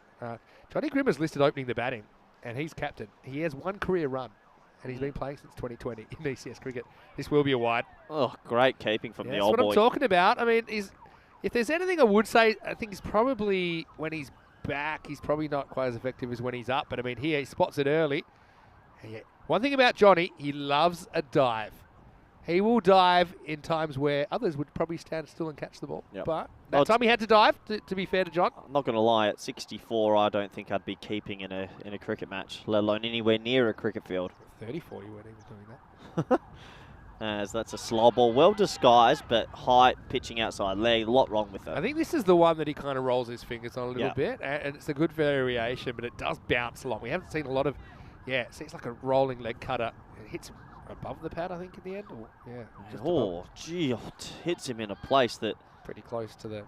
Crown jewels. Yeah, to the living room. But I think he's all right. Yeah, let's see if we can get that clip up. There's 2 to come in this over. High in the air, and he shells it. Oh, it could be a run-out chance. Oh, and he shells that as well. So 2 opportunities missed. That should have been caught, Vincenzo. Arslan Arshad. He's normally pretty reliable in the field. This is a bit of a goober. I'm sorry, but... See how he's running in. He doesn't need to run in. He could have stood still. Magal can't believe it. They go back to subs. This would have been out as well on the direct hit because the batter has to run around the bowler. You know, I'm gonna try and get this clip up after this ball. Straight after this ball, we'll show you what happened to Johnny G back in 2020, and he doesn't mind us showing it, by the way.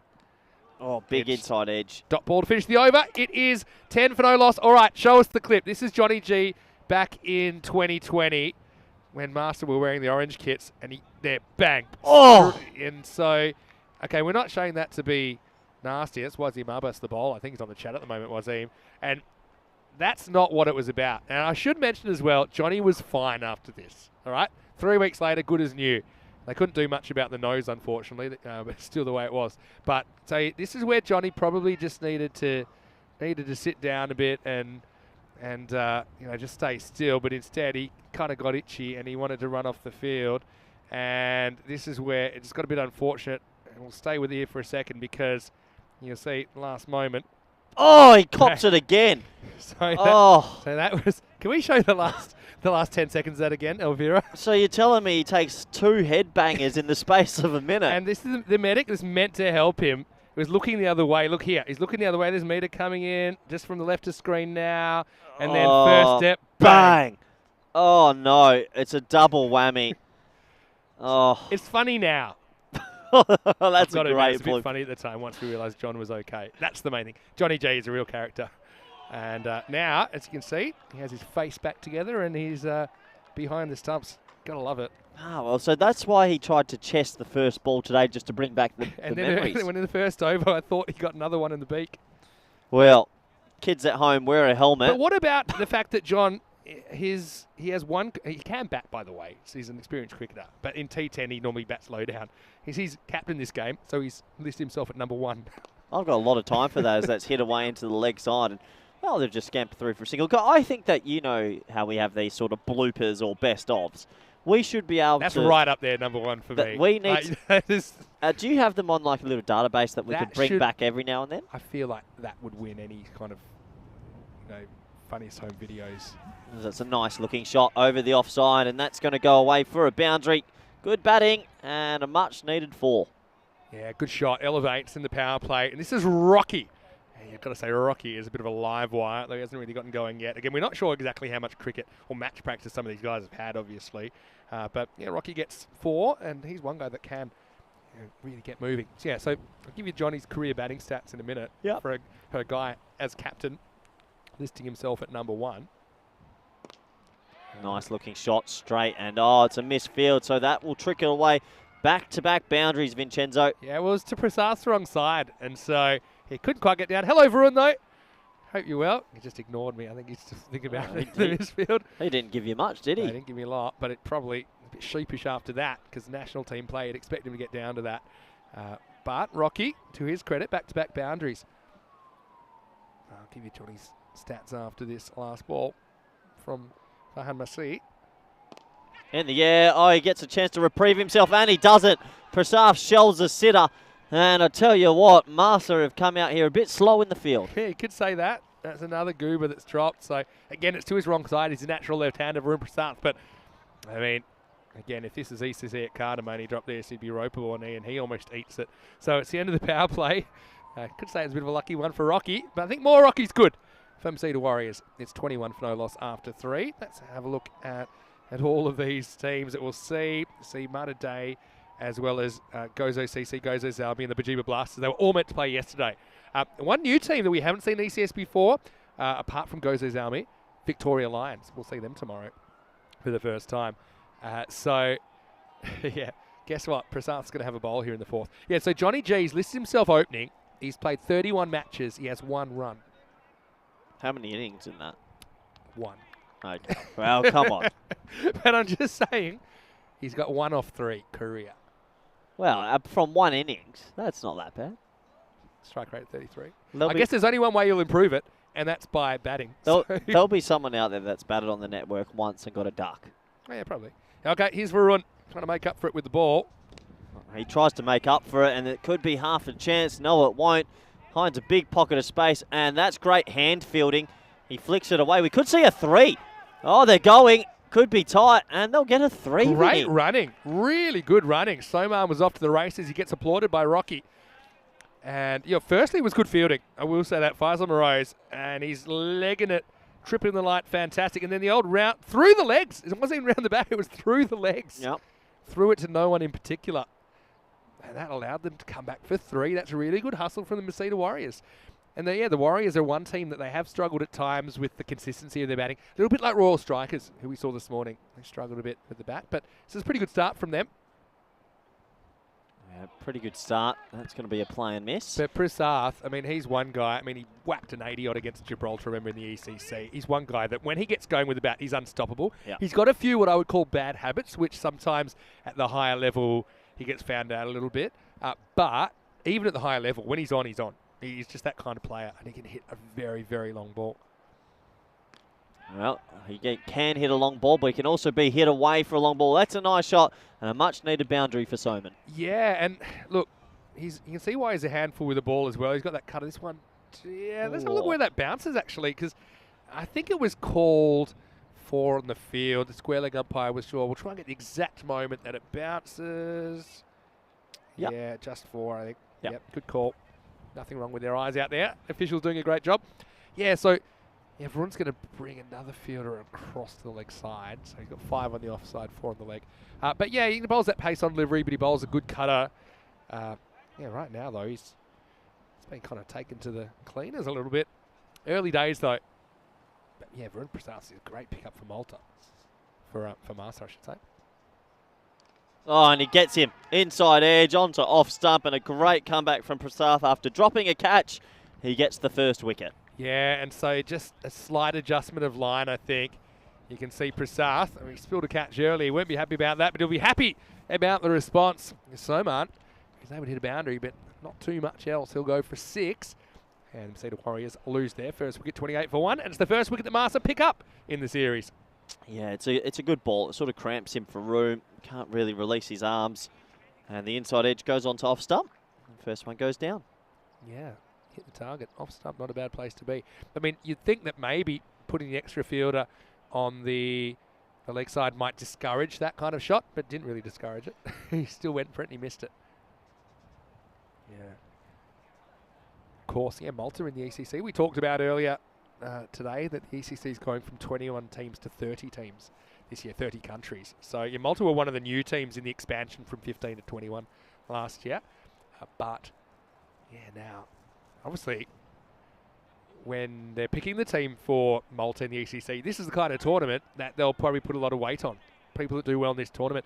And I think we will come back to Malta, but only after the ECC. So I think there's a lot of people trying to make a name for themselves in this tournament that are qualified for the national team because they might just be able to get on the plane. Here's Kumar coming out number 3. And again, he's another pretty useful batter. Oh, it was a big mix-up. It's a race. Oh, no, and Prasad throws it. I think he could have taken a couple more steps here, Vinny. I think he realised he was going to lose the foot race, and he realised at some point he's going to have to launch it. Let's have a look at this. Camera 1 will give us the best look at this because, firstly, there's just no eye contact between the batters. They're not even looking at each other. Kumar has to go. I think he had to throw it at some point. He had to throw it at some point. But then he was kind of torn. He was still running as he threw it, right? So, yeah, Rocky and Divyesh have batted together quite a lot, but that was almost a very, very short partnership. Oh, wow, there's that cutter, and that has taken off.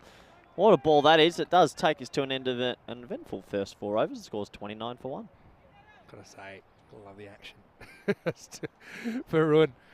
I'm going to say his bowling's been better than his fielding so far in his first 4 overs. He would probably agree with that. Yeah, absolutely. A couple of missed opportunities. And looking at the scorecard here, Rocky's been there for 15 balls. It's already 25% of the innings. He needs to get a move on. Yeah, he does, but he is that kind of dynamic player that can hit boundaries in clubs. We've seen that already. Prasad just goes for 8. And yeah, Dave is asking who's representing Malta in the ECL. It's American University of Malta. Many Americans in that side? So they had the, I don't think so, but that's the, yeah, obviously the university here, AUM. Yeah, look, I'm looking forward to seeing them. Here's Rose, starts with a white. So, yeah, good footwork from Johnny behind the stumps. So AUM, they won the playoffs. And if you remember when we were in Barcelona, we were talking about the fact that it would be, I think it was mid-December, that they were doing the playoffs. Because they actually brought forward the end of their season, which normally finishes in February.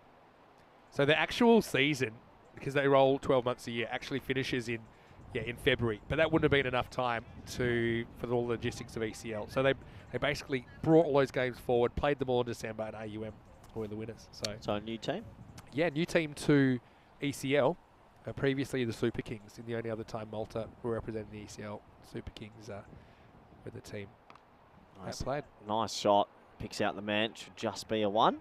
It's a great opportunity. They've got some players like Darshit Patanka, who we saw opening the batting for Malta in the ECC, the tank. What ended up happening with that court case in the Greek? In the Greek cricket? I don't know if the court case actually happened. Wasn't that because there was a dispute over who's going? There was a dispute over eligibility of players and all these things. I don't know too much about it, except that Byron, who were the ones that were listed to us, they've been confirmed by the federation that they are the ECL team from Greece. So all's well that ends well. Well, yeah. I mean, I think that obviously, like I said, we talked about it today. There's always some sort of internal politics that people have different views on. something that you just hope the games run fairly. But I mean, like everything, it's not just in this region. Everywhere you go, there's different factions that kind of different opinions on things. It's pretty good over this from Morose. Just keep full and straight. Johnny G cleans up. Yeah, they're just doing enough to stop the rate. There hasn't been too many boundaries. Wazzy Mubbas, who bowled the ball that that led to Johnny G being headbutted by the medic. He's in the chat right now. Hello, Wazim. Well bowled, Also Wasim. a guy that we saw playing for Malta in the ECC. Good little slow ball there. And pushed again into the offside. Maybe just a lack of intent at the moment. Pretty clever over this from Morose. I think he's had variations, but he hasn't lost his control when he's used them.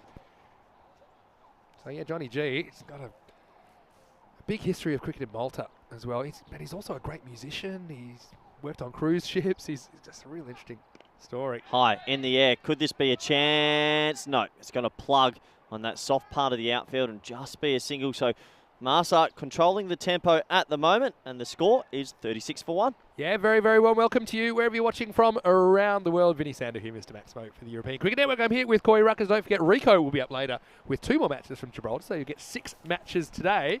Got to say, you're looking very nice in your VOC jacket as well. Yeah, pulled out the old... I just Are thought... you going to tell us you're going to play for VOC in the ECL? Someone's coming up, or what? No.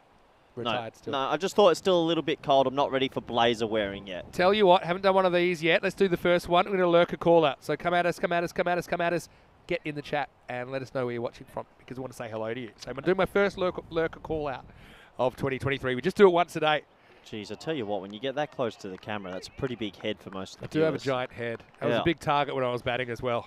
That's why people always trying to hit I can imagine. So let us know where you're watching from. I only do this once a day, so maybe some people are watching and they don't really have the chance because they're working or they're kind of otherwise not able to really get in the chat much. Just get in once and say one message, say hello. Oh, And well, hello, goodbye, because that Yeah. ball's out of here. Maximo time. Kumar goes large. what a shot. Well, I just got a message from DDC asking, how do you play those balls that are taking off a length? This is how, DDC. You sit deep and you hoik it. Shot. It's a brilliant shot, but I will say there's a little element of luck of judging it here because it's actually not that short. You're just hoping you've judged the bounce right. You don't have that long to actually see it. Prasad gets a bit of his own medicine. That's well played. Third man's in the ring. That will go for. That's a nice way to play a pitch that's got a bit of bounce in it. This is a real key partnership for Masita Warriors. I think both these two, I think they're the dangerous batters from their point of view. And yeah, you can see there. That's smart batting as well. He's just kind of using the pace and the bounce to his advantage there, Divyesh. For me, even though this pitch has had bounce, it's actually been pretty consistent. Only 1 or 2 have taken off sharply. The bounce has been true. Agree. High in the air, catching chance, maybe no. Little bit of top spin on it. They should get back for 2. And we'll get back for 2. I don't think he gets a hand on it in the end. Again, some of the fielders are not really keen to get off their feet today. I've noticed that. But you've got a chance of a big hanger here if you can dive. Let's see. Oh, Johnny Grimmer. We might have to play that once more for the viewers that missed I out. think once the tournament's fine. Once a tournament, twice an innings, Vinny. He doesn't mind us playing it. Also, it went a bit viral. It's got several million viewers at the moment. Several million views. That's good fielding. Oh, that would have been unbelievable. That's a bit of indoor cricket fielding, Vinny. The flick throw. Just the early release from Morose. And even if this is flicked to Prasad, I think he had plenty of time to affect the run out. Wow. If you can't be good, be quick. Slow ball onto the pads and won't get this one away, but a more positive over for Masita Warriors. And that does bring up the 50. The score after 6 overs is 50 for 1. It is. 50's up now. 6 over check-in time on the target for about the low 80s. Will that be enough? Maybe. I mean, think about some of the batting that Mars has lost. Zishan Khan was very good for them a couple of years ago, but now he's playing for Gozo Salmi. Look, there's still plenty of good batters in there, but it's not quite the depth that we've seen from them in the past. Also, the Warriors, they struggle a bit with their batting depth. That's why I think this is a really important partnership for them. Yep, fair enough. Looks like we're going to get a bowling change. David Athwell looks like he's at the top of his mark. Just flicking that nice shiny grizzly Now, balls at the end. if you're a fan of taking the pace off the ball, Athwell's your man. Oh, okay. Here he is. Here we are. Oh, slow run up. Oh, that's a cheeky little outswinger. One of the quicker balls I've seen him bowl, actually. That's awkward to He might play. have been in the gym. But you know what? The thing about Athwal, he is just stunningly accurate. That's it. That's his bread and butter, right? And you can see that first ball right on the money. Miserly. Yeah. Good contest, this, actually. Oh, that is a Gundy ball, and adios pelota, 6 runs. Second one wasn't as good as the first, I'll be honest. I mean, it's pretty close. We might see this from side on if we get a chance. Oh, that's a no ball for Moore. Yeah, it's true. I mean, he's one guy that will get the ball to drop. I think it probably could, considering what we've seen today. Now, it actually was okay, I think, when you see the contact point. But let's see if we get a good look at it. I thought you said he was very accurate, Vin. Yeah, normally. I think that probably is dropping below the waist. He's kind of, you look at his back leg there. I think this is all right. Well, I'm normally wrong when they look at things. So it will be 6. Yeah, that was the gundiest of Gundy balls, really. Let's get back to the action here. So, yeah, Athwa, let's just call that 1-all. Yeah. Yep, gets that one all wrong. Nice Shot by shot. Kumar, though. He's a real exciting player to watch. Oh, he gets it again, and 6 more runs. Nice shot, using his crease well, and adios pelota. Yeah, he gets that little bit of outswing. It straightens down the line, but just the initial line's a bit wrong here. Look, it's a ball that probably if he misses it, he might be an LBW candidate there. But, yeah, Athwal, yeah, he's just got to get that line moved over a little bit to the left. Divyesh having a party here so far. Big thanks to all the lurkers that have popped in already. I'm going to mention you by name in a second. I think we mentioned Wazim's here already. Hello to Liam, and hello to Marnus, to Neville, to Mikey, who's lurking from the UK. Well, he's from the UK, but he's lurking 50 yards to my left. Hello, Mikey. Give you a little wave. Athwal, come back ball. Well, I've completely thrown Athwal. I know my voice carries, but I've said he's one of the more accurate bowlers.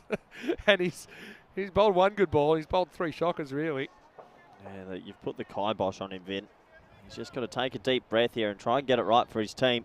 Hello to Kabir as well. Come on. Oh, no. That'll be a wide as well. Good block by Johnny behind the stumps. Yeah, so hello to you, Mikey. Hello to Princey watching from Washington, D.C. Hello, mates. Hello to you, Princey. Washington, D.C., hey? And James Stewart is lurking while working. And he's watching from Estonia. Hello to Desraj from Wow. Wow. What a toe ender. The world stood still for a second there, didn't it? And Athwal, well, he's probably not the quickest off the mark. He won't mind me saying it. I'd like to see a foot race between him and Johnny. That's pretty much what happened here. And neither of them got out of the block too quick. Oh, wow. What a shot. Pulled high. Chance. No, 6 more, and it just gets worse. And this over, Vinny, it's gone magical. It's gone magical, 21 now. David Athwal, yeah, just having a few issues, but I guess his first over the tournament, I suppose. Bit of winter jitters, Vinny. Yeah, it can happen. Yeah, big hello to all the lurkers. Keep them coming in, by the way. Hello to Wazza as well. He's watching from Australia. Nice to hear from you, Wazza. Oh, and he gets that. So that's maybe one of the best shots of the lot. A big sweep for 6. The over goes for 27. It's the biggest over we've had today. And the score is 77 for 1. The Warriors are out of the cage. 27 off the over. And it started so well. But yeah, extras and just slight erring in line from David Athwal. He goes the journey. Walking stick 77 for 1 after 7. Just a reminder, more cricket coming up tonight. So there's a 5th and a 6th match in Gibraltar. So we've got the Rugby CC taking on the Pirates tonight. And I really enjoyed watching some of the guys that I met last year in Gibraltar taking part in that series. It's a big series as well. You've got 62 matches there. We're into day 12 tonight. Rico Full is standing by, and they will start in it's about 6 hours' time, actually. So there'll be a little bit of a gap between the end of play here. Probably a 2-hour gap, 2.5-hour gap between the end of play here and the start of Gibraltar. Tune in for more ECN cricket action. 49 the partnership now as Ahsan Ashad comes on to bowl. Yeah, pushed into the offside for a single. They just need to take a wicket here, do Masa. Peg it back a little bit. Hello to Sven Prinsloo as well. Nice to have you with us. Neeraj Khanna, well, ordinarily we see him playing for Masa. He's just said I've commentated cursed David Athwal, and I absolutely did. It's Where did that saying come from, Vin? what, the kibosh? No, the commentator's curse. high in the air. This should be... Oh, he's misread it. I think it might be 4. I think it might be 4. Well, I don't know. Well, Let's have a look on the replay. It's been signalled 6. Mohamed Suleiman, he just misjudges it. He comes in when he just needed to stand still, and it was 6. Oh, well, there you go. Yeah, I mean, I still think he's got to play on that if he camps inside the boundary, but we see it happen all the time.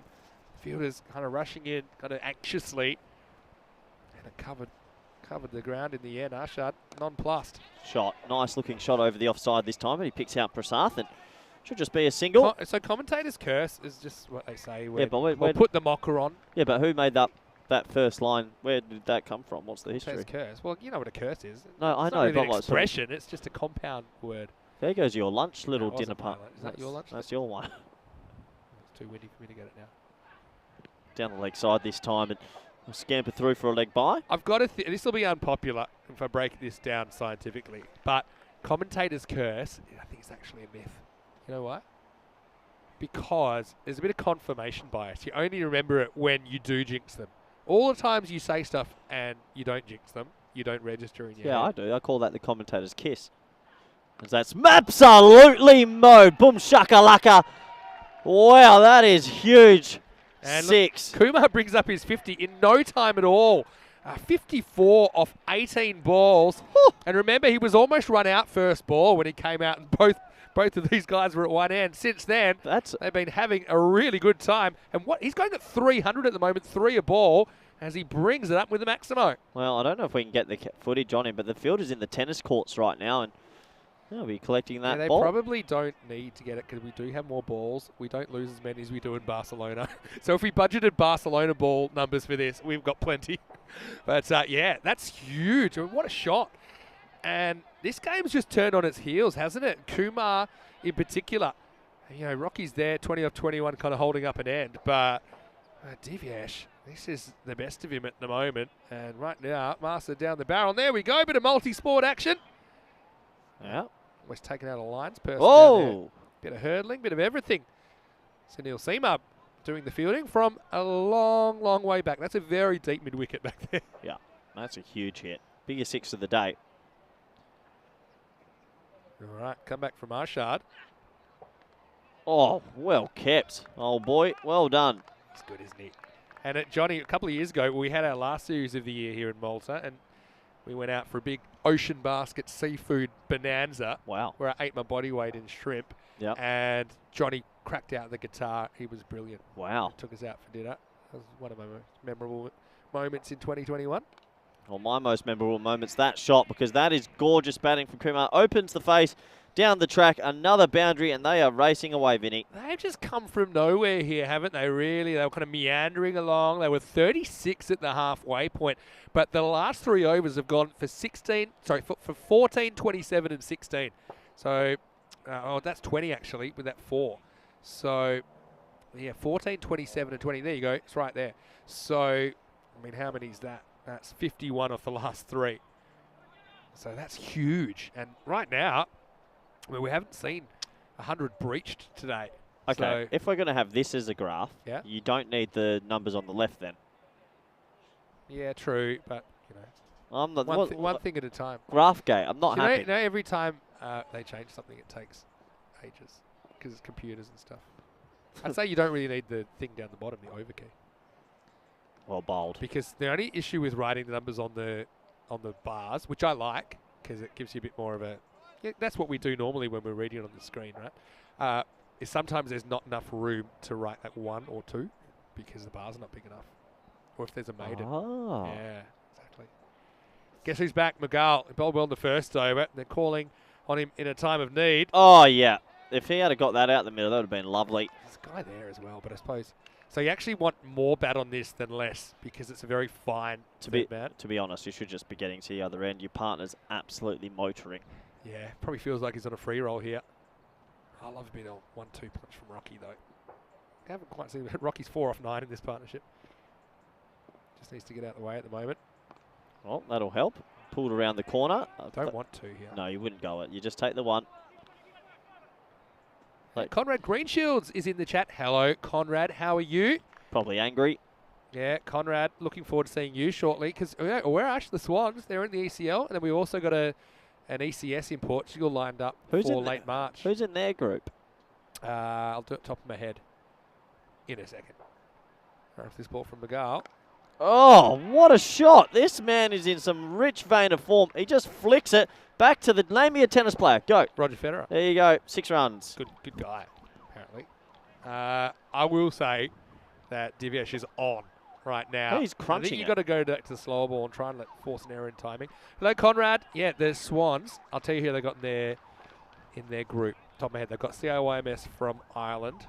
I think they've got Punjab Lions Nicosia from Cyprus. Oh, that's a tough group. Was that the same? I think they've got the Turkish team in their group. Oh. Istanbul KSK. Hey. Oh, wow.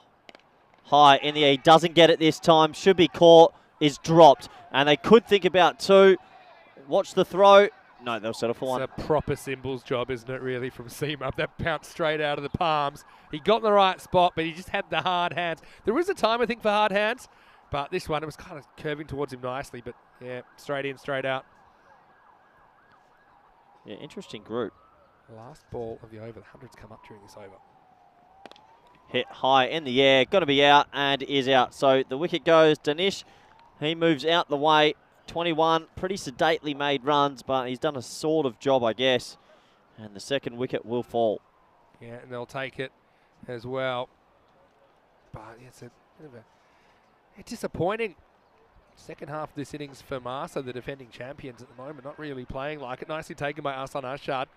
So 105 for 2 off 9. I mean, blessing in disguise, though, maybe for the Warriors, because if they'd run 1 there, then it would have been Rocky on strike. Instead, they've got the main playmaker here, Divyesh Kumar on 65. Yeah, so that group, it's CIYMS from Ireland, Punjab Lions Nicosia from Cyprus. They've got Ariana Keefe from Sweden. That'll be interesting. They any good? Yeah. Oh, look, their team that they knocked Albi Zalmi out of the running. And, you know, Albi Zalmi made it to the top 5 last year. And then they've got Istanbul KSK in their group. So, and where Ash? They're kind of smokies there, I think. And I wonder if they'll go a couple of wild cards. Well, yeah, knowing AB de Villiers. yeah, knowing Conrad, he would organise some South African to come in. Oh, wow, is that a pink helmet? That's pulled away into the leg side. And 4 runs. Well, 4 more. You don't go the foot fielding, Vinny. That's why. Yeah, so I think it's a light red helmet. This is just perfectly placed. And, yeah. Is that flag in front of the rope? Yeah. The rope kind of sits behind the flag a bit. Oh, okay. Interesting. Never seen that. Yeah, well, it's got to be one side. So what happens if the ball hits the flag but doesn't hit the rope? Flag's part of the boundary. Okay. Good comeback. You know, Morose has bowled really well in this game. Are the Cypriot team in that group the team that was there last year? Yep. I don't see the Swans getting through their group. Okay. I think, didn't you normally when Conrad's not in the chat, you're always saying they're the smokies to go through. Not this time. And now, unless they've picked up 2 really good wild cards, I don't see it. You're telling me about bringing South Africans in. Did you not bring in Daniel Dorcaya into the Spanish setup? He's Spanish. Got a passport. Technically. Hello, Daniel. Hit hard, leg side. Use your hands. 2's on. Good use of the hands. Good throw. Should be out. Is out. It's going to be a diamond duck for the man with the pink helmet. And when you pull a pink helmet out, that deserves to be a diamond duck. Mohan's done the right thing there. It's really unselfish. And to be honest, it's a side on. I would be going to the keeper's end there because it's not really closer to go to the bowler's end. Because look here, he's on the back foot, and I think it's worth a punt to try and get Kumar out. He's the one that's motoring. Instead, okay, look, yeah, well done. They get the run out, but I think that Masita Warriors are pretty happy with the trade-off to get Divyesh Kumar back on strike. He moves to 70, but really unselfish, but good game awareness from Vipan Mohan to sacrifice himself for the good of the team there. Yeah, well said, Vin. So last couple of balls of this innings. This will be a real test for Masters batting. 3 to come then. Tony Lewis on striker's end. Edged away and caught. Well, the good times, they will end this time. A nice smart catch by short third man. And it's a thickish edge, and Morose, he'll be pretty happy to pick up a wicket. Yeah, Morose deserves it, really. You've got to say it's been a great innings from Divyesh Kumar. Nice little bit of catching there. That's Wakas Khan. He almost got near one earlier. But, yeah, this time he takes it. An important one, really. That might save you 10 runs the way this has been going. And, yeah, Marsa, defending champions being tested. Yeah, pick that one up early. Pretty good technique as well. Just cradled it in. Conrad, if you're listening, let us know who your wildcard players are. We know squad lists have been submitted. Conrad's got a very good point. Happy that Rico has replaced that one commentator for the Portugal series. Of course, you and me were there last time. It's me and Rico this time. I do need a break from Portugal. No, Portugal got the better of you a little bit on that twice. On that Winner. tour. Who have they got in as wildcards? I'd be curious. They would have got someone decent, I imagine. They can. I know they asked Daniel Doyle. Did they? Yeah. I saw the Instagram messages. Daniel asked me, should I go play for this team? I was like, they're Portuguese, Daniel. As a Spaniard, you are not allowed. I'd love to play for Werash. I'm just saying, probably working, right? Well, they've got the Turkish team in their group, so Conrad might be able to strike over 200 for the first time in his T10 Remember life. when you said that you were not going to be nasty to the viewers this year? That was your new I said resolution. moderators. Viewers I can go at. Conrad, you've got a spanner. 2 to come. Here's Schedule Joy. And he Oh. gets knocked over. That's a really good piece of bowling. Team hat-trick, Vin. Yeah, well, it is. And actually, Monroe's is on an actual hat-trick with the ball to come. You know, one thing we haven't had in season 2023, it's been going almost 2 weeks now, we haven't had a hat-trick, we haven't had a 5-wicket haul, we haven't had a century. So, Monroe's could be hat-trick taker number 1. Wouldn't you love to be top of the honour board? Because we've wiped the honour board now. Oh, so we... Because that was the 2022 honour board. We had 40 hat-tricks in 2022. 40's quite a lot. Yeah, you'd want to be top. You'd want to be getting this one straight. But last year we had like a drought. We had 5 weeks of cricket without a hat-trick at the start of the year. Yeah. And if you're going to get a hat-trick, new batter, last ball of the innings, probably a pretty good time. Yeah, you want to get it nice and straight on the stumps. They miss, you hit, hat-trick. Chances you might go to Portugal as Spanish coach if you have an ECI there. Is that right? Are Sorry? you down for an ECI? No. Never mind. Hat-trick, last ball. Oh. Edged away. And it'll just be a single. They might think of 2, which is... Impossible 2. Impossible 2. Oh, it's not impossible. The keeper's taken a tumble. Well, how have they got 2? That's the greatest bit of running you'll ever see. You'll never know if you don't try it. Johnny G doesn't look... He's acting like he saved overthrows here. He launches himself. Look at this. He made that look like that was the widest throw. Oh. I love the dirty look back. That missed by 1 stump. Well, Johnny G, get your pads on because you got some batting to do. It'll be 112 for 5 of 10 overs. Can we have that one more time before the highlights? That ball was thrown about an inch away from off stump and he's just fed it to the fielder. Oh, my Oh, word. look at this. The fielder's smiling at this stage. Watch the fielder. He's like, got a "You're not laugh. getting to. And he's Nice like, and that's a great throw. And oh, no, it's not. Well, luckily, the medic wasn't there to finish the job. Look at Johnny saying, what are you doing, mate? Hit the stumps. Anyway, so it's going to be 112 for 5 in the end. That's my confirmed score. 113 will be the target. And plenty to talk about. The defending champions. Slightly different looking lineup here. Noha and Magal. Johnny G. He was leading them in this one. Farhan Masi got going. But yeah, a few missed opportunities. I don't think Mars will be very happy at how they fielded in this innings. And really, you got to give it to the Warriors. They took advantage. And this key partnership between Rocky Dianish and Divyesh Kumar was the instigator for this very competitive score of 112. Yeah, absolutely, Vinny. It was these middle overs that they got away. They lost a couple of early wickets. That was Prasath, who, well, made an atonement for his mistake in the field. He picked up the first wicket with the inside edge. Yeah, look, he's a big kind of question mark in their batting lineup. Will they open with him? Will they bat him 3? This one could have been the partnership over before it even began because it was almost a foot race. Prasath realised he was going to lose it, so he threw on the run. He missed, and then it was over to Kumar. Well, his 70 was the standout innings of the day so far, Corey. Yeah, it was. You put the kibosh on the bowler, unfortunately, and he took him to absolute peace. This could have been a half chance if a better fielder was stationed there. But in the end, he got away with it. He hit some big sixes to the tennis courts. We tested your tennis knowledge, Vinny, which he passed in flying colours. And a really impressive 70 runs all off the bat for the man on your screens right now. The fielding wasn't too bad for Master. A couple of opportunities missed. They kept themselves in the game as much as they could. And this was an unselfish run out right at the back end. A team hat-trick you don't see every day. It was a good effort. Yeah, and look, got to hand it to Morose. I mean, that's a clever slower ball. Schedule Joy, we'll probably see him with the ball. He's the skipper of the Cedar Warriors in the second half. But, yeah, this is the one at the end where you've got to set the bar high as a wicketkeeper, but he basically trips up. His feet are too close together and it makes him overbalance. And, I think Johnny probably knows that was his fault, but still, when you're the captain, it's your prerogative to blame who you want. Well, look, that's just one run. Might not make a big difference. They bat well. They can get this. 113 is the chase, but we haven't seen too many 100-plus chases here in Malta, but it does happen from time to time. Rocky Dinish with 21, but the real outstanding player was Divyesh Kumar, 70 off 25, and his innings was pretty good to watch. 8 Maximos and 3 4s in there. And really, it was just those two that did most of the heavy lifting. With the bowling, case of the haves and have-nots, 2 for 14. Morose, I think he was really good. But Athwal, yeah, his 27 run over really got the ball rolling, didn't it, for the Masita Warriors?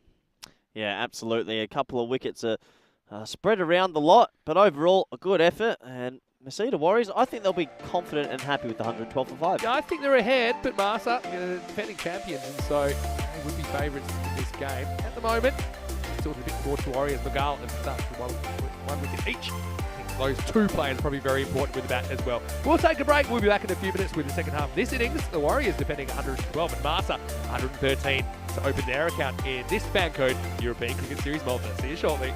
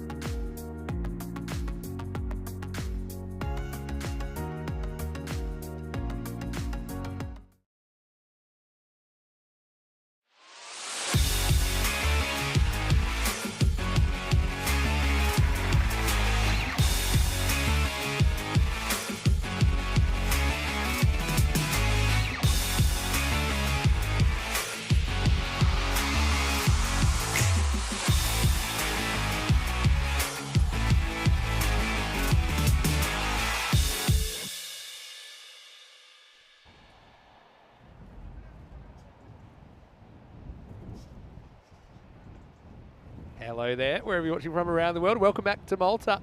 Bit of cloud cover at the moment, so a little bit chilly. Around about 14 degrees right now, which was the expected maximum. And we are getting ready for the second half of this match 7. Well, it is match 7 technically, but it's only the third match we've been able to play in the series because yesterday was abandoned. Those 4 matches, 1 to 4, planned to be made up later in this 4 weeks. But right now, defending champions Malta got their hands full. They're chasing 113 for victory. You see the Warriors out defending their 112. I think they'll be pretty happy with that. Divyesh Kumar had a day out with the bat. 8 Maximos in his 70 off just 25 balls. Well supported by Rocky Dinish, 21. Funnily enough, they both faced 25 balls, and one batter got 20, one batter got 21. But I guess it's a partnerships game, isn't it? 112 very healthy. It's going to be Shijil Joy, the captain, to open up. We're not seeing Johnny G opening as listed. Let's get going. 113 for victory. And starts with what looks like a boundary, or is it? And that's a proper plug job. And it's only going to be 1. Well, check this out. I mean, he gets a fair piece of this. And no credit to Vipin Mohan. You look at this. He smacks this. And I thought this was 4 for all money. But then bang. And well, that new ball isn't as shiny as it was a moment ago. It'll be a long single for Mohamed Suleiman, who's out there. He's opening the batting with Fanyan Magal. So, look, 2 players that love to play a lot of shots. I don't think they've quite got the batting depth they do sometimes, though, Master. So, wickets will be crucial for the Warriors. This is a little bit short, and that's 6. Forget about it. Maximo, Fanyan Magal. Yeah, sometimes a bit critical when he bats too low. I like to see him up the top of the order. We've seen him be effective. You know, the longer the ECS has gone at that top batting position. And that is one way to get your eye in 6 runs. Shijil Joy. Just start testing him out with a ball short of a length. And thanks for coming. Comeback ball. Hey, pitches up, but this is Whippington's to the leg side, and this is going to be 4 more. 6 and 4. Then Fanyan looks hungry for more. And this is a very healthy start for the defending champions. I mean, that's the ball. You've got to be confident you're hitting that, because otherwise you plumb LBW. Over it goes. Big hello to Wazza and everyone in the chat as well. A few questions about how old the keeper was for Marsa. Johnny Grimmer, who's leading the side today. Well, I found out he's got a birthday coming up in a couple of weeks. He'll turn 64 on the 16th of February. It's a slightly slower ball that curves out, but it will be a wide. Shijil Joy's a very clever bowler. He won't mind Mughal going after him. He'll think that he can induce a mistake. Got to say, them Cedar Warriors looking very nice in their kits, as are Marsa. And the green, which we've seen them sporting the last couple of seasons. But yeah, the power play also important. They'd want 30s as a minimum. Marsa, they're on the way there at the moment. Just hacks across this one. The inside half of the bat is still going to away for 4. Well, this really shows the story of this outfield. If the ball goes along the ground, it tends to run pretty quickly away. And that's just really a thick inside edge. But you saw the first one from Suleiman. He actually hit it hard, but he hit it aerial, and it just plugged. Didn't even go for 4. So, by luck of design, Nagal finds the boundary. 16 off this first over already. Now he gets one that's begging to be hooked, and that's exactly what he does. Maximo! The first overs have been trouble for the bowlers today as another one goes magical. Not just the length here, but the line. He was able to get inside it pretty quickly. And pretty risk-free shot. 6 more. When you're chasing 113, it'll be the biggest chase so far. This is the start you want to make, and Shijil just can't quite get it right this first over.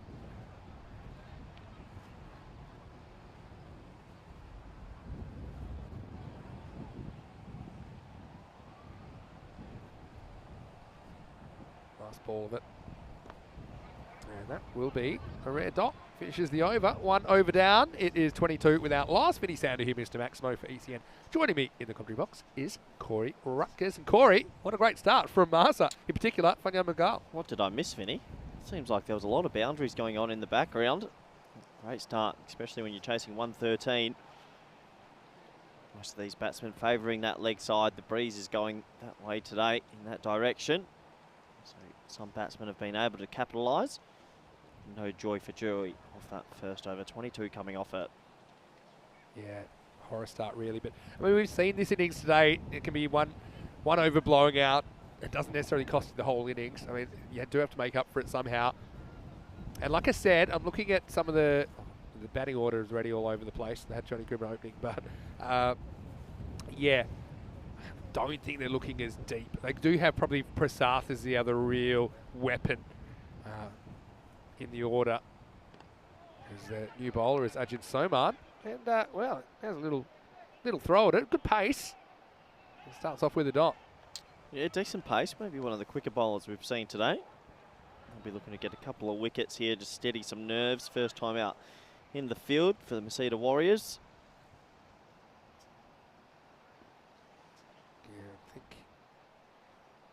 I think these second 2 overs of the power play, or the overs 2 and 3, are going to be really crucial here.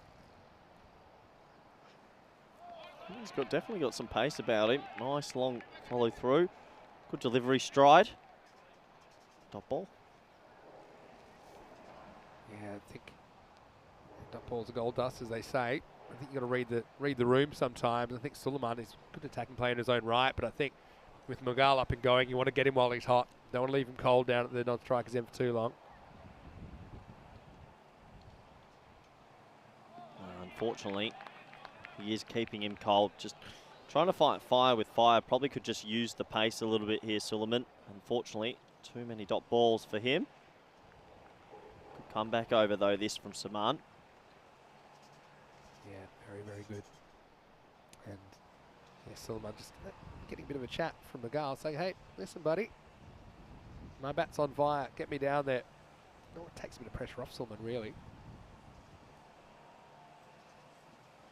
He tries to smash it, and he does, and this will test the outfield. I think along the ground, these are normally running for 4, and that's exactly what happens. Suleiman breaks the shackles with his first boundary. Yeah, that's a nice looking shot for 4. He finally catches up with it. Fair bit of wood through extra cover. Just swats it away dismissively. Nice 4. Yeah, nicely done. But Soman needs to try and break through here.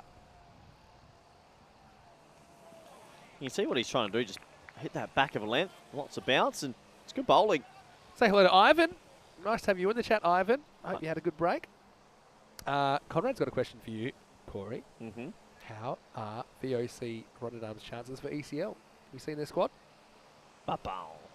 I have seen their squad. You haven't seen it? I have seen it. No, I have seen it. I don't. Oh.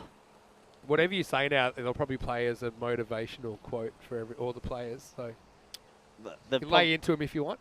31 teams there. That's right.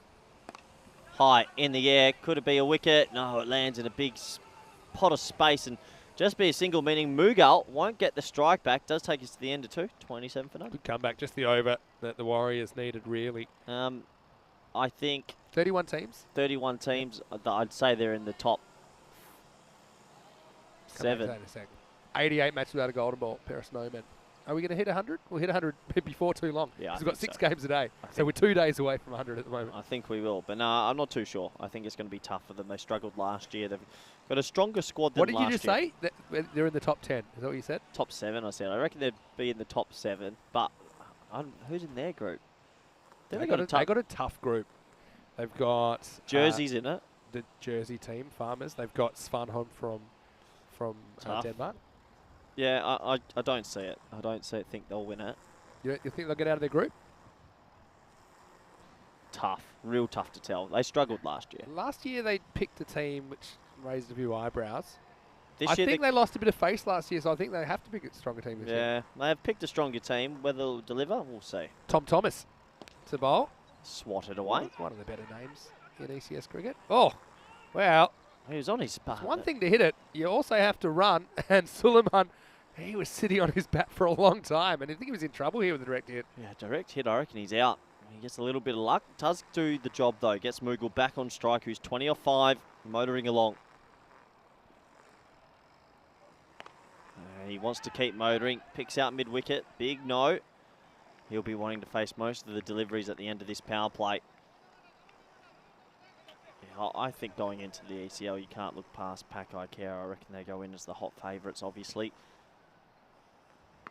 Oh, he's absolutely horned that. Horns, baby. 6 runs. That's big. I mean, that's 6 on any ground, really, the way he just... on replay. It's not 6. No, it was, obviously that wasn't the right ball. But, yeah, he gets under it. And he's got real fast hands, got real fast wrists, doesn't he? And, yeah, here we go. Tom Thomas. Not the worst ball we'll ever see, but like the old rug sail, everything had to go. McGall has to be stopped, otherwise this 112 won't be enough. Yeah, tries again to that leg side. Toe ender this time, so just the single. Dave, just mentioning maybe we can show the tattoo again. Yeah, probably organise that. But, yeah, it was quite a shot. I mean, anything he does get a bit carried away sometimes with that leg side, becoming a bit one-dimensional, Funyan McGall. But, I mean, he's got such a good eye. If you give him length, then he can do it. Hello, who's in the chat here? Your Max boy, O'Dowd. Maxie O'Dowd. He'd be, you know what Maxie'd be doing? He'd be sitting in a hotel in Bangladesh, probably playing some video games. He's loving and watching Bangladesh, I heard as well. I know we've got a lot of Bangladeshi viewers. So it's pretty exciting to have Max in here. He's playing for the Chittagong? Chittagong? Something like that. Chattagram. I like the That's a great sponsor for them. The Chittagong Chattagrams. I like the colour What of is their the kit. Chattagram? Is it like an SMS? I got deleted from that. Hello, Maxi. How are you? How's the BPL, Maxi?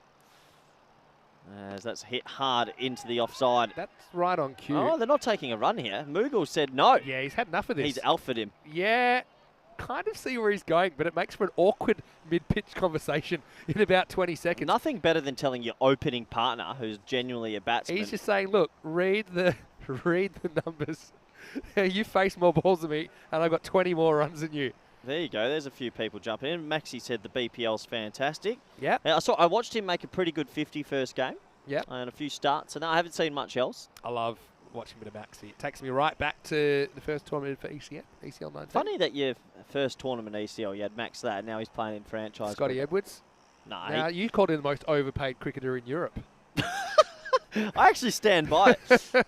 If Scotty Edwards didn't freak out and change agents, he'd be in Bangladesh. If Scotty right Edwards was paid by the kilo that he is, Whoa. he'd be cheap. The creature.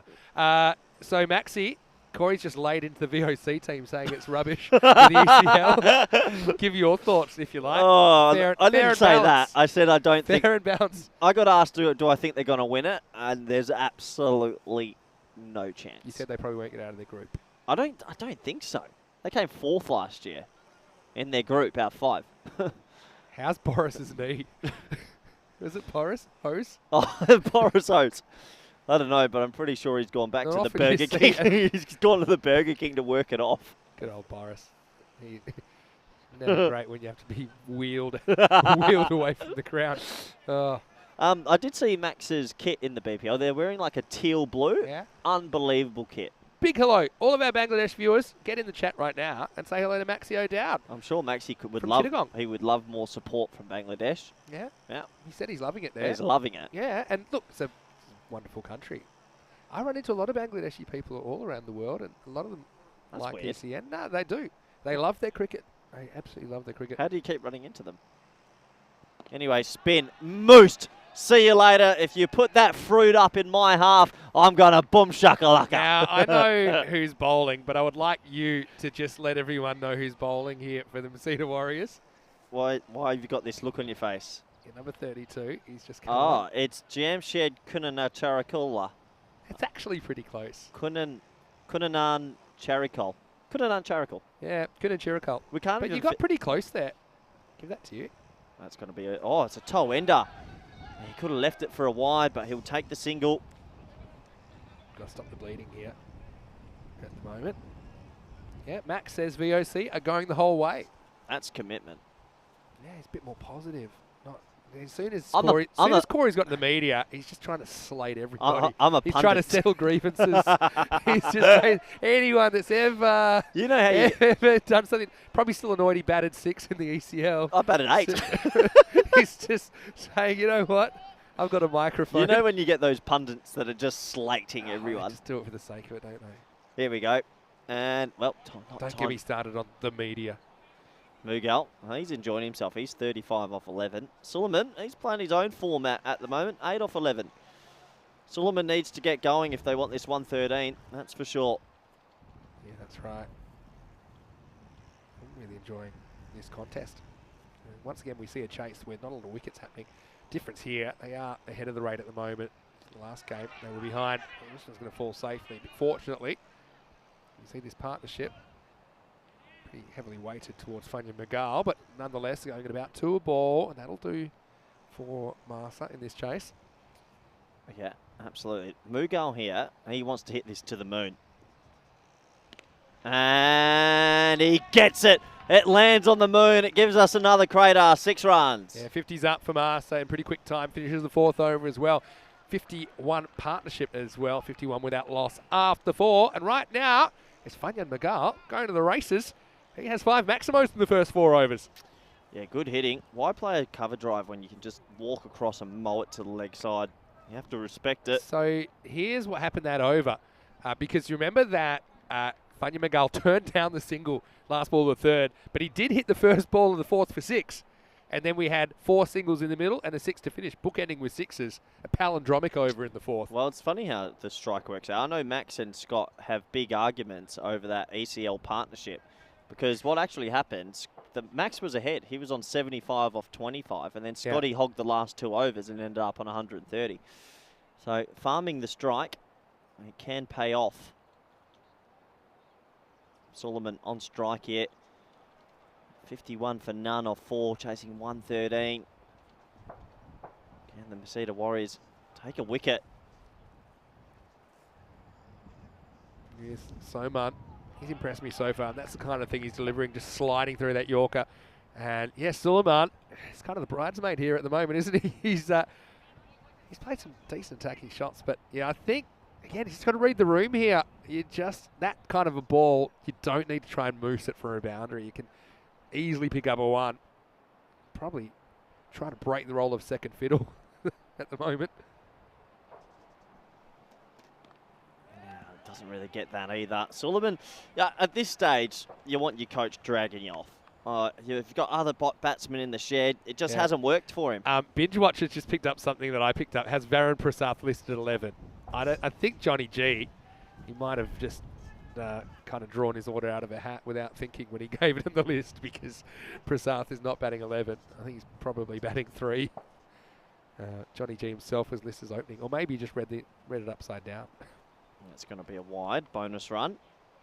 Yeah, Conrad saying it in the chat now, retire him. Yeah, this is something that has to happen more. I did it. I got it once at the ECC. You talked a big game about retiring, and then you chickened out. What are you talking about? I retired. You eventually, when they had a gun to your head, you did. But you... I didn't have a gun to my head. You chickened out quite a few times. I retired Bajwa, and what happened? Hamza walked in, hit 3 6s, and we won. Eventually, you had the guts to do it. Pull your Before head in, then, you were too scared. You're a debacle. That's a nice shot. Where was your big R sign? You said you were I want to do that. I want the coach to hold up the big R sign. Order it now, so it's ready. We'll get it delivered to the Sunset Beach Hotel. Are we still staying big R sign. Yeah, Corey, I made friends with the CEO of Sunset Beach as well, and he guarantees he'll be in the room between the 2 laundries again. It's not the only friend no you've made at Sunset Beach. Yeah, we always have a good time there. Anyway, Mughal's on strike. You know what he's going to try and do. Oh, well bowled. Keeping it wide outside off, but unfortunately that's where you got to bowl to him, though. I mean, especially if you're sliding the ball away. But I think what we haven't seen too much of from Magal so far is him having to deal with Yorkers. Namish Meta's in the chat. Hello, Namish. You know Namish. He was a tall left arm offie for Belgium when I was going. He was a legend, and then Belgium banned everybody, and I've never heard from him again. Ridiculous. He was a very, very, very good bowler. Hello to Jacob Stewart as well. He's saying hello to me. Shot. That's a lovely cricket shot. Well, when you've got pace on the ball, just use it. 4 runs. This is what I mean from Magal. He can get carried away with that leg side, but look at this. I mean, that's a perfectly executed cut. He gets that back foot back and across. And I just think with the kind of fields that you have in ECS, you don't often have that an outfielder in that quarter of the field. So they're going to obviously try and bowl to him there. He should play that more often. And now he becomes a real tough proposition to bowl to. He's 45 off just 13 here. Yeah, nice looking shot that time. He holds the key, the golden ticket, you could say. Hold Mughal. Oh, big appeal, shake of the head from the umpire. Interesting one. I mean, it was kind of leg stump-ish, but my initial reaction was it wasn't that far away. Yeah, probably just missing by a skerrick, but really, yeah, probably just, and I mean just missing. I know we're going to try and get Dave's tattoo up in a minute as well, if we get a chance. Last ball of the over coming up.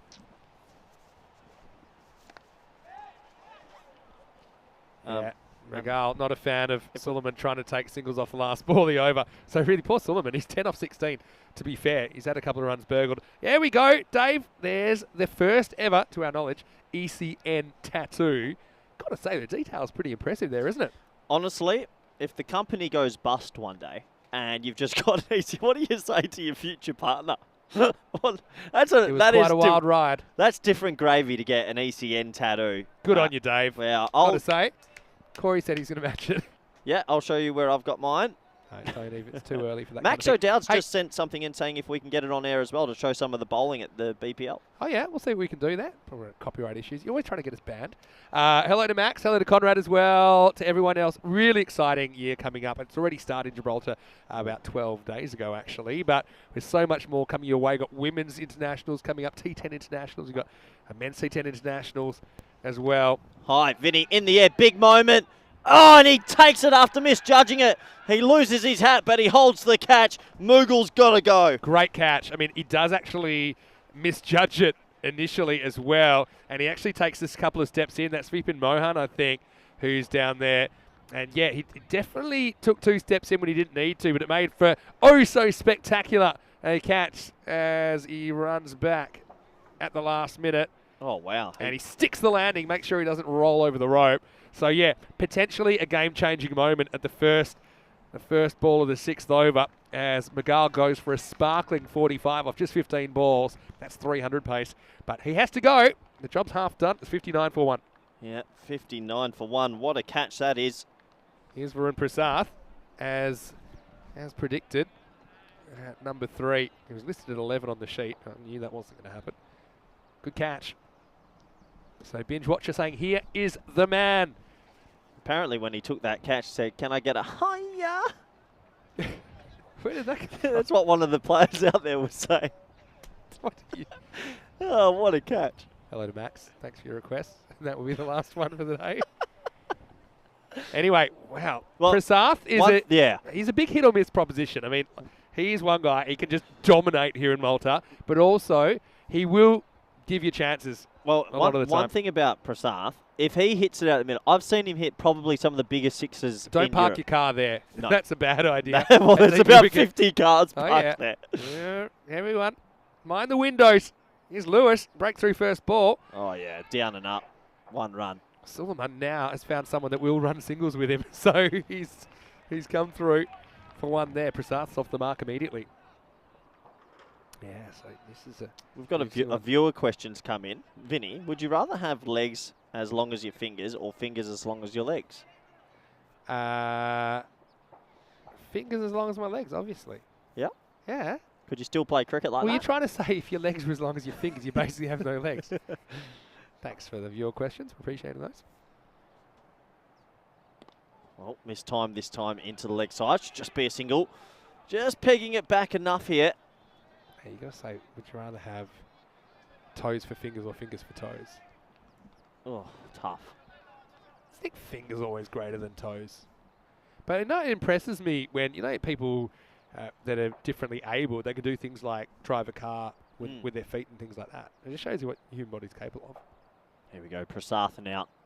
Right, it looks like he's going to get himself in with that shovel technique. He's playing Professor Careful, but this isn't going to last for too long. He's going to go sooner or later. Yeah, that's 2 defensive shots. Is he now trying to send this one to the moon? I think he's a bit of a numbers player sometimes, got to say, Prasad. But it also depends what Lewis serves up. It's been a good over. Oh, cut shot. Nice looking shot. Well, third man's pretty square. Just the one. So here's the thing. I know you like to get technical. I don't always get very technical. But one thing about Prasad, for a player that is as good as he is, he misses a lot of balls that miss leg stump. So a lot of balls go between his body and the stumps. And you don't see top-class players. You don't see that happen very often. but he also seems to get away with it a lot of the time. Well, hits that over short cover. They'll be looking for 2 here. It's in a big pocket of space. They should come. Suleiman's taking his time, and it's a weird little flick It's a back. classic catch from Soman off the little flick away. It'll be the end of the over. Good running from the batter. 64 for 1 after 6. Well, this game boys. is right in the Yeah. balance. They've just ticks behind the rate now required. And a big finish coming up here, I think. I reckon this has got golden ball on it. This is tight, this one. You throw the golden ball up then, Elvira. Yeah. Corey's feeling it early call. Yeah, early tingle. And you, okay, the last golden ball, I think you were with me. for Yeah, that. France and Belgium. No, not the France-Belgium. Or maybe it was Rico that was with me. Did you? No, I thought it was the first half of the tournament. You did Group A, right? I think it was, no, actually, it was the start of Group B. So it was just when Rico joined, and it was Repol Warriors versus Hawks. That was, Yeah, I wasn't there for that one. that's Prince's team, Yep. Repol Warriors. Good player. 24th of November. That's just after you left. You know, Prince's name is Prince. Yeah. Sent me his passport the other day. I had to book him a flight, and it just said Prince. Surely gets the free upgrades. Surely gets the best You see name of there's the there's continent. Prince. Yeah. Anyway, Prasath, 2 off 3, 49 off 24 required. Game on. All right, here we go. And guess who's coming back? Shijil Joy. He got moosed for 22 in the first over by Magal, but he's gone, so he's going to come back. Nice looking drive that. He's going to pick the fielder out. Should just be the one. It's a good shot from Varun. Again, he's one player that I think sometimes when he gets going gets a bit leg side conscious, trying to hit everything there. But I think that's a sign, technically, that's a pretty good shot. But yeah, Suleiman, he's in the doldrums, isn't he? 13 off 18. Yeah, you've got to be dragging him. So even if you give him the 2 singles that were turned down, 15 off 18, not quite run a ball pace. Gone. And that might be a blessing in disguise. He could be disappointed, but I'm happy the umpire gave it out just to make sure he knew the stumps have been disturbed. He was just through this too early, wasn't he? And Shijil Joy comes back with the bang. And yeah, he was just biding his time to come back into the attack. You got to give credit to Tony Lewis, who took 1 for 5 in the last over, set things up, and now Shijil Joy. Yeah, I don't think it's a slower ball, but it certainly is slower than what Mohamed Suleiman was expecting. And he was just through that shot miles too early. Just have a look at this one, just drop on him. And bang. Just loses his form, loses his wickets. And Marsa, as so often we see in these slightly bigger chases, if things start to go against you, it can be a long way back. Yeah, he has to go. And it's a blessing in disguise, though, for Marsa. They have 2 batsmen at the crease who are mighty aggressive. They're still in this contest, but they'll want a boundary or 2 here just to steady the nerves. Yeah, so Dave saying Barty Banger as the best name in Europe. Barty Banger from Albano. What a name. Barty Banger is very good. There's a few different ones that I like to talk about. Hard into the offside, just the single. What have we got here? Yeah, this is a good one. Actually, plays for Masita Warriors, of course, but he's not playing today. Bristow Baby. Wow. And he bowled so well. Bristow Baby. His last name is Baby. I asked him. He says Dad's name is Mr. Baby. Isn't that good? Bristow Baby. Also, one of our favourites from Czech Republic, Nems Magazine. Oh, he's got him. Prasath goes. Joy comes back, and plenty of joy for him. 2 wickets in the over, and the wheels are falling off. Prasath, we knew he was going to run out of patience sooner or later, and he just chooses the wrong one to go after. And have a look at what that means to the Masita Warriors. They're a team that haven't always had a lot of success in ECS cricket, and they're looking to go after the big dogs. It's like when you go to the slammer and you try and shiv the biggest guy in the place. That's what they're trying to do here in their first game. And Prasath, big recruit for Marsa, but he swings across the line and he misses out. A really good 10 balls for Masita Warriors here because they've taken 3 for 7 in the last 10 balls. What did you say? You try to shiv someone? That's what they say. What's that? I learned it from Prison Break. I thought you'd been locked up for a night and took it a bit too serious. I did my time. Anyway, here comes Leon Thomas. Leon Thomas, good name. Can he deliver? Oh, wow, what a technique that is. Oh, old Leon goes for the back foot drive. One thing I did say is that Marsa probably not batting as deep as they have been when they've been winning these tournaments. I think they've won maybe 3 times now. They've won out of 4 tournaments. Leon's got to have to get forward here. Seamab and Leon Thomas to try and pull it out of the fire, and at the moment it's heading for 15 and over required. Chidgel Joy, what an over here in the 7th. High in the air, it's going to land in a big pocket of space. So just the one, but great response from Joy. He will end up with figures of 2 for 25, 2 wickets in the over. And after 7 overs, the score is 67 for 3. So coming up in the last game of the day, well, last game of the day from here, it will be the Warriors winning the toss and batting first. Why not? Worked for them last time. And again, I think that batting order probably isn't going to look anything like that for Marsa. But I mean, right now it's a long way back, isn't it? And so, yeah, my question would be, Divyesh Kumar, I'd honestly open with him. I'd open with the 2 that built the partnership last time. That's your plan A. Or maybe you shield him from the new ball. I don't know, 10 over game. Anyway, it's coming your way. And there's a bit of an extended break for the last game. So the next game will actually have an extra half an hour break. So it will start at 3:30 local time, which is 8 o'clock. Why is that? Yeah. Just scheduling. You don't look happy about that. Oh, Someone hold did read on. the fixtures. That's what? So we're starting the last game 30 minutes later. That's correct. Another dot ball. Wow, this would have been gone. Let's have a look at this. I mean, it's not a wide. I don't even look at that. I want to see this from side on because Leon spends a long time trying to convince the umpire this is a wide, and meanwhile, he's moonwalking slowly, and I don't... Rocky's wondering how in the Lord's name he's missed 3 stumps with an underarm there. Yeah, well, he did, and in the end, it doesn't cost him his life, but it's falling away. So hold on, what we have after this game? We're scheduling around many other cricket games in the world, so that is the requested start time. So it'll be 3:30. It's like a dagger. Oh, that's underneath edge. You just feel with these batsmen at the crease now, it's looking a little bit too tough. Spores are wide there, doesn't it? Yeah. Looks like a pretty brittle middle order, if you ask me, Vin. Yeah, I think the game got away in the first half. That partnership between Rocky Dinesh, in particular Divyesh Kumar, I mean, you can lock him in for man of the match right now. Yeah, wild play and missing out. Yeah, these batsmen look to be so Prasath. That was maybe the last big wicket. Yeah. Well, we're down to basically 4 and 5 here, and yeah, they're struggling to really put anything together. Combined, they're 4 off 8. High in the air. Will it carry to deep mid off? It does, and he takes a nice safe catch in the end. Guess who? Your man. He's having a very, very good start to this series, and he's a confidence player. This gives him a lot of confidence. I even like that the Warriors are going to go out there and bat first in the next game, which will start in around about 1 hour's time. It's a wicket for Lewis, who bookends his spell with wickets in the end. He takes 2 for 7. Really good work from him. He was instrumental in changing the game. So 69 for 4 after 8, and Marsa, really, now it's all over by the shouting. Yeah, it does feel like that, unless a miracle happens at this back end. A little bit brittle in the middle order. I would say, I had a question here about Rico, about what he's up to. Look at the wickets and the step ladder going down. It's not great, is it? Charlene's asking what happened to Rico. Well, good news. Rico will be on air tonight in Gibraltar. So, yeah, tune in for that. At the end of the day's play, we'll be heading over to Gibraltar. Anyway, so it's like Tom Thomas, who's coming on. Good name as well. Understated, but good name. Yeah, Rico's in Gibraltar at the moment.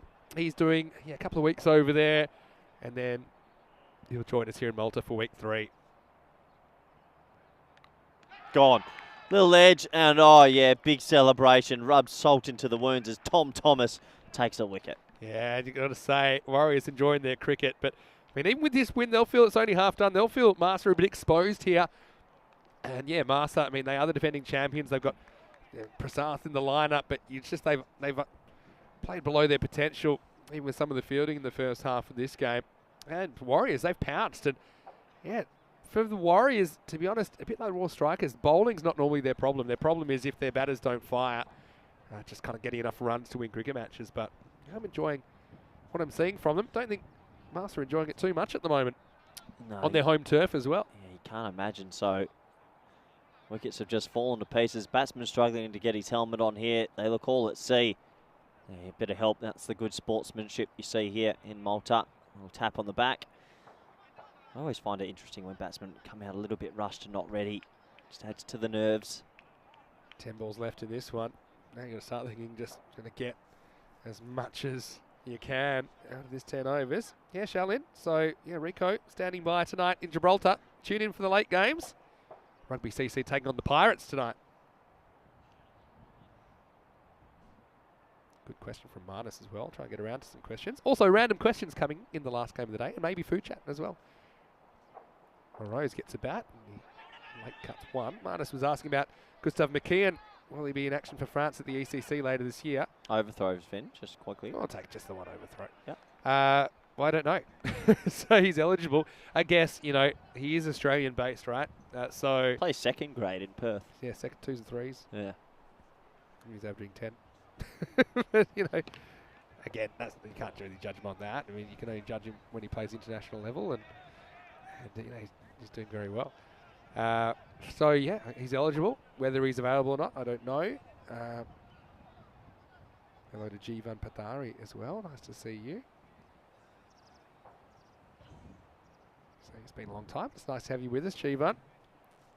Arshad gets a hit. So are you surprised how sort of longer the middle to lower order is? Kind of spotted it, to be honest. I mean, it's nothing against the guys. They're getting an opportunity, but yeah, they seem very top-heavy with their batting. I mean, to be honest, as do the Warriors. But it's a bit of an evener between these two teams. I think, Marsa's got better bowling on paper, but that's only on paper. And I think you look at Warriors, actually, their bowling has gone toe-to-toe with them, and have certainly batted better. Both teams have had one play-out that's really gotten away. But I think that Kumar outbatted everybody else in this game, including Magal, who went at a crucial time. So it's the end of 9, 73 for 5. Yeah, just think of some of the players Master are missing. Haroon Magal, Neeraj Khanna. You know, it's been a struggle for them at the moment, and looks like they're heading for basically a par score of around 80. 80 to 85 seems to be the par here in Malta. I think I mentioned last year that it was, I can tell you what it is exactly, but it was around 86. Is that what I said earlier? When I looked at the run rates from last year, it was, 86 was the par score. So slightly below par from Marsa, but yeah, well done to the Warriors. Again, they all feel like it's an opportunity waste if they don't win both games. They'll feel like they've got Marsa on the ropes and they want to sweep them. Here comes Seven Joseph, who's going to bowl the 10th and final over with 40 required. You can forget it. Tim Wheeler has a look around, says, all right, let's finish this one off. Well, hit straight to backward point. I think it's a no ball for the front foot here, so we're going to get a free hit. Yeah, it's being signalled by the umpire. Yeah, let's have a look at his front foot. As you stretch over, it can't be the front foot. Yeah, good call, Corey. No, it's for the field, I think. I think they had 6 outfielders. Did they really? Yeah. Yeah. Usually it's the square leg umpire that calls it. That's why it shocked me. Yeah, but both umpires should probably be checking. So that's good if he spotted that. Free hit then. Yeah, free hit coming up. Good keeping by Rocky, and pretty well bowled by Joseph. Sneaks through for a dot. No damage on the free hit. Yep, no damage. They've done well here to restrict them. Divyesh Kumar, though, he must feel on top of the world.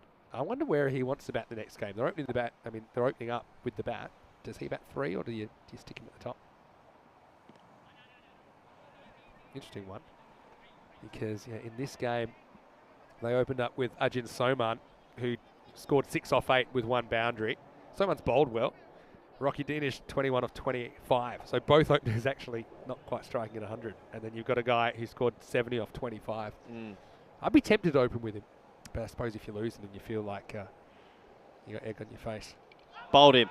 Well bowled. He gets it straight. Joseph picks himself up a wicket and a smile to boot. And the wheels have just fallen off in this run chase. They looked in control only 30 minutes ago. Unfortunately, another wicket goes. Yeah, and keep it simple at the end. Full, straight, middle of the leg. see you later. And so, yeah, not too much to crow about for Marsa, with the exception of McGall, who scored 45. Hasn't been a great time for them. 76 for 6 now with 3 balls remaining. Conrad had a question. Are Malta in the ECL? The answer is yes. And American University of Malta will be the club representing them. And yeah, they're an up-and-coming club. I remember when we first started doing ECN cricket, maybe, what is it now, 2.5 years ago here in Malta.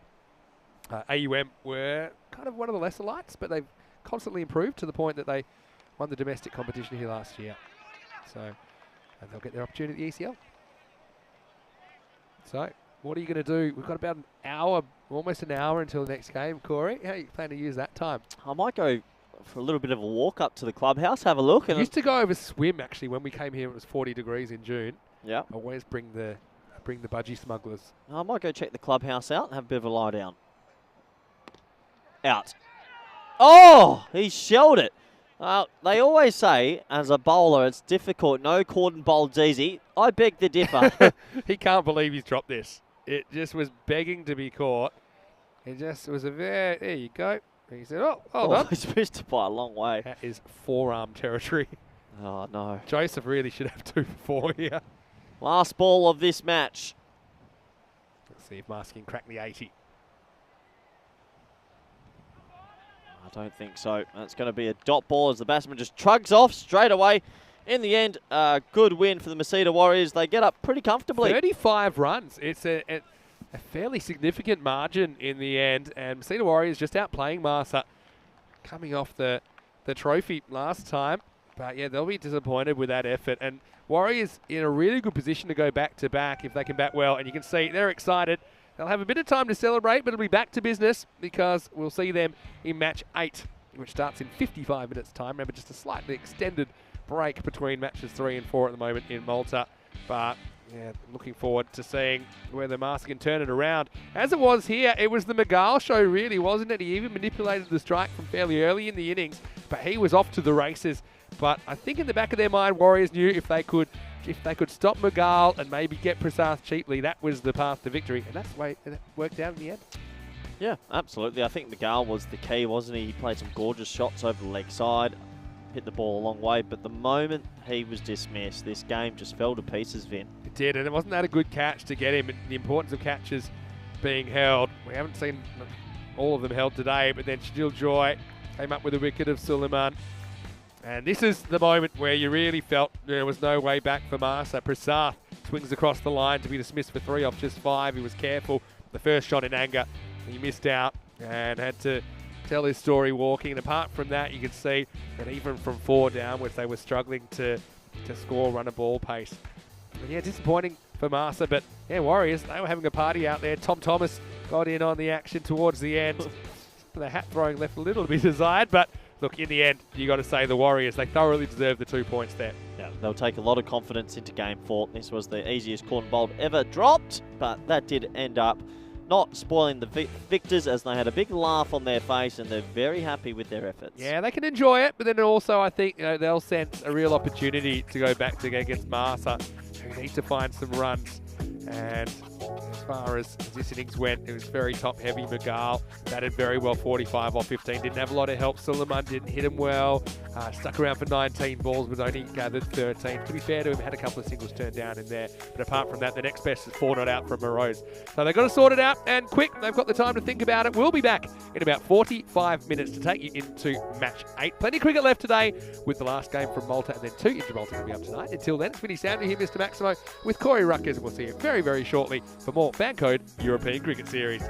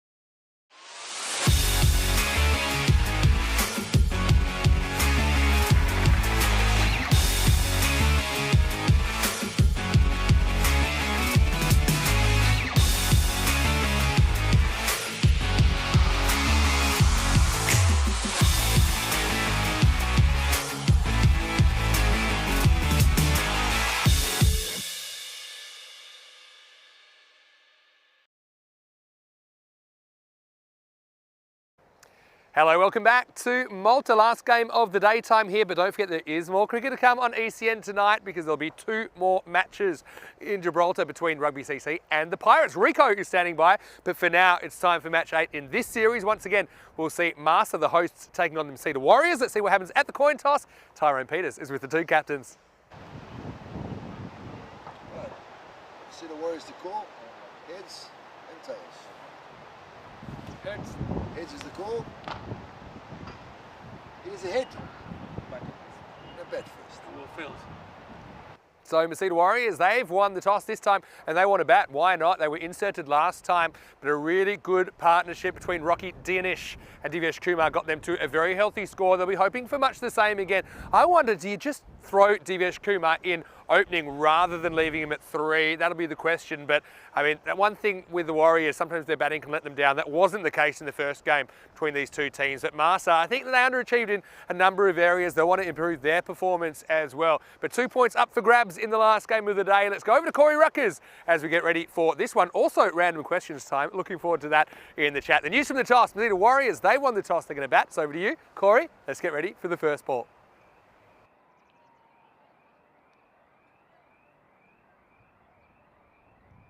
Hello and welcome back everyone around the world. It's game 4, day 2 here in Malta. Day 1 was washed out, but we've had 3 live games so far. It's been exciting. Match 4, well match 8 technically. Match 4 today, just about to get underway in the next couple of minutes. We take a quick look at the 2 lineups.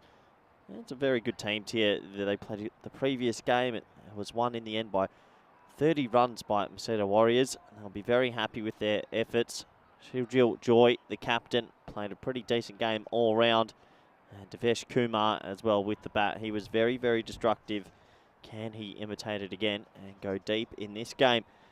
Well, for Malta, they looked a little bit behind the 8 ball in their middle overs, I should say, with the bat.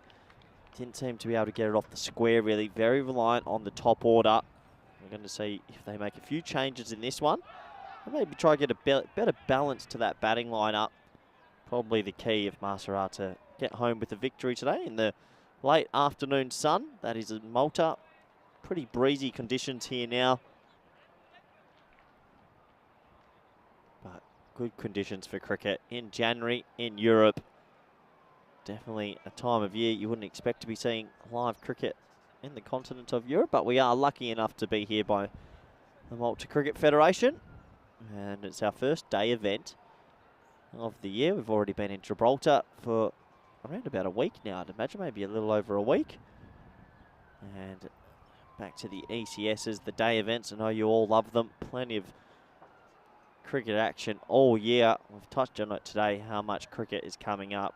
ECIs, ECSs, ECLs, ECC, women's event.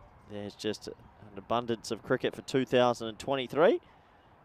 So I do hope you get to stay with us throughout and enjoy all the cricketing action.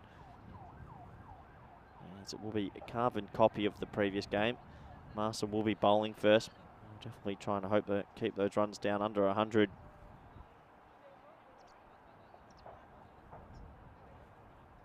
Good opportunity to welcome back all our viewers around the world, especially those in India via FanCode. Good luck in your Dream 11 teams for the last game today. And welcome everyone on YouTube and the YouTube chat. Wasmatron saying an early hello. G'day Wazza. Enjoy this game. Should be a good one. I think the players will get better and better as this competition goes on. Obviously, a bit of a winter slumber for everyone involved in the cricket fraternity. Everyone takes a couple of months off here in Europe and slowly get back into it. I do expect the standard to get better and better as this series goes on. And the standard of commentary should get better and better as well, especially with myself. Usually takes me about 20 to 30 games to get back into it. It's been a steady start after the free day yesterday as we get first ball, game 4. Here we go. Hit away to the offside and a bit of foot fielding, and that'll be me done. Not really, I'll hang around. Should have got down to use his hands there though. Single to start this one. Dave in the chat enjoying himself as well. I'm sure all our viewers are. It's a little bit of a longer break we've had until we could begin this last game. Good opportunity to sneak off. I had a little macchiato just to give me that last little bit of energy for the day. Oh, he's just chopped down on this. Would have been a wide down the leg side, but gets a underneath edge onto it and balloons away for a single. So 2 singles to start. Both batsmen off the mark now. It's been good weather today for the cricket. Slightly breezy. So it's a little bit nippy out there, especially if you're caught in the shade. Oh, the keeper's come up. He's brave. Oh, I like it from the old bull.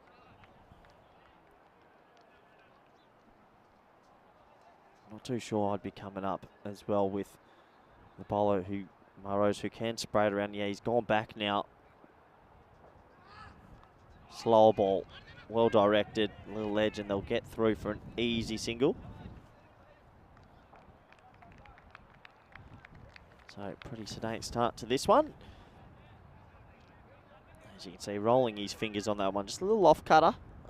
Deceiving the batsman. Be happy to give away ones in the power play. Not too bothered if they hit 18 singles. Slow ball again. That's not a single. That's 6. Nice shot. He went to the well, maybe. Just going the slow ball again. The big fake Sharapova grunt. And it's been mowed over deep mid on for 6. First boundary in this one. That's a Maximo. We're batting.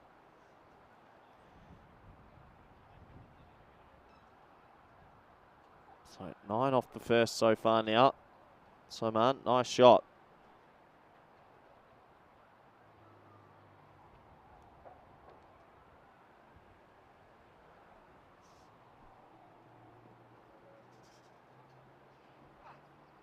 And the keeper comes up to the stumps, and then the very next ball misses it. 5 wides.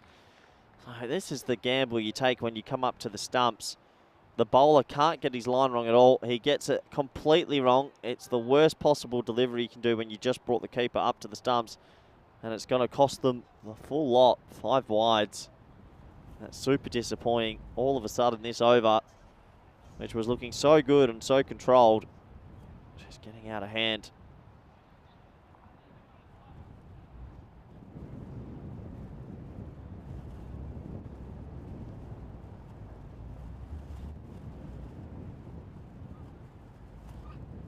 Oh, he gets him on the last. And well bowled. Big in-swinging changer.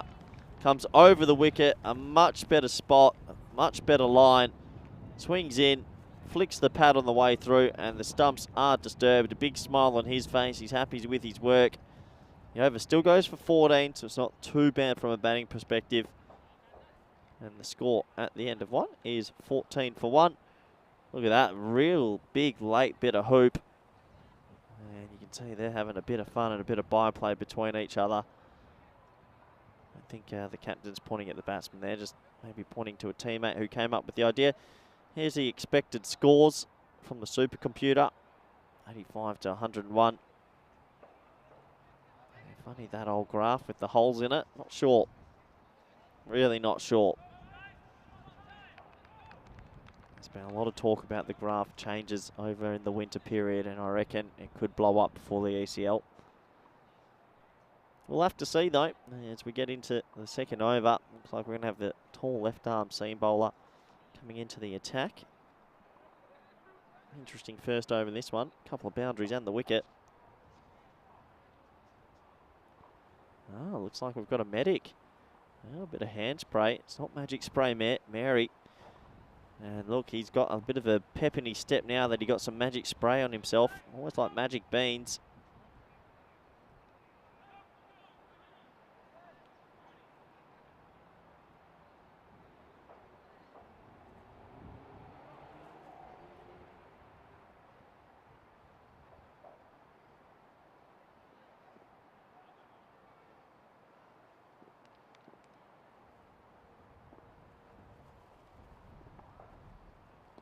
That's flicked away into the leg side, and well, bit of foot fielding there. I think people are a little bit tired and fatigued at the end of the day here.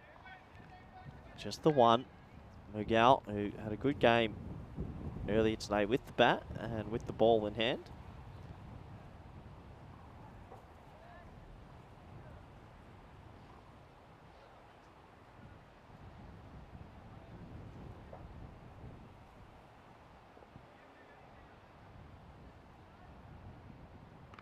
high in the air. Could be caught.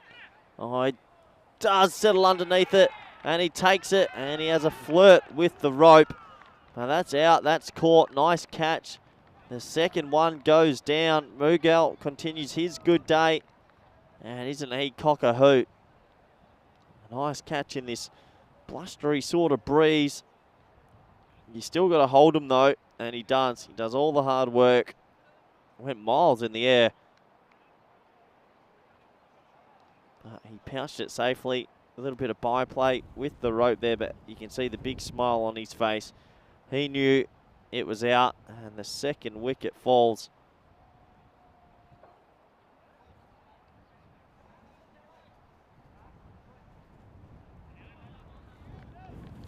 So a really good response here from Malta after losing just a couple of hours ago.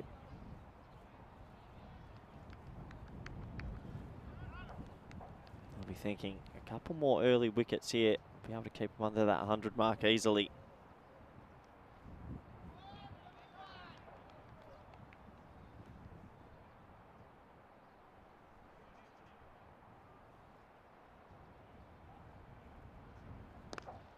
Nice looking full ball, driven away, and they'll scamper through for a single.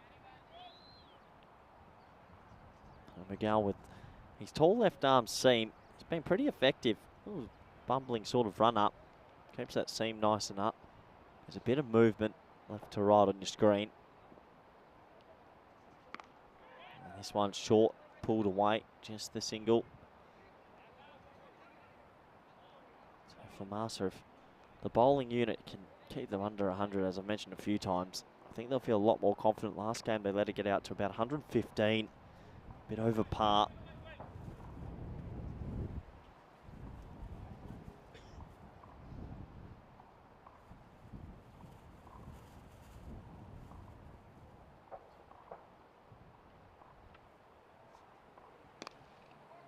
This one driven straight to Prasad, down at mid-off.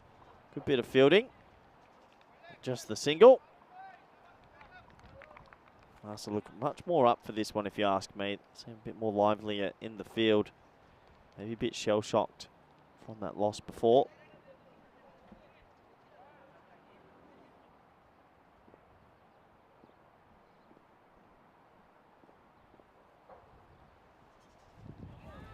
Another player miss. What a great over that is from Mughal. He ends up with 1 for 4 from his first, and the score after 2 overs is 18 for 2.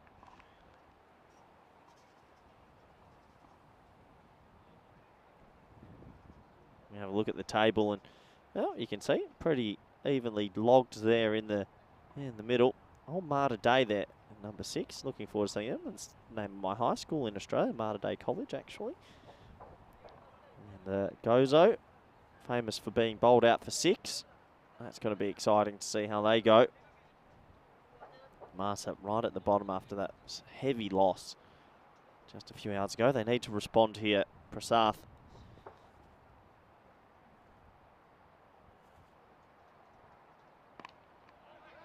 Starts his first over and the all-important third over, last over of the power play.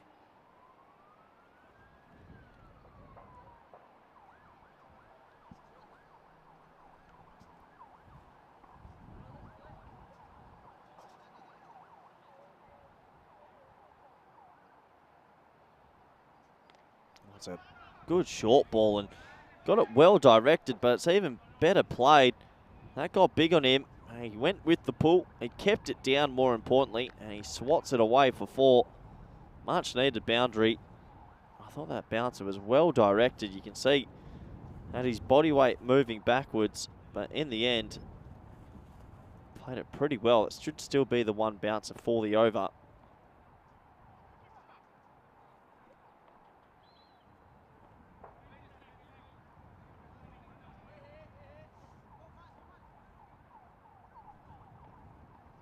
As there's a slight delay as just someone walks past the sight screen.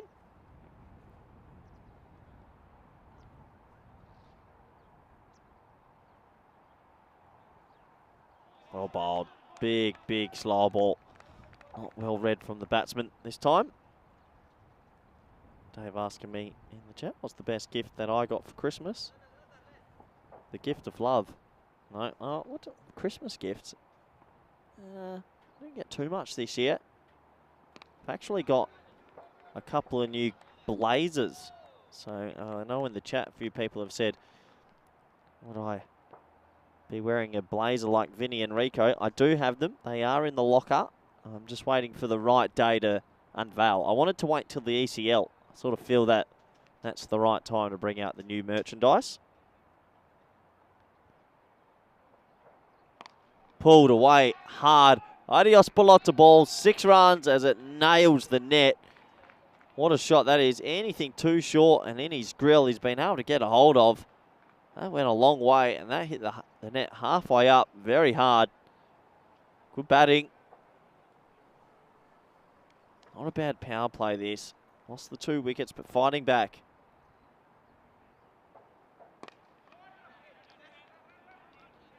Just the single this time.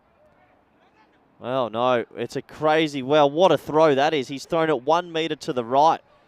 Oh, that's a bit of a comical moment for Mughal. I hope we got that on camera. Look at this. Oh, great arm. He throws and then he points at the ball like, whoa, hold on. The gift that just keeps on giving. The ECN has that ball obviously had a little bit of super glue in it. Stuck to his hand. Gives away the overthrow.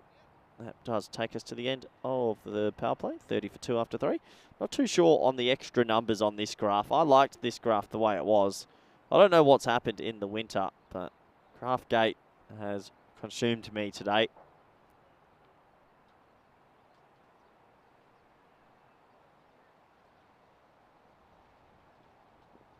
Mughal to bowl the 4th. Yeah, really well bowled again.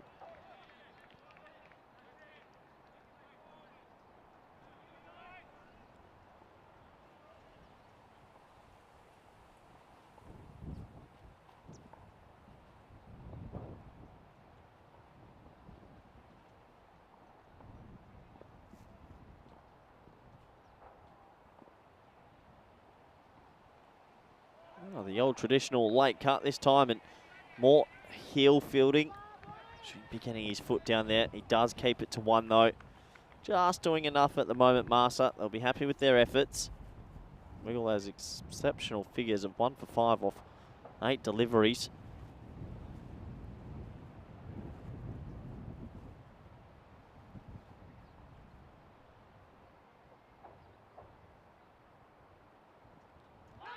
Edge and, oh, big appeal. And not out in the end. The keeper didn't really go up. Mughal, the bowler, was pretty confident, but it's going to be not out in the end. I thought there was a feather on this. Maybe I was hearing things. The umpire, not so much for him. Just a dot ball.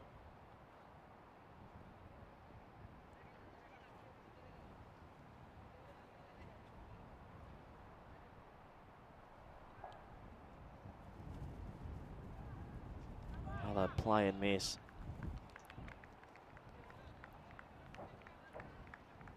Marsa just keeping them at bay at the moment. Mughal, exceptional bowling, putting it on a good length. Natural left arm angle across him. Working a treat currently.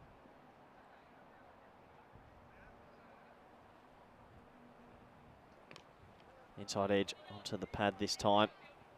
I'll scamper through for a quick single.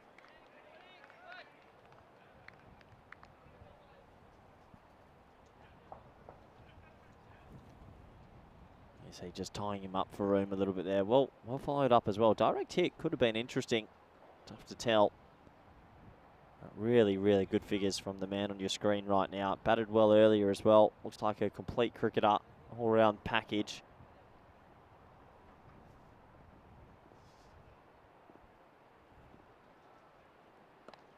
Short ball pulled. He's going to pick out deep square leg. So just the 1 power play is concluded. So more men on the boundary. It does take us to the end of the 4th over. And the score is 33 for 2. Pretty sedate score, has to be said, with the scoring rate. And it gives me a good opportunity to welcome back good friend, co-commentator Vinny Sandu. Yeah, happy last game of the day. The last game of the day for us for 2023. So, random question time. I've liked a couple of random questions in there already. Throw random questions at us. I like the old spike. Who was that? Was that Funyan Magal? Just give me the good old-fashioned spike. A la Fletch. Yep. Fletch, hope you're well. Hope we see you soon. And Arslan Ashat looks like he's going to bowl over number 5. So, yeah, what a difference a game makes. Divyesh Kumar goes for a golden after ripping off 70 in the last game. So now who can be the hero? Rocky hasn't quite been himself. Rocky seems like he's still, punching the bag in the first series of the movie. Yeah. First few scenes. He hasn't quite gotten his mojo on yet. Sukumaran's out there with him now. Yeah, having said that, master the way they batted. Maybe 80's enough. Funyan Magal was the only one really making an impression. Although, see Harun Magal, he is back in, but I know that he's not feeling 100%. But Harun Magal is in. That kind of shores up their batting somewhat. But, yeah, nice up. They're on the proverbial ropes at the moment. Dave says he likes the numbers on the Manhattan. Gives people a chance to see that might not have the best eyesight. I mean, we can't all have 30-20 vision like you, Corey. No, those numbers are fine. It's the numbers on the left now are obsolete. You're probably right. So once again, it's either too much or too little. Well, we had the right balance. We'll get there. Here's Arshad. Well bowled, full straight and misses by a coat of varnish. Yeah, this game's just completely different at the moment, unfortunately. Same random question to me. We'll have to scroll up then, Dave. Here's a random question for you. What's the best thing you got as a Christmas gift? For me, honestly, the one that I think about when I was a kid, I'm still pretty much the most excited about. I got a...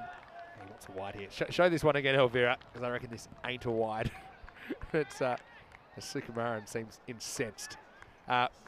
Cricket bat. I still remember, I think I was 13. I got I knew the one I wanted as well. So I gave Sander the 411. Gave him the heat, yeah, just the nudge. Mill and Chapman Hall. Oh, yeah. And what made those bats special, and you don't see them that much anymore. I think Jack Leach still uses one. Had the oval handle. So it kind of, instead of the traditional round circle handle, it had like an oval handle. So yeah, that was a great one. My favourite for a long time. Anyway, it's 35-2 after 5 overs. Welcoming you into the box. Vinny Sander here, Mr. Maximo. Joining me is Corey Ruckers. I'm excited. Are you excited? Yeah. Well, I know how to get you excited. Have a look at this. We are only 27 days away from the it's a huge festival. It's a massive festival. 31 clubs from 30 nations. Of course, Spain gets to double dip, don't they? Because they won it last year. And in 27 days, we will start at Khartoum. And do you want a little bit of a sneak preview? Sure. Let me tell you the first game of ECL. Oh, okay. That's exciting. Because I wasn't planning that, I'm going to have to look it up. But Group A. Group A. It's a wonderful. I'm going to guess it's an English Hornchurch versus... Who's in Group A? Hold your horses, because now I have to find it. That wasn't well planned for me. But they're held. This guy's bowled well, hasn't he? Morose gets whipped away, but the field is there for it. Yeah, they're just keeping them to singles at the moment. So, here. Here we go. Come on, Vinny, give it to us. There we go, found it now. Loading. First game, match 1. Yeah, okay. So a good one to start as well. Oh, tough wide ball. Let's have a look at this one again. Maybe camera 1 will give us a good look at this. But I felt this came back, and they've been a bit trigger happy on the wides. I don't mind it being harsh, but there's harsh, and then there's this. There's no nick. I think the umpire... You know what, to be honest, I like that call. You know why? Look where he's run. He's run right in front of the umpire, and he can't see, so that's fine. You know why? He's saying, look, if you're going to run in front of me, if I'm not sure, I'm going to ping you. So actually, there was some method to the madness there, and Morose has to get off the pitch quicker. Now, you see, sometimes the replay tells the story. Okay, if you're a fan of World Cups, and I know you are. Yep. What about some Germany versus England match 1? Darmstadt CC versus Hornchurch. Wow. That'll be a cracker first up. So that's locked in. I believe so. Darmstadt CC, here's the first date. This is 27th of Feb. England versus Germany, so yeah, Hornchurch versus Darmstadt CC. Greece versus Estonia, so yeah, two of the kind of less experienced teams. Byron versus Talon Stallions. Good name, by the way, Talon Stallions. Up in the air, hanging for a long time, should be caught, and it's dropped, goes straight through his hands. And he's lucky not to lose some teeth there. Arslan Arshad, he's looking right into the teeth of the sun. And in the end, he's saying, look, well, I didn't see much. We would have seen worse if it had hit him in the eye. But unfortunately for Malta, chance goes begging. Yeah, it's a big opportunity. Never really looked comfortable under it.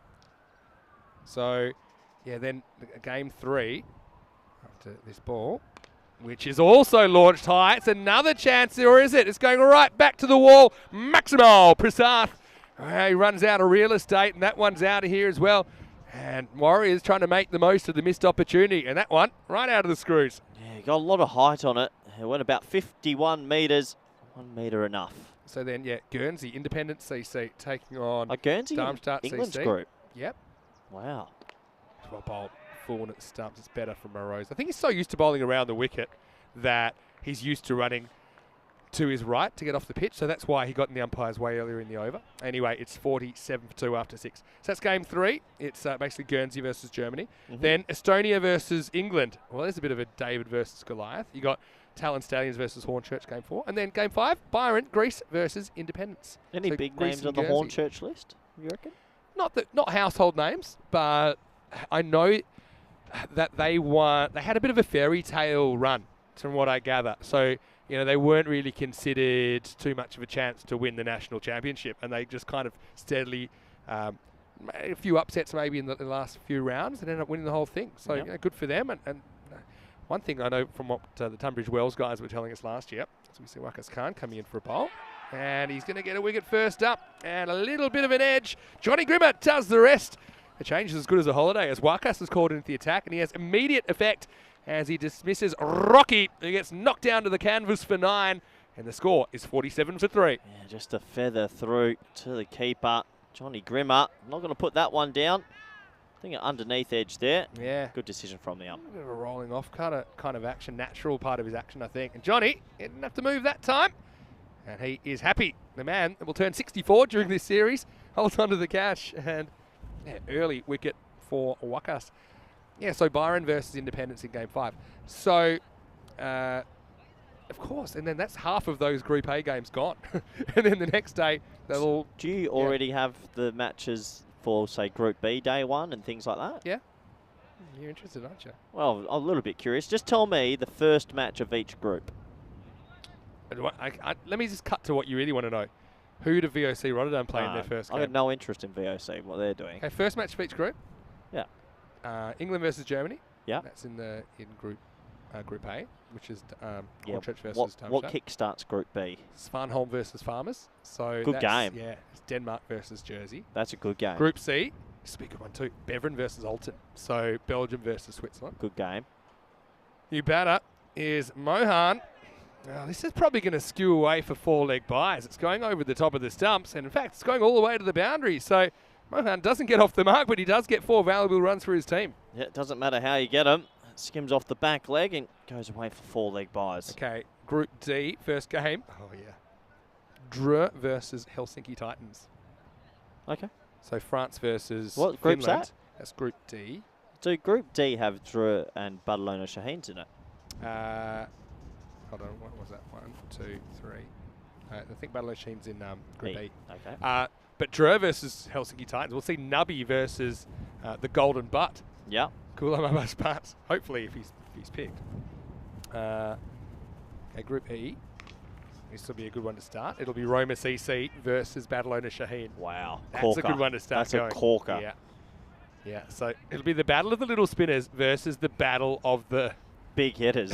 Yes, big hitters with a capital B-I-G. And then Group F, CRYMS from Ireland taking on Ariana Keefe from Sweden. So what I like about... It's always interesting when you have teams like the team from England, even the team from Guernsey, and Ireland and the like. They'll be very good cricketers, but they won't have really played T10 at all. Yeah. Or very minimal. So, and with ground with these dimensions, these skin dimensions, it's always interesting to see them come against maybe not as polished cricketers, but more experienced in this format. And that's pretty well hit. It's going to be a one-hopper down to Mohammed Suleiman for... What's the weather going to be December. like at the start of that sort of time in Malaga? Normally it's all right, but it Fresh? can be unpredictable. Okay. But what is helping us a bit is that we've got 11 a.m. local starts. So you're not really getting the real teeth of the morning. Yep. And yeah, the time slots there. The last game is 7 p.m. local. So yeah, fair bit of under lights as well because of the time of year. compared to when we're there in September, October. The sun does go down quite a lot earlier, plus the clocks have been wound back now. So we should get a lot more cricket actually at night. Oh, really? Whereas normally it's just kind of one innings. Yep. So I'll give you an example. If I look up the sunset time for the first game. Yeah, we're on a bit of a random question detour here in the last game, which we like to do, so keep them coming. Yeah, it does take us to the end of the 7th over. Yeah, it's 55 for 3. Not bad from Wackers Khan. 1 for 4 from his first. Yeah, there's plenty of cricket action coming up. Plenty to look forward to in 2023. Let's have a look what's coming up tomorrow as well, because the cricket will continue here in Malta. Yeah, I'm looking forward to seeing how we go on basically day 3, but yeah, it'll be day 2 of actual play. But I know that I think we get a look at Victoria Lions tomorrow for the first time. The first time in ECN cricket. Goes to Zalmi, the other new team, we haven't seen yet because they went to play yesterday, but they got washed out. One mistimed and could be a half a chance if he hit. He can't gather it quick enough. So just the single. Need some boundaries here if they want to get to 100, Vin. Yeah, will they even need 100? I mean, at least can they get to 80 and maybe defend it? Master have looked a bit brittle. I know they've got some superstars in there, but they haven't really been happening. Dave's looking forward to France and Denmark in the ECL. Why not? There's so much to look forward to. Goes upstairs, effectively so. Be you, me, and Rico back again. Yeah, we'll be back there. Question was, what's the start time of ECL? So yeah, it starts at 10 a.m. GMT, which is 11 o'clock in Central Europe, and 3:30 p.m. in India, 4 p.m. in Bangladesh. That's the first game. Remember, there's 5 games a day in ECL. Watch him run to the left here, which isn't great, but that's all right. It'll be a bit of a tester for the fielder who almost overruns it. It'll be a single. Yeah, 5 games a day, action-packed, just a month away. So yeah, in Khartoum. So we start on the 27th of February, right? Yep. So if I was to look that up using the magic of the internet, the sun will set. Just waiting for a second. Anytime. He's over the wicket. That should suit him, Ashad. A bit short, but there's protection out there. Just a single. Yeah. So 27 February, the sun goes down at 7:09 p.m. So basically, the sun starts more or less at the start of game 5. So, and once it gets dark pretty quickly there. And we even have one day in because of the format in Championship Week that's 6 games in a day. I know you'll be a huge fan of that. Say that again. So because of the Championship Week, 5 days, so 7 teams, for them to play each other, we need to do 21 matches in 4 days, and then finals. So finals is day 5. This is Championship Week I'm talking about. Yeah. So normally we have 5 games a day, but we need to get 21 in 4 days. So I think it's the Wednesday. Actually, we'll have an extra game. Starts, I think, 9:30 that day. Oh, that's so, yeah. That's I the reckon one. I've got you down for all 6 that day. I think you and Rico will be doing that one. I'll be coming from Sunset Beach Club at about midday, I think. I've already done the roster, so I'm going to have a peek at it. Tonight you can come visit me in my room. Hold on. Set in stone. I am going to look, though. Last ball of the 8th. Oh, and it's absolutely moosed. Horns, baby. 6 runs. Wow. Nice shot. What a shot from Sukumaran, who moves into the 30s in style. They need some more of that. It's a kind of talismanic effort with the bat from Warriors at the moment, who lost their playmaker for a golden duck. Kumar, 70 last game, 0 this game, but Sukumaran stepping up. And he steps up to the plate and whacks it out of the ground. This is what's coming up tomorrow here in Malta, 8 a.m. GMT, 9 o'clock in Central Europe, 1:30 p.m. in India. Victoria Lions, for the first time, we'll get to see them taking on Southern Crusaders. And Gozo Zalmi finally will get to make their ECN debut. Now, this isn't the Gozo that we've seen before and that we know and love. This is Gozo Zalmi, a brand new team here in Malta. They're taking on the Bajiba Blasters in what will be their first matches on the park. Some people just saying in the chat, what's that roaring in the background? That's just one of the Corey's- local Tigers. Corey's driver. I think that must be going through the effects mics for some of the I viewers. think it probably is. All right, here we go with Wakas Khan. Bowled a good first over. This one's angled away and he's gone. And he's just picked out the fielder. And you can see Funya Magal, he is thrilled about it.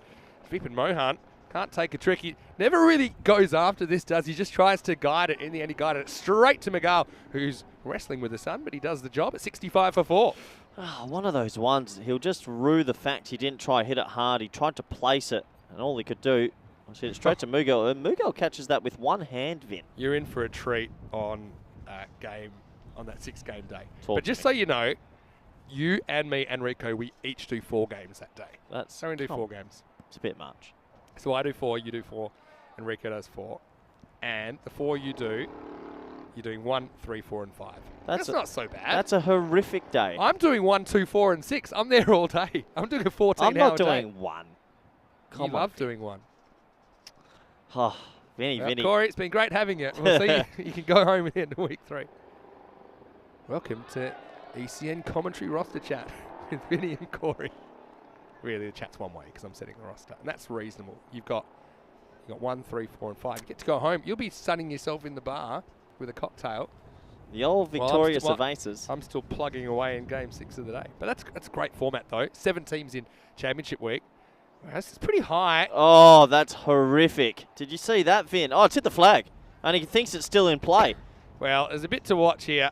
Firstly, wasn't it borderline no ball for height? He's checking the height. Let's see it from side on if we can. Yeah, that's high for me. Oh. Yeah, that ain't great from Athwal. Let's get a look at this. Yeah, now it will be called, I think. So, yeah, Athwal puts his hand up. Yeah, that's definitely a no ball. That's waist high. How's the foot fielding? Went the stomp. Went the arrogant stomp on the ball. Stomp. You know they're a great percussion group. Remember Stomp? Yep. They kind of rattle on bins and stuff. Free hit. Yep. Oh, free miss. Yeah, so that's going to be great. So 7 teams in Championship Week. That's going to be wide open. And they're teams that are all going to come in with a lot of confidence. And once again, a bit like England 11 in their Championship Week of EC last year, they won't have played any cricket. The others will have. And so, yeah, let's see how Pack I Care deal with it. And they'll just get 6 games, and then you chop the bottom 3 teams out. Is it? Yeah, because it's Final 4. So the 7 teams, they'll each play 6 matches in Championship Week. And if you're not in the top 4, adios. Oh, wow. That's tough. I like that. And that's probably, it's a good format. But you know that means of the 4 days of play, probably on 2 of those days you're playing 2 games. The other 2 days you're just playing 1 game. How does the group stage work with the 6 teams? So the group stages, there's 5 teams per group. There's 6 groups and 5 teams per group. So you play 4 matches, then you play your finals on day 3. But is everyone in finals then, basically? No, the bottom team drops out. Up in the air and out of here. Maximo Sukumaran's playing a really good hand. They wondered who'd stand up. Well, he takes him to walking stick 77 in style again. It's that rolling cutter, a bit of an exaggerated one that time from Waqas Khan. And that one is out of here. Yeah, nice looking shot. He sat on the slower ball, timed it perfectly, 6 runs. Good question from Pista in the chat saying, Vinny, is David Athwell looking like Rico? Please share your view. Wow, another doppelganger. I know we had one in Kiel in Germany that I thought was Ed Ringer for Rico. Yeah, David Athwell, maybe. Rico has spent a fair bit of time in the gym lately, so he may not agree. But Rico can bowl with a bit of pace as well. We'll say that. Anyway, David's one of my favourites. He knows that. As we get to the end of the 9th over, Sukumaran's moved into the 40s and he retains the strike. It's 78 for 4. And yeah, it's good. It's good questions. And Binge Watcher asking, where's Michael McCann? Well, Michael, he's doing a lot of stuff in the UK now. He's doing a lot of football and stuff. So certainly wishing Michael well with what he's doing. And yeah, Corey, you just kind of slid in, haven't you, to the roster? Third place. Yeah, We they always say... We don't have rankings, though. They used to say at the Olympics that... No, what do you mean you don't have rankings? I've seen your... when you do the rosters, it says first commentator, second commentator, third commentator. I don't actually do that. That's other people that do that. Com 3. Oh, funny. Anyway, here's Varun Prasath, who's going to bowl the 10th over. Sukumaran, sneaky chance of a half century. He's on strike on 41. Oh, and he's a very good chance after this. It just rocks in. Oh, the car! Oh, it's hit the car! Oh, did it hit it? Oh, it hit it! Oh, no. That is Oh, amazing. no. Well, there's tennis practice after school here, and yeah, well, keep an eye on the car. It's taken a headlight, Vinny. The car's had to come to a Oh, stop. no. Let's have a look. Well, it was parking there, I think, and this is the risk. What have we got here? It's on the bounce. It's on the bounce. Well, it's not a headlight. Where's the car? I'm going to say... Oh. Controversial. Don't know. if there's broken glass in the ball, then you'll know. Unbelievable 47 scenes. for Sukumaran. They're going to take on the 2 here. It's a bit risky with a clean pickup. Oh, I see. As soon as you see that throw going to the bowler, I think you just take off. But If that hits the car, even though it's over the rope, is that out? Remember the backyard cricketers? You hit a car with a cricket ball, you're out. I'd rather hit the car with the ball than a car hit a player. Well, Got to get off strike, and he does. Lewis does well. Yeah. Brings Sukumaran back. Keep the random questions coming. And yeah, it seemed like it was over the car. That's what Siraj is saying. But I don't know. We didn't really get a great slightly view of it. disappointing it didn't make a flush connection. We've had some broken windscreens here, but normally in the car park. I've never seen a moving car basically almost drive into it. Anyway, well, this is going to go near where the car's parked. Maximo Sukumaran with a half century. So the Warriors being led with 50. And well, get the insurance people over there straight away. You are not safe as he brings up his 50 with his 6th Maximo. He takes 30 balls to get there, but an important hand from Sajith. Well batted. Well, but I'm not too sure if he's got an issue with the red car, but he's definitely aiming at it. Prasad's got to find a Yorker here. He just keeps bowling in that same length. Better. And Sukumaran steps away, and he probably realises he makes a bit of a strategic error there. And so 92. This is going to be a really interesting chase because it was only Fanyan Magal that batted well for Master in the last game. They do have Harun Magal in, but I know that he's not feeling that well. Last ball. Goes for it, doesn't quite get it. His catch could save a couple of runs, but he drops it. Now they might as well go for 2. And I think he's made it. No, They're going to have a look at this, but he's run so wide, Tony, that he's almost not in the frame. So we'll try and slow it down for you. I mean, yeah, if you catch this, you save 2 runs. I think he's made this, just my instinct. Oh. She'll take him to 94. He's run Slow off it it. down here. Yeah, he's safe. We'll go back just a little bit. I like that he's run off screen as well. It's a clever tactic. But see here, the bat gets down. I think he's over the line there. Yeah, see there, plonks it. That's in. So I think this will be 2. Wait for the final decision. But I'm going to give it 2 and stand to be corrected if it's not. And it's given out. But anyway, it'll be 94 for 4 off the 10 overs. 95 to win Marsh. So at a bit of a crossroads. For me, it's a 50-50 game. The Warriors bowled really well in that first game. If they can get those early wickets, then I think they could potentially defend this. Remember that they kept Marsa to only 77 in the last game. But anyway, let's run you through some of the highlights of this one. There was a slightly different start. Soman came out there and he just blasted this 6. Looked like it might be his day, but he had another thing coming as Morose. Well, he ran straight down middle stump. The ball took out the stumps and almost took out Johnny G, who was pretty thrilled about it. That brought Divyesh Kumar out. He's coming off 70, but he ended up going very first ball. Important catch taken by Faisal Morose. This potentially was game-changing, even though it would bring Sukumaran into the crease, who would make a pretty good half-century. So, yeah, something in it for both teams, I think, in the first half of match 8. Yeah, it's a bit topsy-turvy, wasn't it? Master came out the blocks really well in the field. This was a great throw from Mughal. He threw it 2 metres to his right. Overall, they fielded pretty well, I thought, Master. Better than they did earlier, besides this opportunity going down as well. They took the wickets throughout the middle, but there was just one man standing in their way, Sukumaran. They couldn't get him out at any time. That was a nice catch from the keeper, Johnny Grimmer. But yeah, that one man just sort of held them between a rock and a hard place. That was Mughal taking a little one-handed specky. Yeah, why not? And yeah, this was a no ball. That the old stump method, there's foot fielding, and that was closest to the pin. Athwal then had to field it off the flag. Then it was time to put the windscreen wipers on. Don't think they'll give you that much protection. And yeah, there was more to come. You see, this is the last ball. Rakas drops the catch. It would have been 92. Instead, they scrambled the 2 and they get 94 for 4 off their 10 overs. Once again, it's kind of similar to last time with one player dominating the landscape. This time it wasn't Divyesh Kumar who went for a golden duck. It was Sajith Sukumaran who made 56 not out off 32 with 6 Maximos in the boundary in his innings, striking at 175. So it wasn't going to get breakneck pace, but I just think he came up with the boundaries when they needed them. We thought at one stage they might not even make 80. So I think 94, that plays. 12 extras in there, 4 of them leg byes, having said that. But I think that Marsa, they are the champions and they would fancy themselves to chase this down, but they're going to have to bat well. As far as the bowling went, I think Fanyan Magal bowled really well early, 1 for 7 off his 2 overs. Wakas Khan gets the figures, got a wicket first ball, finished 2 for 17. The other wicket went to Faisal Morose. Arshad only run a ball. He also bowled pretty economically. We'll take a break, back with the last innings after this break. Plenty of cricket to go. This innings to come in Malta. Also 2 matches from Gibraltar tonight. Until then, it's Vinny Sander here, Mr. Maximo, back in a few minutes with the second innings. 95 for Malta, the defending champions, to get some points on the board. Vinny Sander with Corey Ruckers.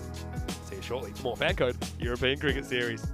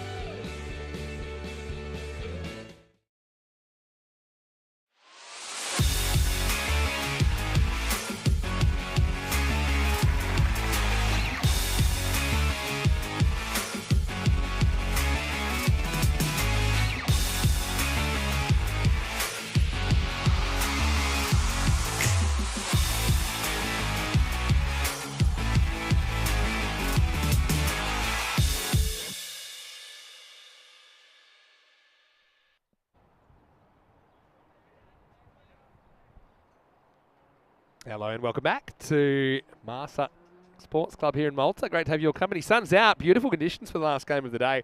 Still 14 degrees, so it doesn't look like a lot on paper, but actually quite pleasant at the moment in the sunshine. This is a bit of a line in the sand moment for Malta as far as their tournament goes. They've got a 50-50 shot at this, I think, based on what we've seen so far. They're chasing 95 for victory. We saw Masita Warriors bat first to make 94 for 4. So looking forward to seeing how this pans out. Can the defending champions get on the board? Last time they were only able to make 77. So the opening batters out there at the moment. It's going to be Fanyan Magal on strike and Mohamed Suleiman, same opening combination. Here we go. Starts with a good outswinger. It's called wide, but I've got to say, at the moment it passed the crease. I wasn't convinced it was touching any of the line. Let's have a look at it on the replay. We'll get it slow if we can. Yeah, that ain't a wide. It's a tough one for the umpire to judge, I think, because he's got to pinpoint the moment it goes past the popping crease, but I think that's a harsh one. If you could say anything, though, you'd say they've been consistently quite harsh today. Hello to Amanda Hundley. Nice to have you in the chat with us. More Hundleys turning up. Where's Kitty Hundley? I think I saw we had a bit of the Hundley family in the other day. Where are you watching from, Amanda? Hello to Shreyan's as well. Hopefully you're well. What do you think about Master in this chase, guys? Keep the random questions coming in as well. Soman swinging the ball around corners early on. I've got to say, Suleiman struggled to get going, and there's only one time in a match that you get to choose who's on strike, and it's the first ball. And they've chosen Suleiman to face the first ball, and he's had 2 big swings and misses. Okay, first one was called wide pretty harshly. But I just think with Magal up and going, there's also an argument, I suppose, to shield him from the first couple of deliveries, so we can have a look. But strike 3, this one isn't called a wide. I think that's the right call. So, yeah, Suleiman just hasn't really been on today, and really last game, I think a few people remarking, probably fairly so, that the tail started at 4 for Marsa. So they do have Harun Magal in, but I don't know where he'll bat. I know he's not 100%.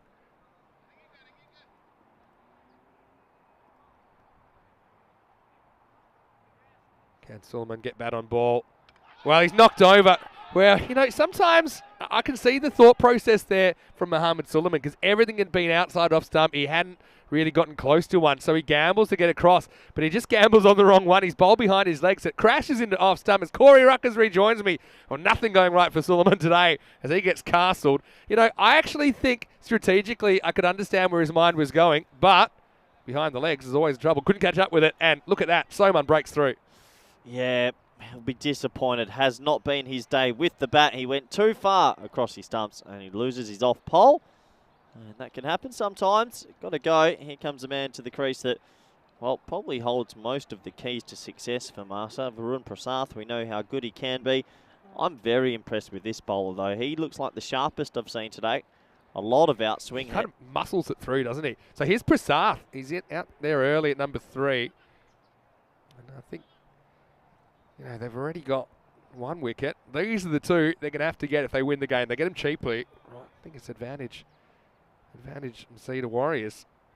Soman's got to make the adjustment for left-hander so he doesn't lose down the leg side here. And he does. He's a clever bowler. It's well played by Prasath, though. This one's almost going to go the journey. Oh, I love that. That was great fielding from Jamshid Kuninchirakal. Pulls it back. They will get a couple. But, yeah, I like this shot from Varun. I mean, last time he just lost his head. He was almost playing by numbers, wasn't he? Went after one he shouldn't have. But, yeah, love the acrobatic effort there from the fielder. Yeah, very good stop indeed. Great fielding. Pegs it back just a little bit. Someone going to come around the crease now. See, I don't like that. I mean, I think that wasn't a bad ball. I know you want to change things, but I think he's naturally straightening it down the line like an in-swing into a left-hander, so I don't think this angle works, but what do I know? Oh, it's a pretty good one. Wow. What I would say is normally to Prasath, this angle does work because he gets himself in a bit of a muddle. He tends to cramp himself up, and a lot of balls, like I said, miss leg stump. This one misses off stump, but you can see the feet don't really go anywhere there. Yep, very close indeed. On another day, that could have hit the stumps. Good contest. Yeah. Yeah, Prasath, first time I've seen him in a master shirt. Looks a bit weird, actually. I've known him played for Super Kings and also played for AUM previously. This one comes in. Prasath gets the inside half of the bat on it. Gets a single as Estivesh Kumar does the fielding. It's the end of one and a pretty good start, to say the least, from Ajin Soman. It's 4 for 1 after 1 over. Golden ball update. Oh, we're still in the 80s, but not for long. If we get no golden ball here, we'll be up to the nervous 90s heading to Gibraltar tonight. But yeah, 89 matches without a golden ball. When will we see the first golden ball of 2023? Make sure you keep tuning in to find out. This is the kind of game as well, the kind of score in the Goldilocks zone. 80 to 100, I normally say you're a good chance of a golden ball at this level. Thanks to Noli for your comments in the chat as well. Talking about the app, and yeah, I guess we're always trying to improve things, but you know, tech's a funny thing. It's not perfect like our website and our app and things like that, but yeah, once you know how to use it, it's a bit easier.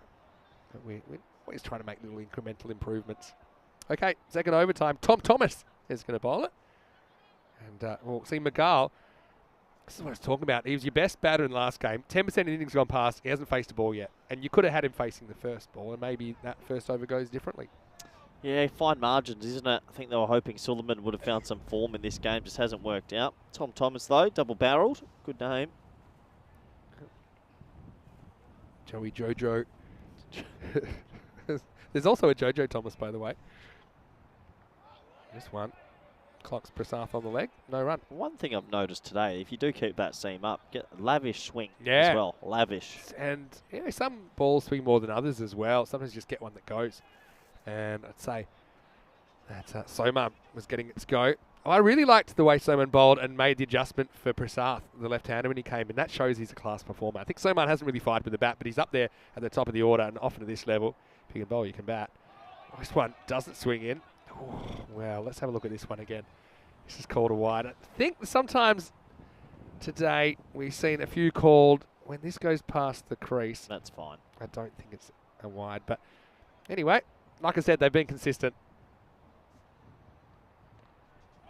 Prasath leans and chops this down, no run. Doesn't look his usual self today. Yeah, I mean, I think he's got a bit of an identity crisis, Varun, sometimes about you got to find the line that's aggressive but not insane. And I think that he still needs to be aggressive without crossing that line. But sometimes you don't know where the line is till you cross it, like we saw in the first game. This is one of the stumps that he hits across misfield, lets him off the hook. That hurts as well, because now you've let Prasath off the hook, but you're forced to bowl to McGarl. But I suppose you've got to bowl at him sometime. And he's coming off a very good half century in the last game. Let's see if he can come up with the goods here, especially with the early loss of Suleiman. You feel that McGarl probably has to fire. These two, like I said, you get them. I know Harun McGarl's come in, but we know he's not necessarily feeling himself. Rocky, Dinesh behind the stumps. The field changes for the right-hander. Yeah, he's gone first ball. And, well, interesting how history repeats, because both half-centurions from the first match between these two teams, they get goldens. He had to wait 9 balls to face, but his stay is a brief one. Fanyan McGarl gone. First ball duck, and Massa in early trouble, 6 for 2. Well, he just tried to tap it. It should have been flayed through the offside, and he tried to place it. He picks out the man, and that could be all she wrote early. He hits it gently to the fielder. And look at Sukumaran that takes the catch as well. And Sukumaran didn't play the first game, so he's had a great start to the series with a half century, and now he gets Masters hero from the last game. Very first nut, and aren't they happy about it? Tom Thomas with a big breakthrough. Double T. Just had to throw his hands through that. I liked the shot selection, but yeah, it didn't really go after it. I guess when you hit the ball in the air, you're leaving yourself open to that. And, you know, with less outfielders, that's more infielders. There's more chance of one of those getting caught in the circle. So Harun McGarl's come into the side, and he's the regular captain of Marseille. He's not listed as captain today because I think he wasn't planning to play this afternoon because he said, look, I'm not feeling the best. Oh, okay. After the first game, they got him on the phone and said, get down to Master Sports Club. So he's coming in, and he's coming in at number 4. He's their regular captain, but he's not captaining this game. So he doesn't need any extra headaches. Harun. Anyway, always happy to see Harun. He's a great guy. Harun and Fanyan Magal, brothers, playing for Malta, who are the defending champions. And I think, correct me if I'm wrong, but I think of the 4 series, they won 3 of them here in Malta. Oh, interesting stance from the umpire there. Umpire batting on middle leg. Just a better angle.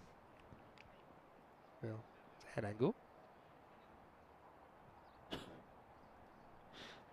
Oh, a bit of bite back from TT.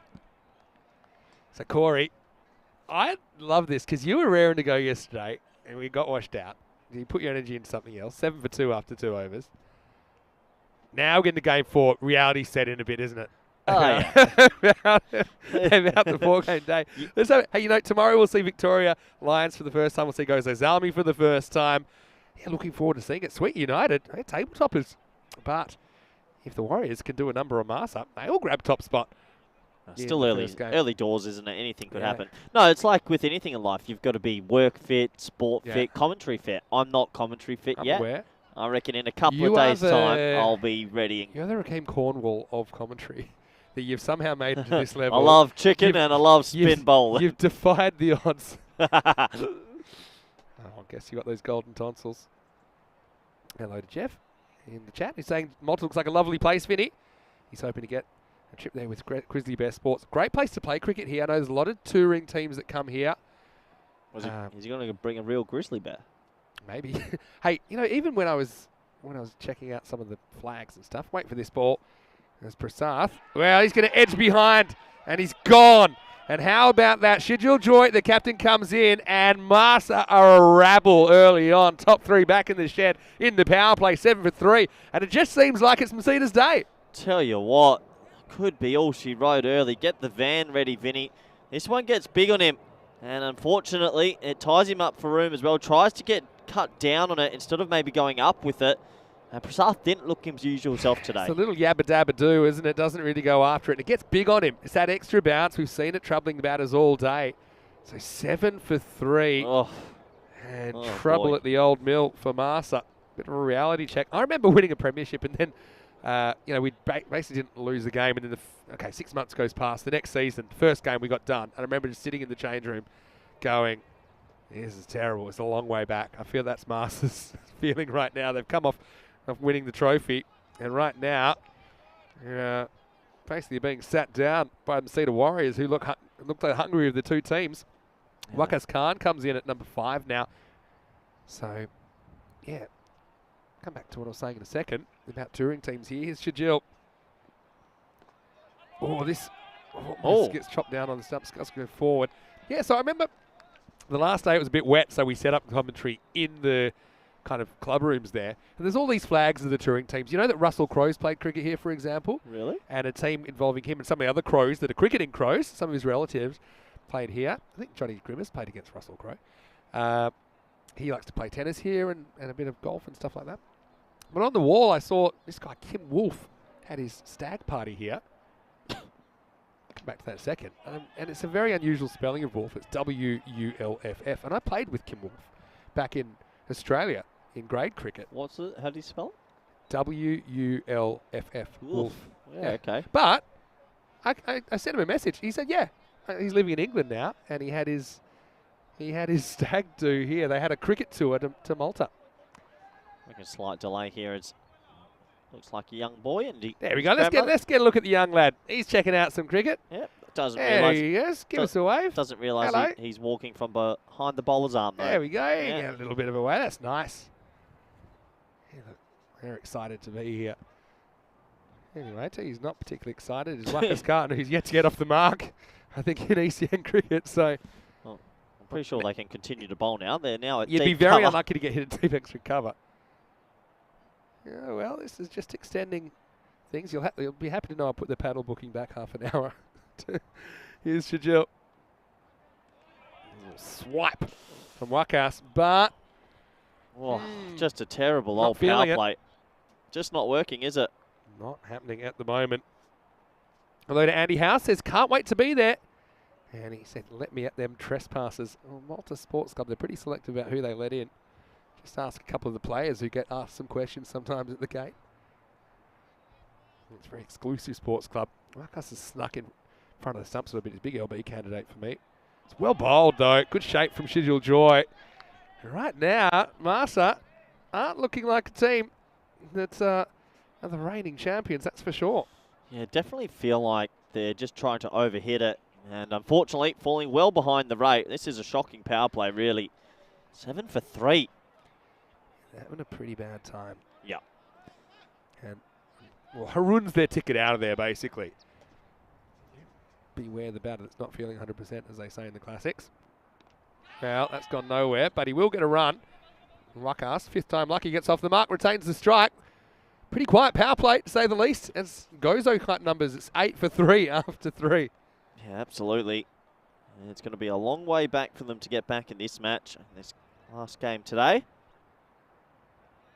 So, you can see it's quite a nice day. And yeah, this is one place you can play any time of the year in Malta. You can see the first innings. They gathered a bit of steam at the end, didn't they? Sukumaran was brilliant for the Warriors. Right now, Marsa, they couldn't even fit the number 1 on there and over number 3. Yeah, we're going to definitely have to look at that, Ben. We'll get there. But yeah, right now, I mean, look at the required rate. It's not crazy. It's 12.5 basically, but where are they going to come from? Big swing from Wakas. Gets off strike. New bowler coming in. And Schedule Joy, captain. Oh, such a good first over. 1 for 1 now. They're handing over to Sukumaran, who batted well. And you see, he slides them through. He's one player that they didn't even get on the field in the first game of the Warriors, so he's a great pickup for them.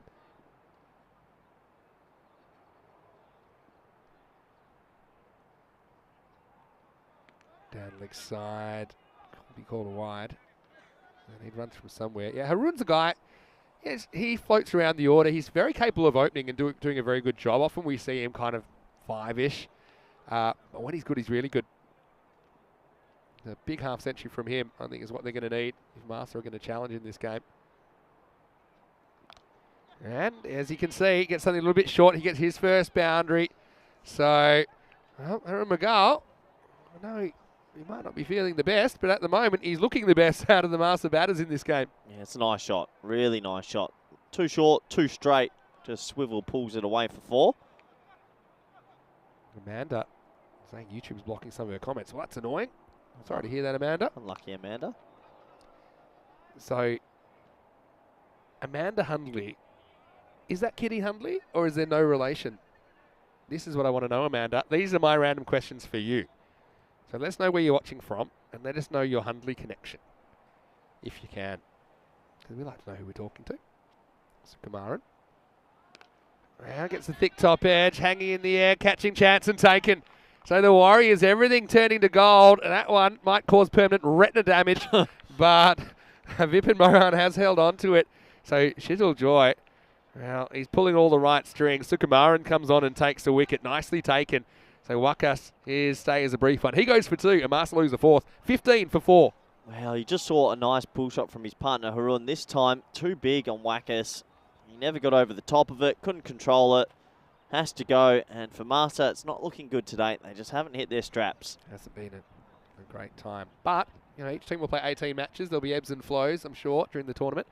Bajendra asking, how far are we from where Rico is doing commentary? Quite far. Pretty far. Let me come back to you on that one, as we see new batter. It's probably one of the biggest gaps we have in Europe. Yeah. We could be further east, I suppose. But, yeah, so we're off the bottom of Italy, and pretty much Gibraltar is in the southwestern corner of Spain. Or of Spain. Of Europe. Next to Spain, yeah. We'll get some numbers on that. Oh. I think that's off the pad. It's off the pad. The umpire standing in that funny position, though. She probably has a better angle of it. Well, better or worse. Let's have a look at the replay. Slow it down a little bit. He goes wide of the crease. I think he just flicks the top of the pad. I think it's going over the top of the stumps because it only just touches the pad. Good take by the keeper, Rocky Dinesh, but yeah, pretty good bowling. Aslan Ashad's out there and having a bit of a rough time at the moment. Yeah, good bowling. And lavish bounce, which we've seen all day. 15 for 4 after 4 overs. So Malta to Gibraltar distance. As the crow flies, let's see. Well, number one, we're on an island, so we couldn't like drive there or anything. What's bigger, Gibraltar or Malta? Oh, Malta easily. Do you know how big Gibraltar is? No. It's 5 kilometres. I've never been. So Gibraltar is about 5.5 kilometres tall and 1 kilometre wide. That's how big it is. Well, it's the population we're talking there. Permanent population, I think, that's a good question. I could just look it up. Don't want to say it wrong. So population is 32,000. Oh, wow. Slower ball. Just dips a bit on the batter. So Malta, you can actually, it says 38 hours by car. If you're going to go on a car, I think you have to catch the boat, put the boat on the car to get to the Italian mainland, go up Italy, and then go through France, Switzerland, and then through Spain. So it would be 3,486 kilometres. Anyway, meanwhile, we got some action on the field. This will be a boundary, second one for Miguel. So to be honest, that's about the distance. If you drove from Perth to Sydney, it's the same distance as that, to one side of Australia to the other. But yeah, they're about the same latitude, Gibraltar and Malta. Yeah, Miguel is a one-man show here. He's just trying however he can to keep his team in the contest. Back-to-back boundaries. Tom Thomas getting a bit short. Yeah, getting a bit short, and you got to put it away. Really good batting. He puts the cut shot away, he puts the pull shot away. Can he keep going? I feel like he's a bit of last man stands here. So it is Kitty.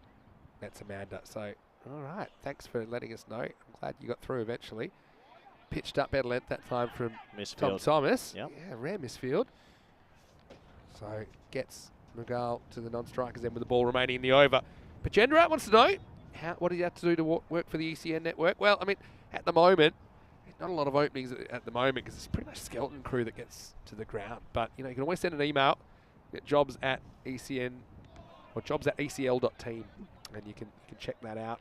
And again, it's not easy to get into at the moment. It's 24 for 4 after 5 overs, so they leave themselves 71 in the second half to win this game. Any sound here, Mr. Maximum here with Koi Ruggers. Do you just deliver? No, just accidentally knocked a water bottle over. Show what you did there. Kick the water bottle. You Stay did. hydrated, kids.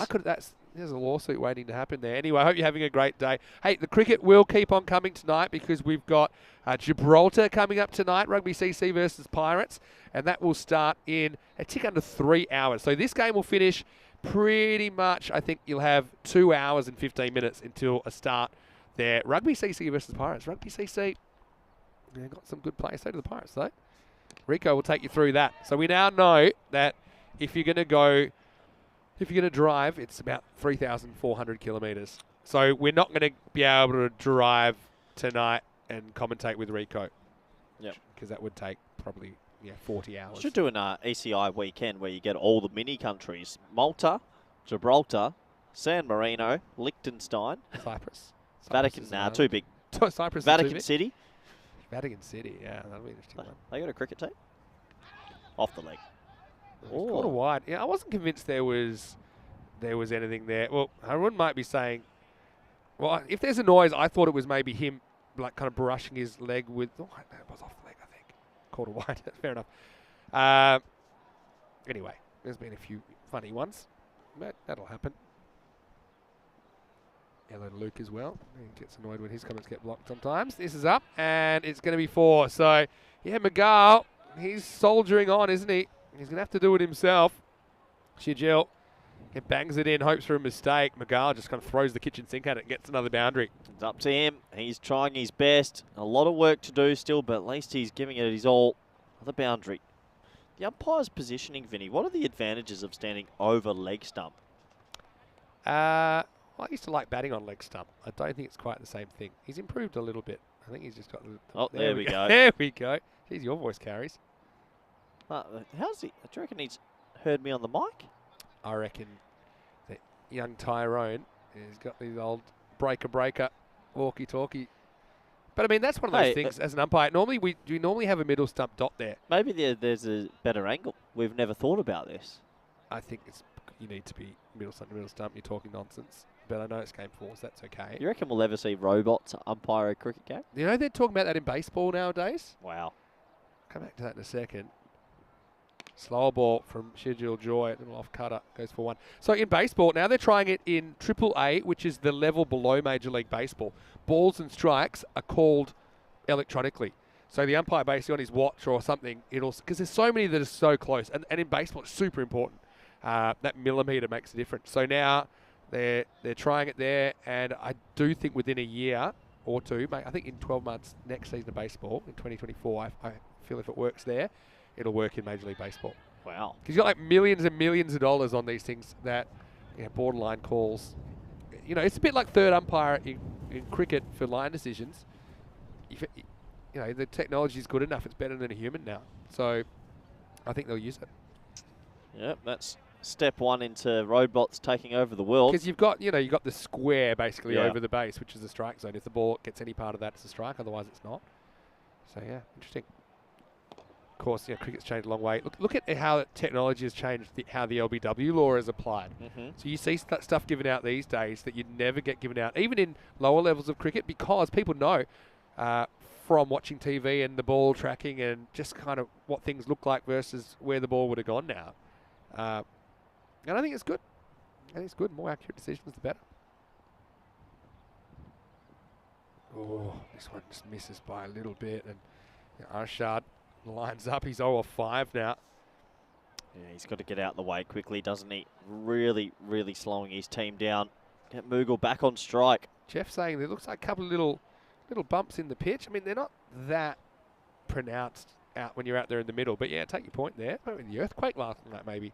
Yeah. Well, this is gone. Yeah. Tell you right away. He just shuffles across. He's hit in front of middle and off. Schedule Joy gets a second wicket. And no joy for Marso, who lose another wicket at the end of the 6th over. It's 32 for 5, and that one was plumb. Yeah, I'm glad the umpire got back in line with the decision, because that was hitting middle halfway up and takes him out of his misery, really. Pitches on off, hits in front of middle. It's a bit of a video game cricket shot, that. That's out. Yeah, I think that was an easy one to call. But, yeah, look, Luke's saying Warriors to him have looked the best side we've seen so far. I mean, that's true. We've only seen 4 teams today. What I would say is in each game they've only had one batter fire. It hasn't been the sort of day where in an innings we've seen more than one batter fire, to be honest. So, I mean, the batting depth is something that I'm sure will be tested during the tournament, but at least it was a different batter that fired in this game. And at the moment, they're looking pretty good. 32 for 5, actually. It'll be in a second. Schedule Joy, he finishes with figures of 2 for 9 off his 2 overs. What a good effort by the captain. Absolutely, well bowled. Tony Lewis is going to bowl over number 7. Arshad goes for a duck. New batter out there is Fazal Morose. This one, I think, maybe grabs a little bit of the line. Called wide. So, yeah, Mughal, what does he need to do here? He needs 62 off 4 overs. So about 15 and a half and over. He needs that earthquake to hit the match to get abandoned, if you ask me, Vin. I love him at over. Now, the old forward defensive, he just doesn't like that one. I think he thinks, look, I'm going to have to win this off my own bat. Time to pull the emergency cord. So he's trying to get 16 in boundaries off this, and he's probably trying to do it all himself. I think that's his strategy. Everyone wants to be in bed right now. Yeah, see, he's not even taking the one. So, I mean, look, I kind of see where he's going here. Oh. Imagine it's the last over and you need 16. And so he's saying, look, I'm going to have to get him. And he's going to treat every over that way. But, yeah, he's between a rock and a hard place here. Faisal Morose at the other end. Can't hold it, but yeah, not really going anywhere. Faisal Morose not really actually leaving the crease, even though he's backing up 2 steps. So, yeah, keep the random questions coming. A little bit of time to go. Nice to see Amanda. I'm going to still call you Kitty, though, if that's all right. Oh, almost reels it in. Yeah, that would have been the old hand tickler. That could be one reason the umpire wouldn't stand behind middle stump. There you go. Is this one good? If it wasn't touched by the bowl, I think it was coming his way. Good stop, though. Yep. Of course, they're not looking for the run. So, yeah, Haroon, I think he knows the writing's on the wall here. Now, will this go? They'll definitely take the one this time, and they'll have to settle for it. So, Morose is going to try and do something himself. Yeah, I think it's too soon to be knocking back runs and things like that. Your number 7's got to be able to hold the bat a bit. Yeah, I can kind of see where he's going, though. He doesn't want to then get stuck at the other end for a bunch of dot balls. Dot, 1. I think it's the right plan that hasn't worked out. I just think it's too early in the piece. The 6th over, Vin. If it's the 8th, I get it. Yeah, I know what you're saying. Yeah. But I think Because they need a flurry of boundaries, and they just don't want to but eat you're a not couple going to hit 60 off your own bat by yourself. You need someone else to give you a cameo as well. Yeah, just between a rock and a hard place. You don't want a couple of singles either. You'd rather gamble it'll be .4 or .6 So they're than not 1-1. even running there, and now it's just getting too far out of hand. Are you prepared for tonight's earthquake, though, if we do get another one? People who have just joined, we had an earthquake last night. Was it 5.3 or 5.5? 5.3. On the Richter scale. It was 99 kilometres off the coast of Malta. Tell you what, you wouldn't want a tsunami warning here as that's hidden to the offside. And that will go away for, and that's exactly why you need to trust your number 7. Yeah, well, I mean, it was a good shot. It was a bad ball, really, from Lewis, but I like the way he goes with the line. He reaches, hits it through the offside, and has just enough to take it to the boundary. End of the over. So it's 40 for 5 after 7, so not quite If that run a ball pace. was a big one overnight, like an 8.5, we would have been in strife. I imagine a tsunami around here would not be good. Well, at least, I'm only on the first floor. I might need a higher floor. You're only on the first floor. Mr. Vinny hasn't gone and asked for his 12th floor like always. Quiet. It's coming up tomorrow, and this is from Malta. Got the Lions for the first time. Victoria Lions take on Southern Crusaders. Lions on ECN debut. Gozo Zalmi also on ECN debut in the afternoon versus the Blasters. Join us 8 a.m. GMT, 9 o'clock in Central Europe, 1:30 p.m. in India. But don't forget tonight, there's more cricket coming your way from Gibraltar. And that is starting in around about, what's that, 2.5 hours' time. Here we go with the next over. Manuel Anthony is going to get it. And he bowls a bit of a half tracker that goes all the way. Maximo! Well, they've left it very late to have a tilt, but a magical over here could make things interesting. Yep, first ball goes for 6. Nice looking pull shot. Just gets enough of it. Last 2 balls are boundaries now. Can they keep going? Nice shot deep in the crease. There wasn't too much on that. Bit of a powder puff, really, from Anthony first up.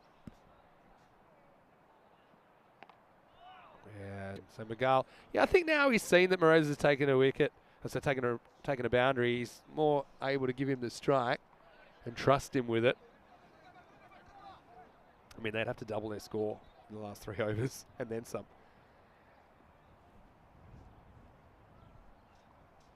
There we go. Oh. And, well, this is a guy that they didn't want him at this end, but now he's knocked one into the palm tree. Maximo, what a shot. Brings up the 50 belatedly, but Marsa just hanging on in this contest. What a shot from Faisal. Well, they weren't letting him take the strike. They should be getting him on strike. He's 10 off 3. That went a long way. Yeah, once again, they're playing Anthony pretty well here. They're just hanging back, getting good look at it. It's been too short so far. He needs to pitch it up. He makes a good adjustment. It'll be a single. This has kind of sprung to life, this game, but you feel it's probably 2 overs too late. Too little, too late. It's an interesting one. Anyway, they're hanging in there, still below the point of no return, but getting there pretty quickly. Has to hit this for a boundary. Instead, he hits it. 6. Oh, he does hit it over the fielder. I thought it was straight down the throat of Mohan, but Maximo. Well, Miguel, suddenly he's got a bit of help out there, and he's sprung to life as well. 6 more, and once again, a little bit too short from the bowler. Well, is it too little, too late? Is there the door opening again? I thought it was shut. Hey, I said a magical over makes it interesting. It's already magical, 20 off 5 this over. Little no ball 6 here.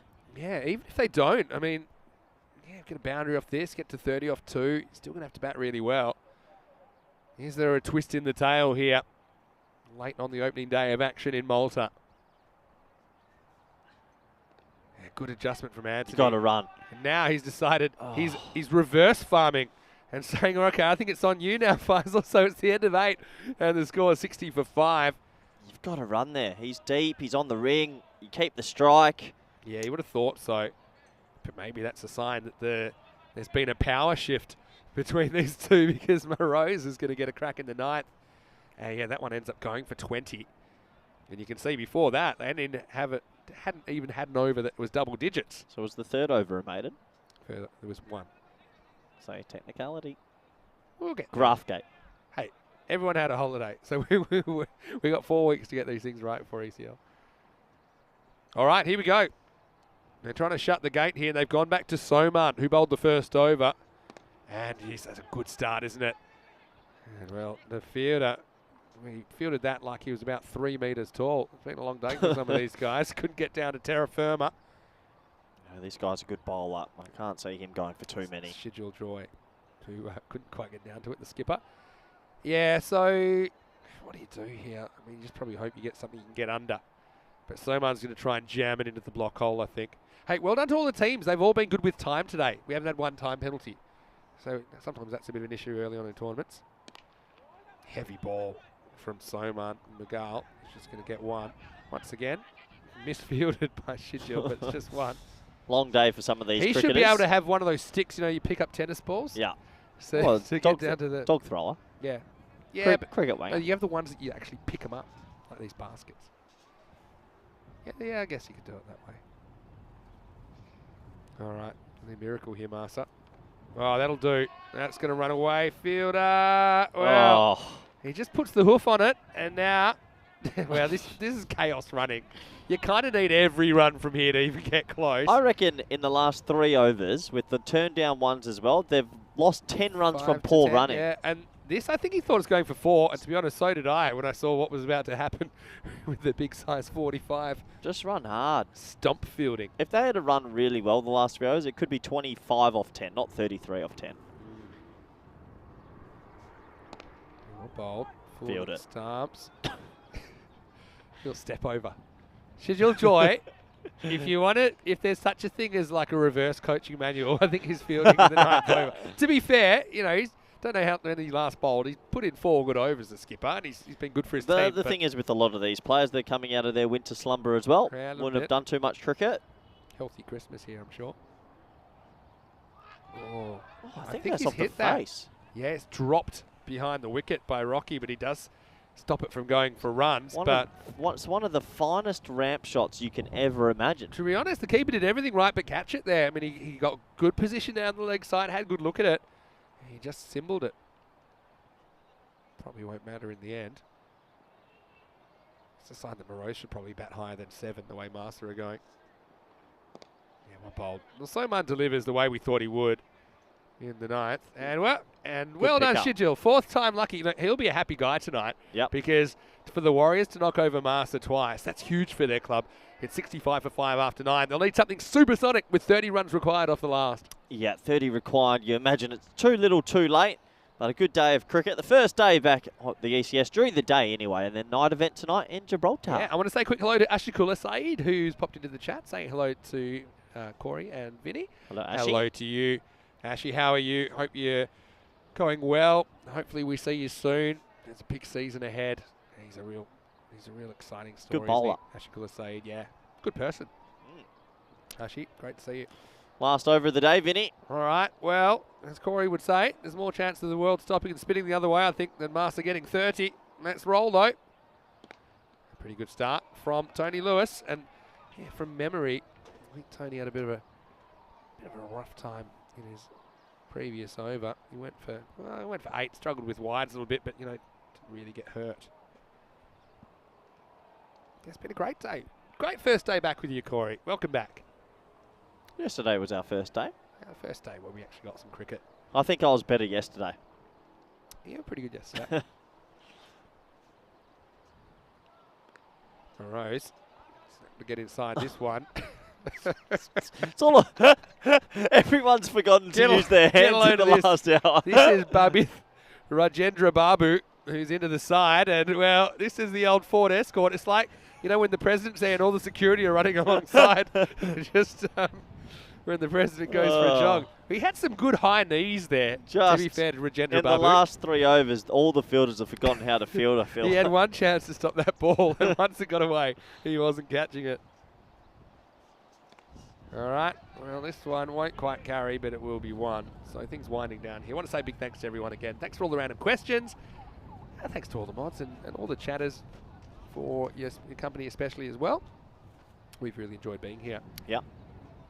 We'll be back tomorrow, and the day after that, and the day after that. Yeah, we didn't even touch on this yet. Let's be all right. Don't give it. That we'll be here 7 days a week. So we're not taking Sunday off. We will be here 7 days a week. Wait, hold on. 7 days Well, hold on. a week. I'll give you a day off now and then.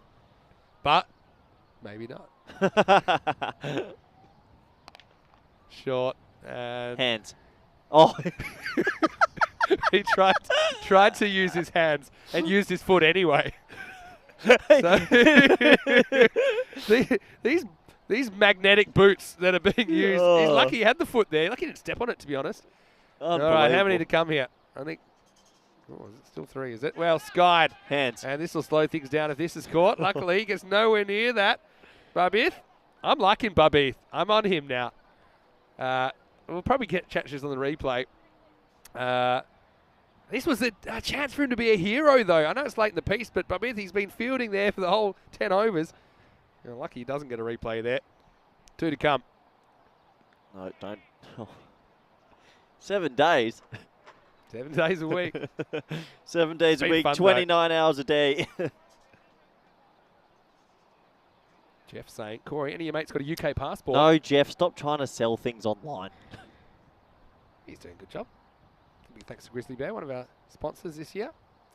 Oh, Right. he's got a cannon. Well, is that going for 5? It's And that's like- more accidental foot fielding. Now he's going to horn it back. He's going to be no, it's run just out. wasting Well, so much time. That's the last ball, I think. So it's going to be how many? 1. 1, 2? Two in a run All out. right, 2 in a run out. And look, well done to the Warriors in Marshall. They're going to get done for 76. So they make 77 and 76 today. And yeah, he's gone by some distance there.